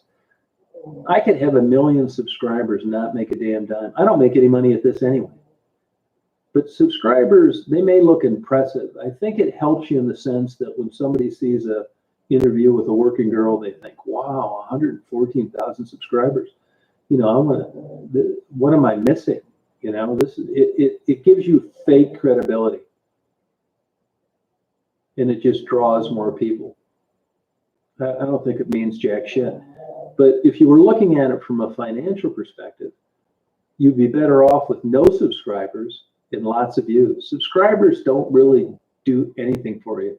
It's, like I said, a casual indicator of a success of a channel, but it's the views that drive the channel, not the subscribers. Yeah, I like the abandoned homes and videos too. That's pretty much drying up around Detroit. People have an interest in them, but nothing like the girl interviews. Not at all. Yeah, I do have a lot of interest, that's for sure. Oh, do you really? Yeah, that's good. So, yeah, that's great. Most people don't, you know what I mean? And if you really wanted to work it, you know, you can always play good guy, bad guy. I'd be doing a interview with Becky and treating her bad, and I don't want to do that Jerry Springer bullshit, man. I mean, what you see is what you get. No, thank you, Stephen. It's, I mean, I'm lucky to be in a position where I can be straight about everything, you know? I don't want anything from anybody. If I could flip a switch and have 1 million subscribers tomorrow, it wouldn't change anything. I mean, that's hard to do. And I think, you know, yeah, it's mainly the camera, Mark. I should take more time taking my photos. It's mainly a good camera.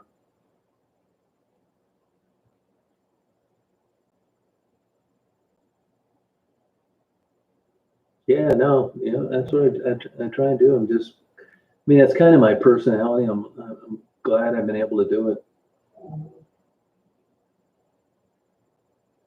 Yeah, survive. Well, this summer, I mean, my main plan is I'm going to sell portraits of Cassie, Marguerite, everybody.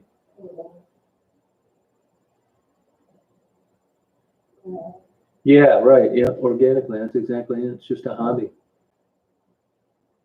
But like I tell everybody, you got to be thick-skinned on YouTube. I mean, I've always been a shit talker, aggressive guy. You know, no problem. Not macho bullshit, but I have no problem with that kind of stuff. And I'm not saying you have to be that way, but if you get a YouTube channel, you better be thick-skinned. I mean, you get death threats, shitty emails. People write these long letters to me telling me I'm a big motherfucker. You name it. But I think I had years of experience with this before YouTube came around, so it doesn't really bother me. Honestly, I would rather have people that like me than people that didn't. But I'm not losing any sleep over it. Yeah, Del Rey is great, although honestly, Zach, there's not much left of it.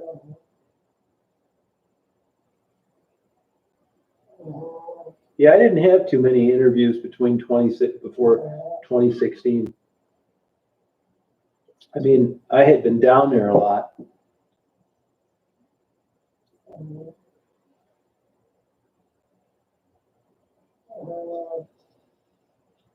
Del Rey has a rich history. That's another thing that pisses me off about Del Rey.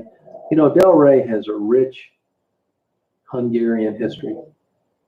Working class people, immigrants, beautiful place to live. It just personified immigrants moving to the United States and settling in Detroit. There's not a plaque, a museum, nothing.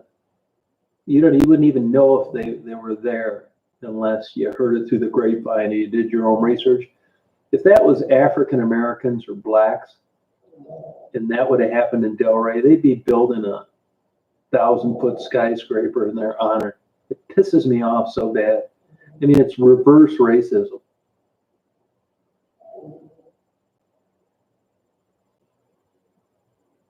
They do attract a certain personality type, yeah, yeah. And there's, a certain group of people out there, they just hate working girls. They think they're the scum of the earth.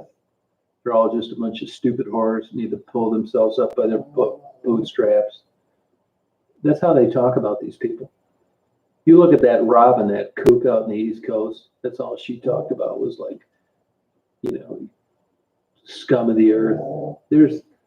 Look at this guy that was running over these girls. This stupid son of a bitch actually thought he was doing society a favor.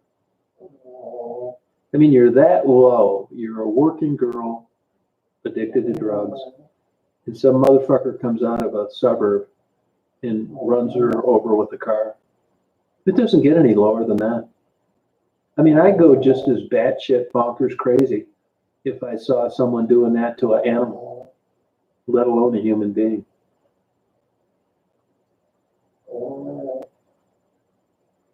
Yeah, it's me, Zach. Yeah, it's been my whole life. I've been this way my whole life.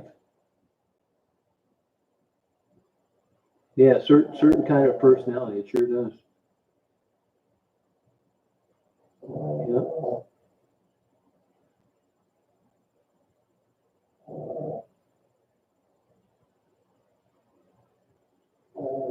Yeah, I mean, one thing that I've noticed, Sue, is that people try to give me credit for stuff that's not deserved. I said earlier today, if I pull someone out of a burning car, I'll take credit for it. But for the kind of bullshit that I do, I don't think you should be getting credit for just being courteous to someone and give them a stipend for 5 minutes of their story. I haven't really done much to help in the traditional sense. I think a lot of it's depression, yeah, aimlessness, yeah. Yeah, no, you're right, Zach. Yeah, it's true. Hey, Jeff, how you doing? Yeah, up late tonight, just up bullshitting, talking. I was actually signing off and said good night, and then I think Zach came on, and that was 4 hours ago. You can hear Daisy saw logs in the background.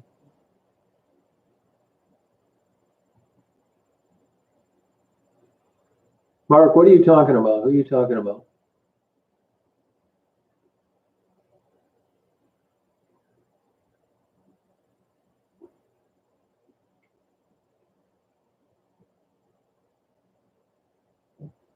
Yeah, that could be true, but I mean, my opinion too is that it's a stretch. I can give you an example. Like, people like to give people credit. There's a certain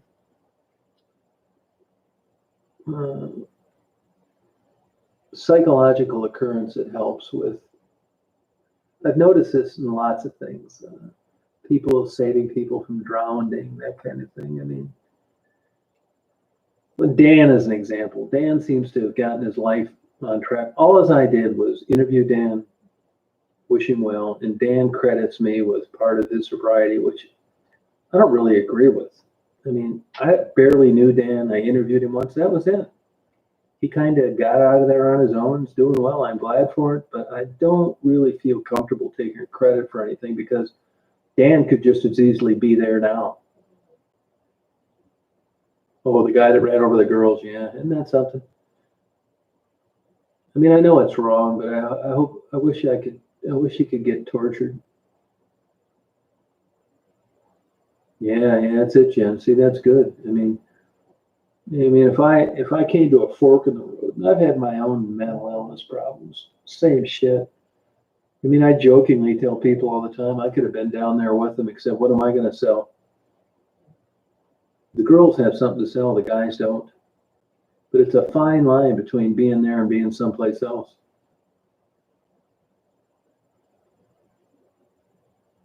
It really is. But like I said earlier, what bothers me is they lose their femininity and they give up. I mean, this is like something that I should need to get on an airplane and fly for 12 hours to experience. And here, all I got to do is drive 185 miles right in my own damn backyard.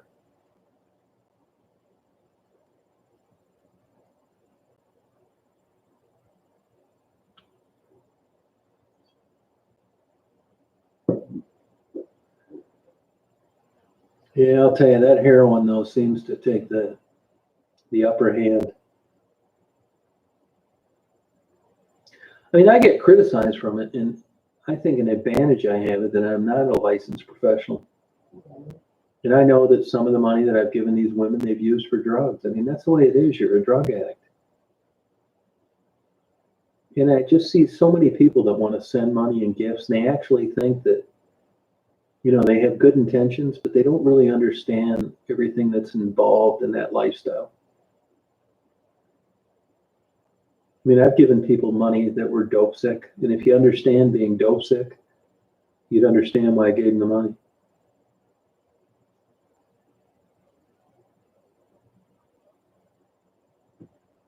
I still think that's another thing that's kind of just like the girls getting beaten and defecated on and all sorts of other weird shit.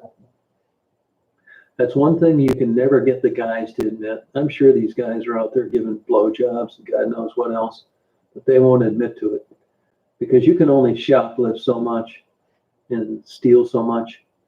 You're not going to be supporting as a male a $400 or $500 a day drug habit. I agree, Mark. Yeah, I totally agree. It's like the perfect drug to ruin a life and to keep you in that position. I didn't know anything about heroin other than you shouldn't do it until I started going down there. I mean, I'm telling you, when I'm interviewing these people, a lot of times I'll repeat myself. It's because I'm sitting there like stunned. It's like, I can't believe I'm hearing this shit. I'm like so like enthralled and enamored with what they're saying that I'm like brain numb.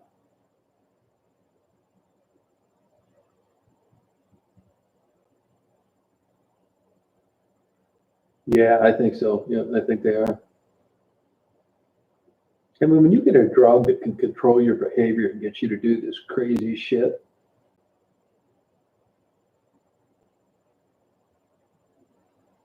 that heroin, man, that'll get you to leave your whole family, your kids, everybody.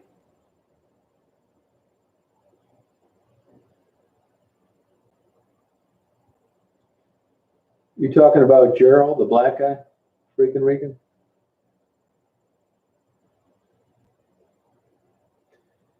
Quite a few of them, Sue. Yeah, quite a few of them. Yeah, they did. Yeah. Yeah, I agree. I mean, who doesn't know about what heroin's going to do to you, Jen? That's exactly it. I don't know if you ever watched the Kelly interview, the girl that died. She uh, died of a heart ailment. Endocarditis, I think they call it. Is that how you pronounce it? But Kelly fucked around for a week, 10 days, wasn't feeling good. And by the time she got to the hospital, it was too late. Endocarditis. Kelly knew she was going to die down there. Sure enough, she did. Same with Penny. Yeah, I know. Isn't this crazy, man? Sitting up here, went down to Detroit, uploaded my videos, just got on here and started talking. Flat Rock, I mean, I had a mother that had a real gift of gab, was on the council, a drunk father. My mom was a drinker too. My mom was really a popular person, so I wasn't even supposed to graduate from high school because of her political connection. She got me to graduate, and I lived there for a couple of years after high school and got the hell out of there. I was a security guard in River Rouge and ended up going to college, and fucking around. No, it was a terrible childhood, actually. But it didn't seem like that to people that didn't know the details. Yeah, endocarditis, yeah. Kelly was an absolute sweetheart. Beautiful girl at one time. You know, I say beautiful girl kind of automatically. And when people say that sometimes, oh, I bet she was so beautiful. I always think to myself, what the fuck does that have to do with anything? Well, evidently it has to do with something because you assume that people that are attractive would have had it so many more opportunities than the people that weren't. Well, as you can see, of all the dead girls that I've interviewed, it didn't really work out that way for them. But Kelly was just an exceptionally beautiful person inside and out. Had a family that loved her, a sister from Monroe that did whatever she could, nieces that would write her all the time. She just could not get the hell out of there. Yeah, I think it happens with these guys. They just don't want to admit to it, Zach. 27. The guy that kind of looked like Brad Pitt a little bit. Oh, you're talking about, or Dan. Dan was older than 27. The guy that got out of there was either Dan 27. Who would that have been? It could have been that guy a long time ago. I haven't seen him since. Oh, Bobby, yeah. I saw him. I did a video of him a couple months ago. What's his name? Bobby. Ricky Bobby. Ricky Bobby, yeah. There's a lot of good-looking people down there, the girls and guys. Yeah, Ricky Bobby, yep. I mean, let me tell you, man, when you get down there, you're living that lifestyle. I mean, these guys get all the goddamn sex they want. Like that Ricky Bobby guy, that Gerald could knock out all sorts of ass. They just get in this lifestyle, you know? Yeah, I didn't have anything to do with my parents, to tell you the truth. I didn't even go to my dad's funeral. Yeah, Ricky Bobby, yeah. Hey, Blue Melville, how you doing? Yeah, there's some good-looking people down there. I mean, if you catch Becky, I mean, Becky's, you know, the street's kind of taking its toll on her. But Becky, you know, is a very pretty girl. She's got a daughter that's just a total knockout. Reminds me of Bridget Bardot.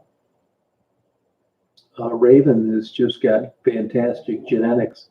Country, Amanda, fantastic genetics. Ebony is a beautiful woman. I mean, but it just didn't carry them over the hump of, you know, getting the hell out of there. I think Kelly was probably really good looking at one time. Maddie's attractive. Gerald's a good looking guy. I mean, it really doesn't have,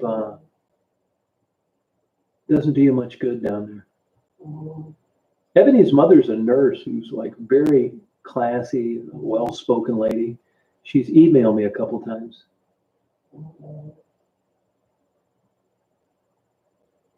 No, yeah, no, you're right. Yep. Yeah, Becky. You know, man, I like Becky, man. I really do. I'll tell you, there's times when I'm down there talking to her, and I just want to save the hell out of Becky. I really do. When I see her break down and cry like that, it just breaks my heart. I just love to get Becky out of there and see her do well. I know Becky's going to die down there if something drastic doesn't change.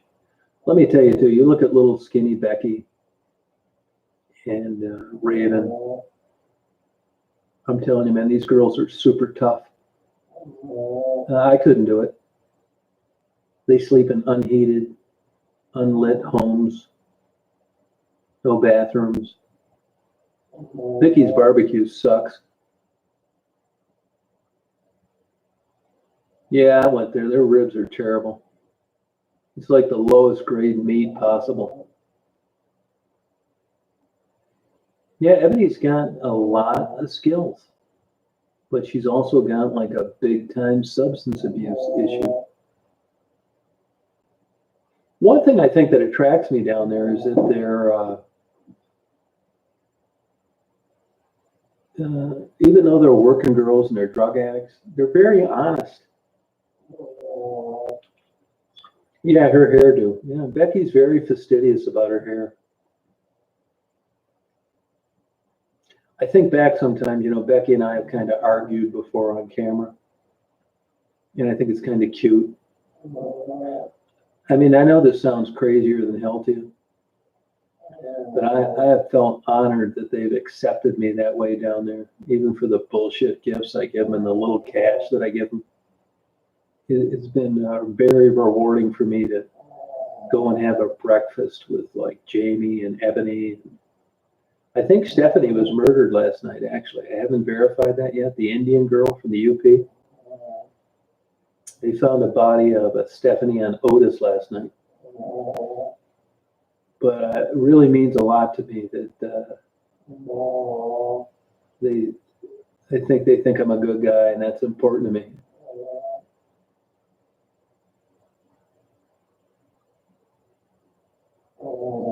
Yeah, it really is, man. I mean,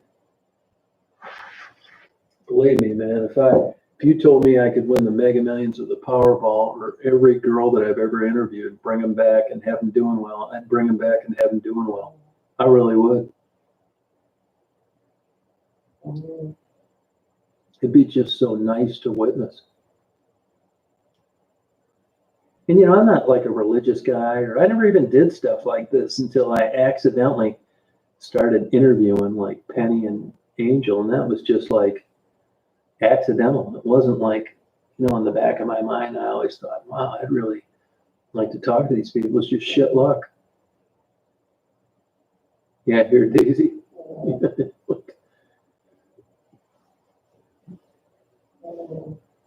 You know, Daisy's so sweet. I know she'd love to be up in bed now sleeping, but she's staying down here with me until I go to bed. See, she quit snoring, so she heard me talking about her. She's the greatest dog ever. She's got allergies too, which causes a lot of that.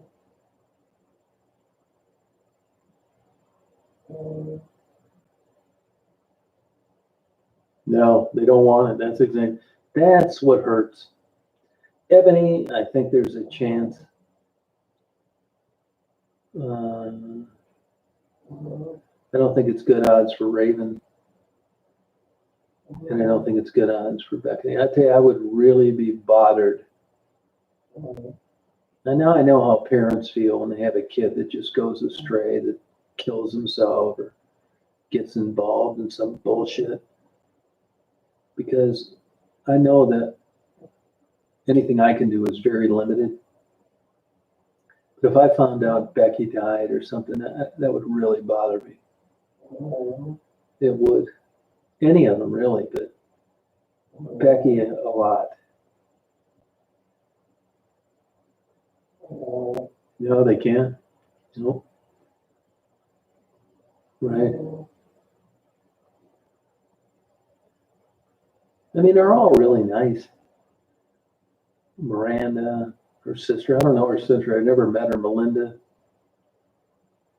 You know, once in a while somebody crops up that, you know, it's just hard to get along with, but by and large are very personable, easy to like people.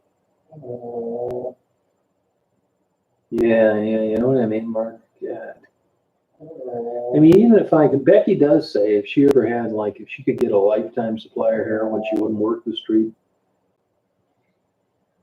She'd just stay home and get high. And you think to yourself, is that better or not? I would say it's probably better. One thing I have learned the hard way, though, is you think when you give them money that that's going to be less guys that they're going to risk their lives with. It's not.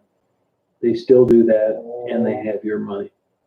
I'm telling you, these women are, I don't want to say manipulating, because they are manipulating. I mean, they will eat your ass alive. If you become involved with one of these women romantically, they will eat your ass alive. They will ruin your life. You know, I'm at a distance, and I don't have that relationship with any of them, and it's easy for me to not to. It keeps me from being biased.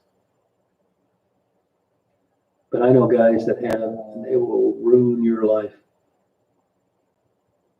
They will get you pulled over and your car impounded and all your shit taken. You'll have a felony on your record, and you will stick with them, and you'll keep waiting for that day to come when everything turns around, and that day never comes.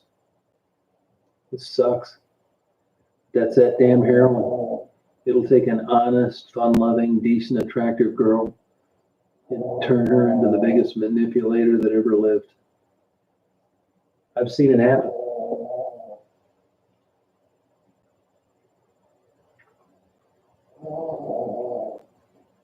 Yeah, I mean, it's depressing now because, I mean, I still think America's a good country. This damn coronavirus bullshit has really put a monkey wrench and stuff. I'm glad that I'm my age. Yeah, if I was your age, Zach, and I experienced this bullshit, crazy college loans, nobody paying anything. It's hard to get a career job anymore unless you're a genius. I mean, the guys like me that made decent money being a PI. I think those days are over. Unless you're super technical, you get out, you get student loans, 300 grand for a house, 50 grand for a new pickup. You're trying to raise kids, daycare. I just don't. It's just not we got spoiled. It's not the land of opportunity that it used to be. I'm glad I'm not younger.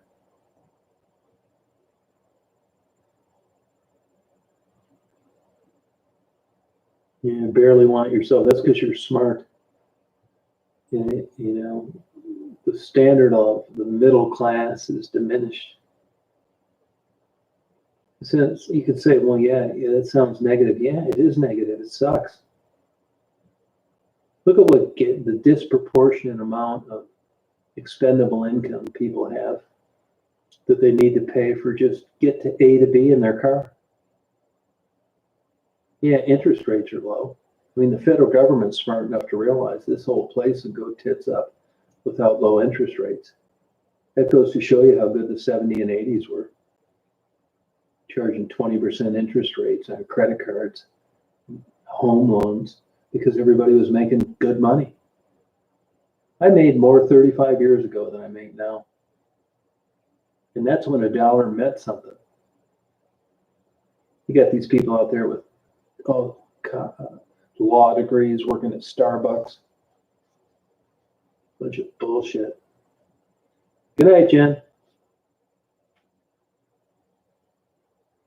Yeah, it's true, man. Unless you're like, if you're just a regular old guy, I mean, a guy like me, if you came out of an environment like that, if you gave half a shit, you stood a chance of doing okay. I mean, I did pretty well, actually. And my sister was the first owner operator of McDonald's franchises.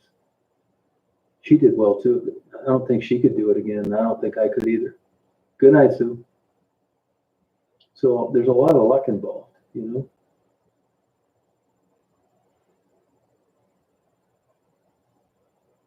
it's just such a different, I can't believe I witnessed all this change in my life. So I'm glad I'm older. That sucks. 40 or 50 years ago, you talk to older people and they wish they were younger. Shit. Try and run into a guy my age now that wishes he was younger. He'd have to have a major screw loose. Now you got this bullshit, virus horse shit. I mean, honest to God, man, it's like I woke up in the middle of a science fiction movie. Good night, Jim. Stu is right. Yep. Nighty night. Yeah, even that military bullshit's not like it used to be. You don't even get what you used to be able to get.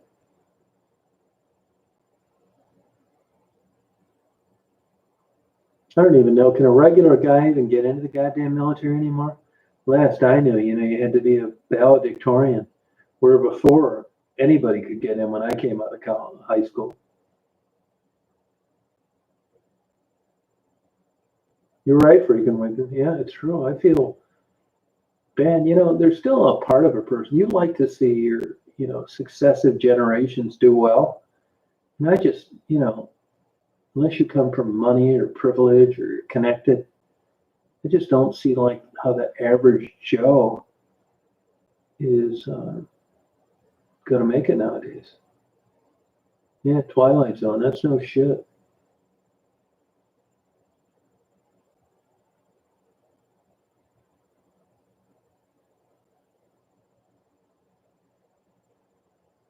Oh, good for you, Sue. Yeah, good for you.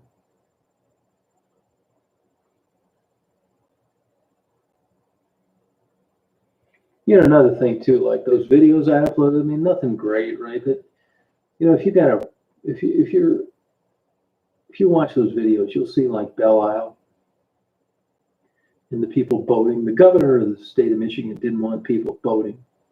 Oh, you know, they bitched and complained. You're out in the boat. Who you gonna hurt? Well, I'll tell you, if you look at those videos I did today, you look at those people in those boats. That's exactly why she didn't want these people in boats for the video that I got. It's a perfect example.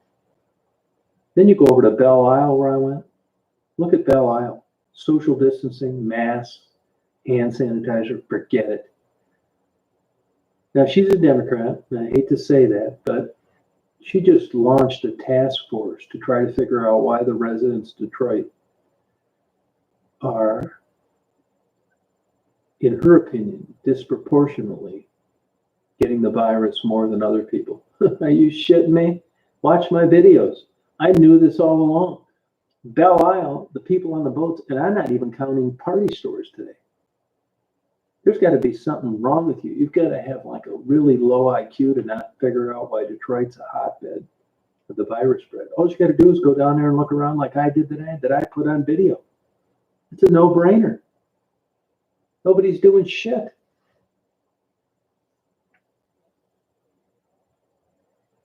Crazy.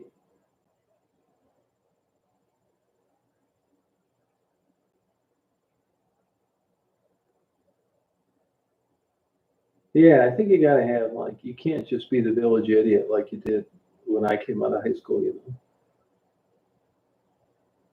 know. Yeah. I mean, and I think because of that, you're going to just find these large populations of people that just don't have any opportunity. There's no second bite at the apple. Nuts, man. And you look at the statistics of, you know, these businesses and do this 2 month. How many businesses can afford to like not have any income for 2 months except this all this damn red tape bullshit, stimulus horse shit?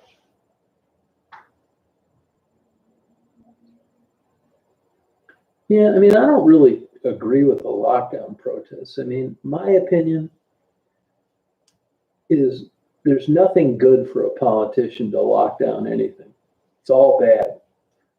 They're in touch with the NIH, the epidemiologists, the Center of Disease Control experts. They don't want this goddamn bullshit to wipe out the whole country. So things need to be put in place.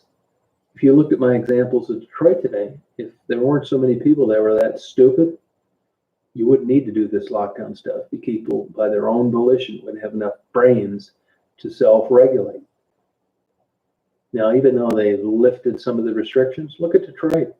You watch and see what happens in the next few weeks about the increase of cases with this bullshit. I'm telling you, it's coming. I would never go to so far, I think I can't give you, it's not perfect, but I can't give you bad examples of any of the lockdown rules and procedures. I can't.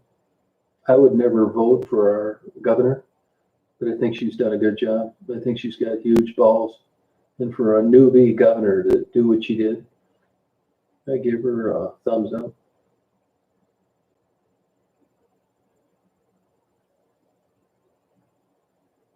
Yeah, it's Zach. Yeah. No kidding, Sue. No, I heard that in Michigan as well. Yeah, no, New York has been really well as well.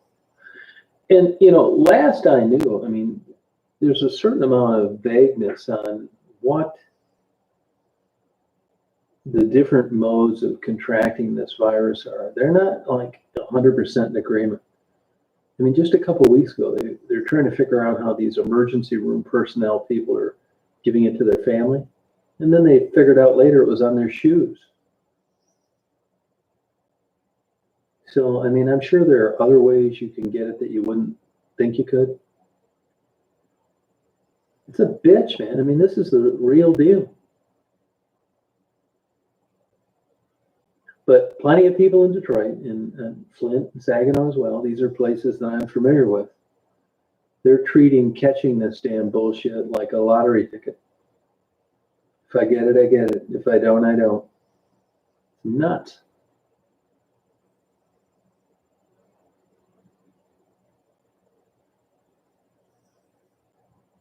I really think it's crazy.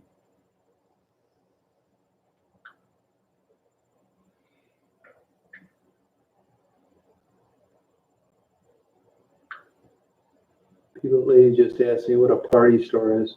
They ask me that all the time when I'm out of town. Yeah, man, that's two of us freaking Rican, yeah.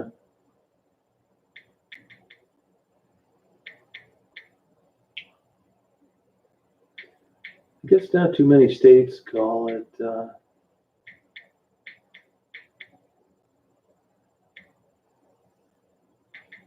party stores.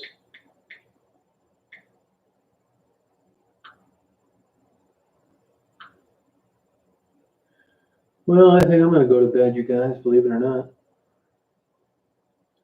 Watch 45 minutes of Pornhub and call it a night. Just kidding. Looks like the old melodic called it a night. Yeah, that's another thing about this virus horse shit. Like today, I didn't even really feel like going down to Detroit, but it was better than staying here. I mean, I like birds and nature and shit, but not full time. So I took off down there haphazardly. No, I'll get up tomorrow. It's like, oh, shit, now what I'm going to do. But I would never stay up to 4 o'clock just fucking around like this.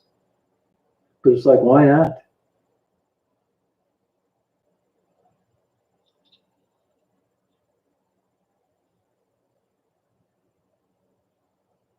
Yeah, I know, freaking Rican. I hate to think of that.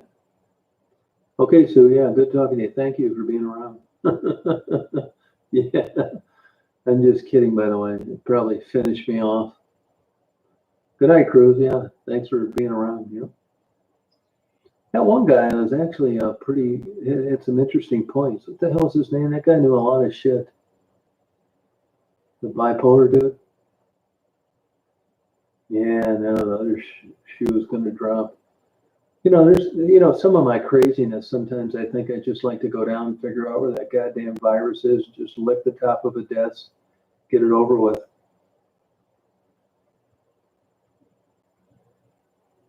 You imagine getting that shit though, especially like I'm a prime candidate other than bad health.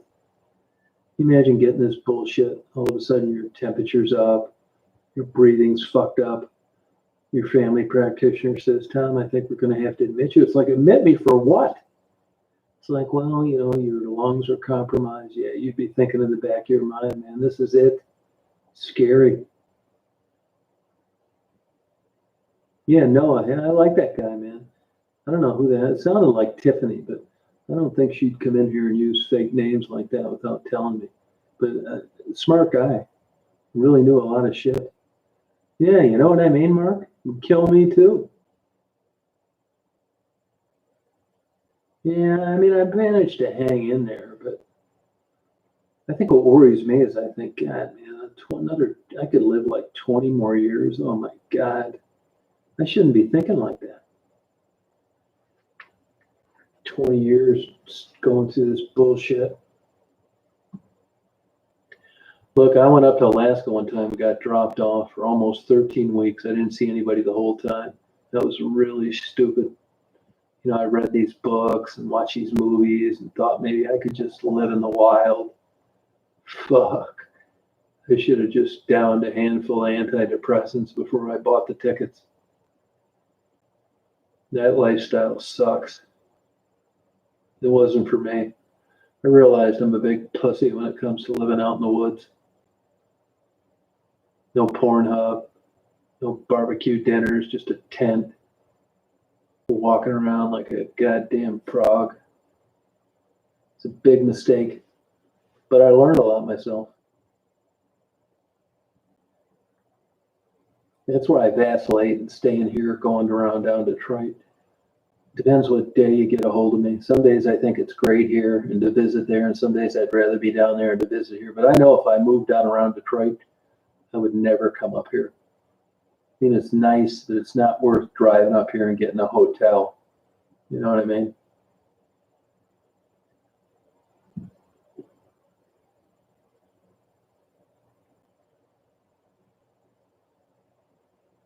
You know, you're still young yet too, Zach. That's part of the reason you think that way.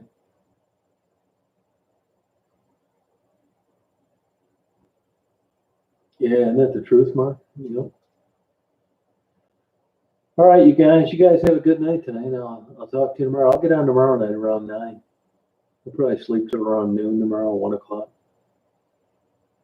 Go down, get my damn latte. Try not to go crazy. It's a great chat tonight, actually impromptu. Never thought it'd last this long. It was fun. Thank you. Zach, good night, man. Cruz, anybody else? I think most people went to bed. And I'll talk to you tomorrow.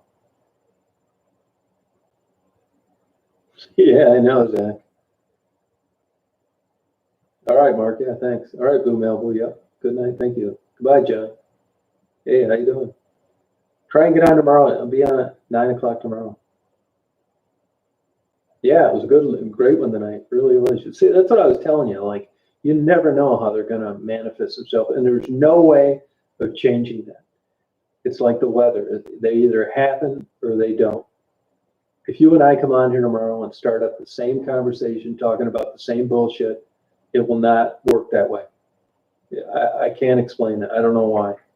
It just doesn't. So good night, everybody. Have a gummy. Hit the hay. Goodbye. All right, Howard. Yep, good night. Thank you.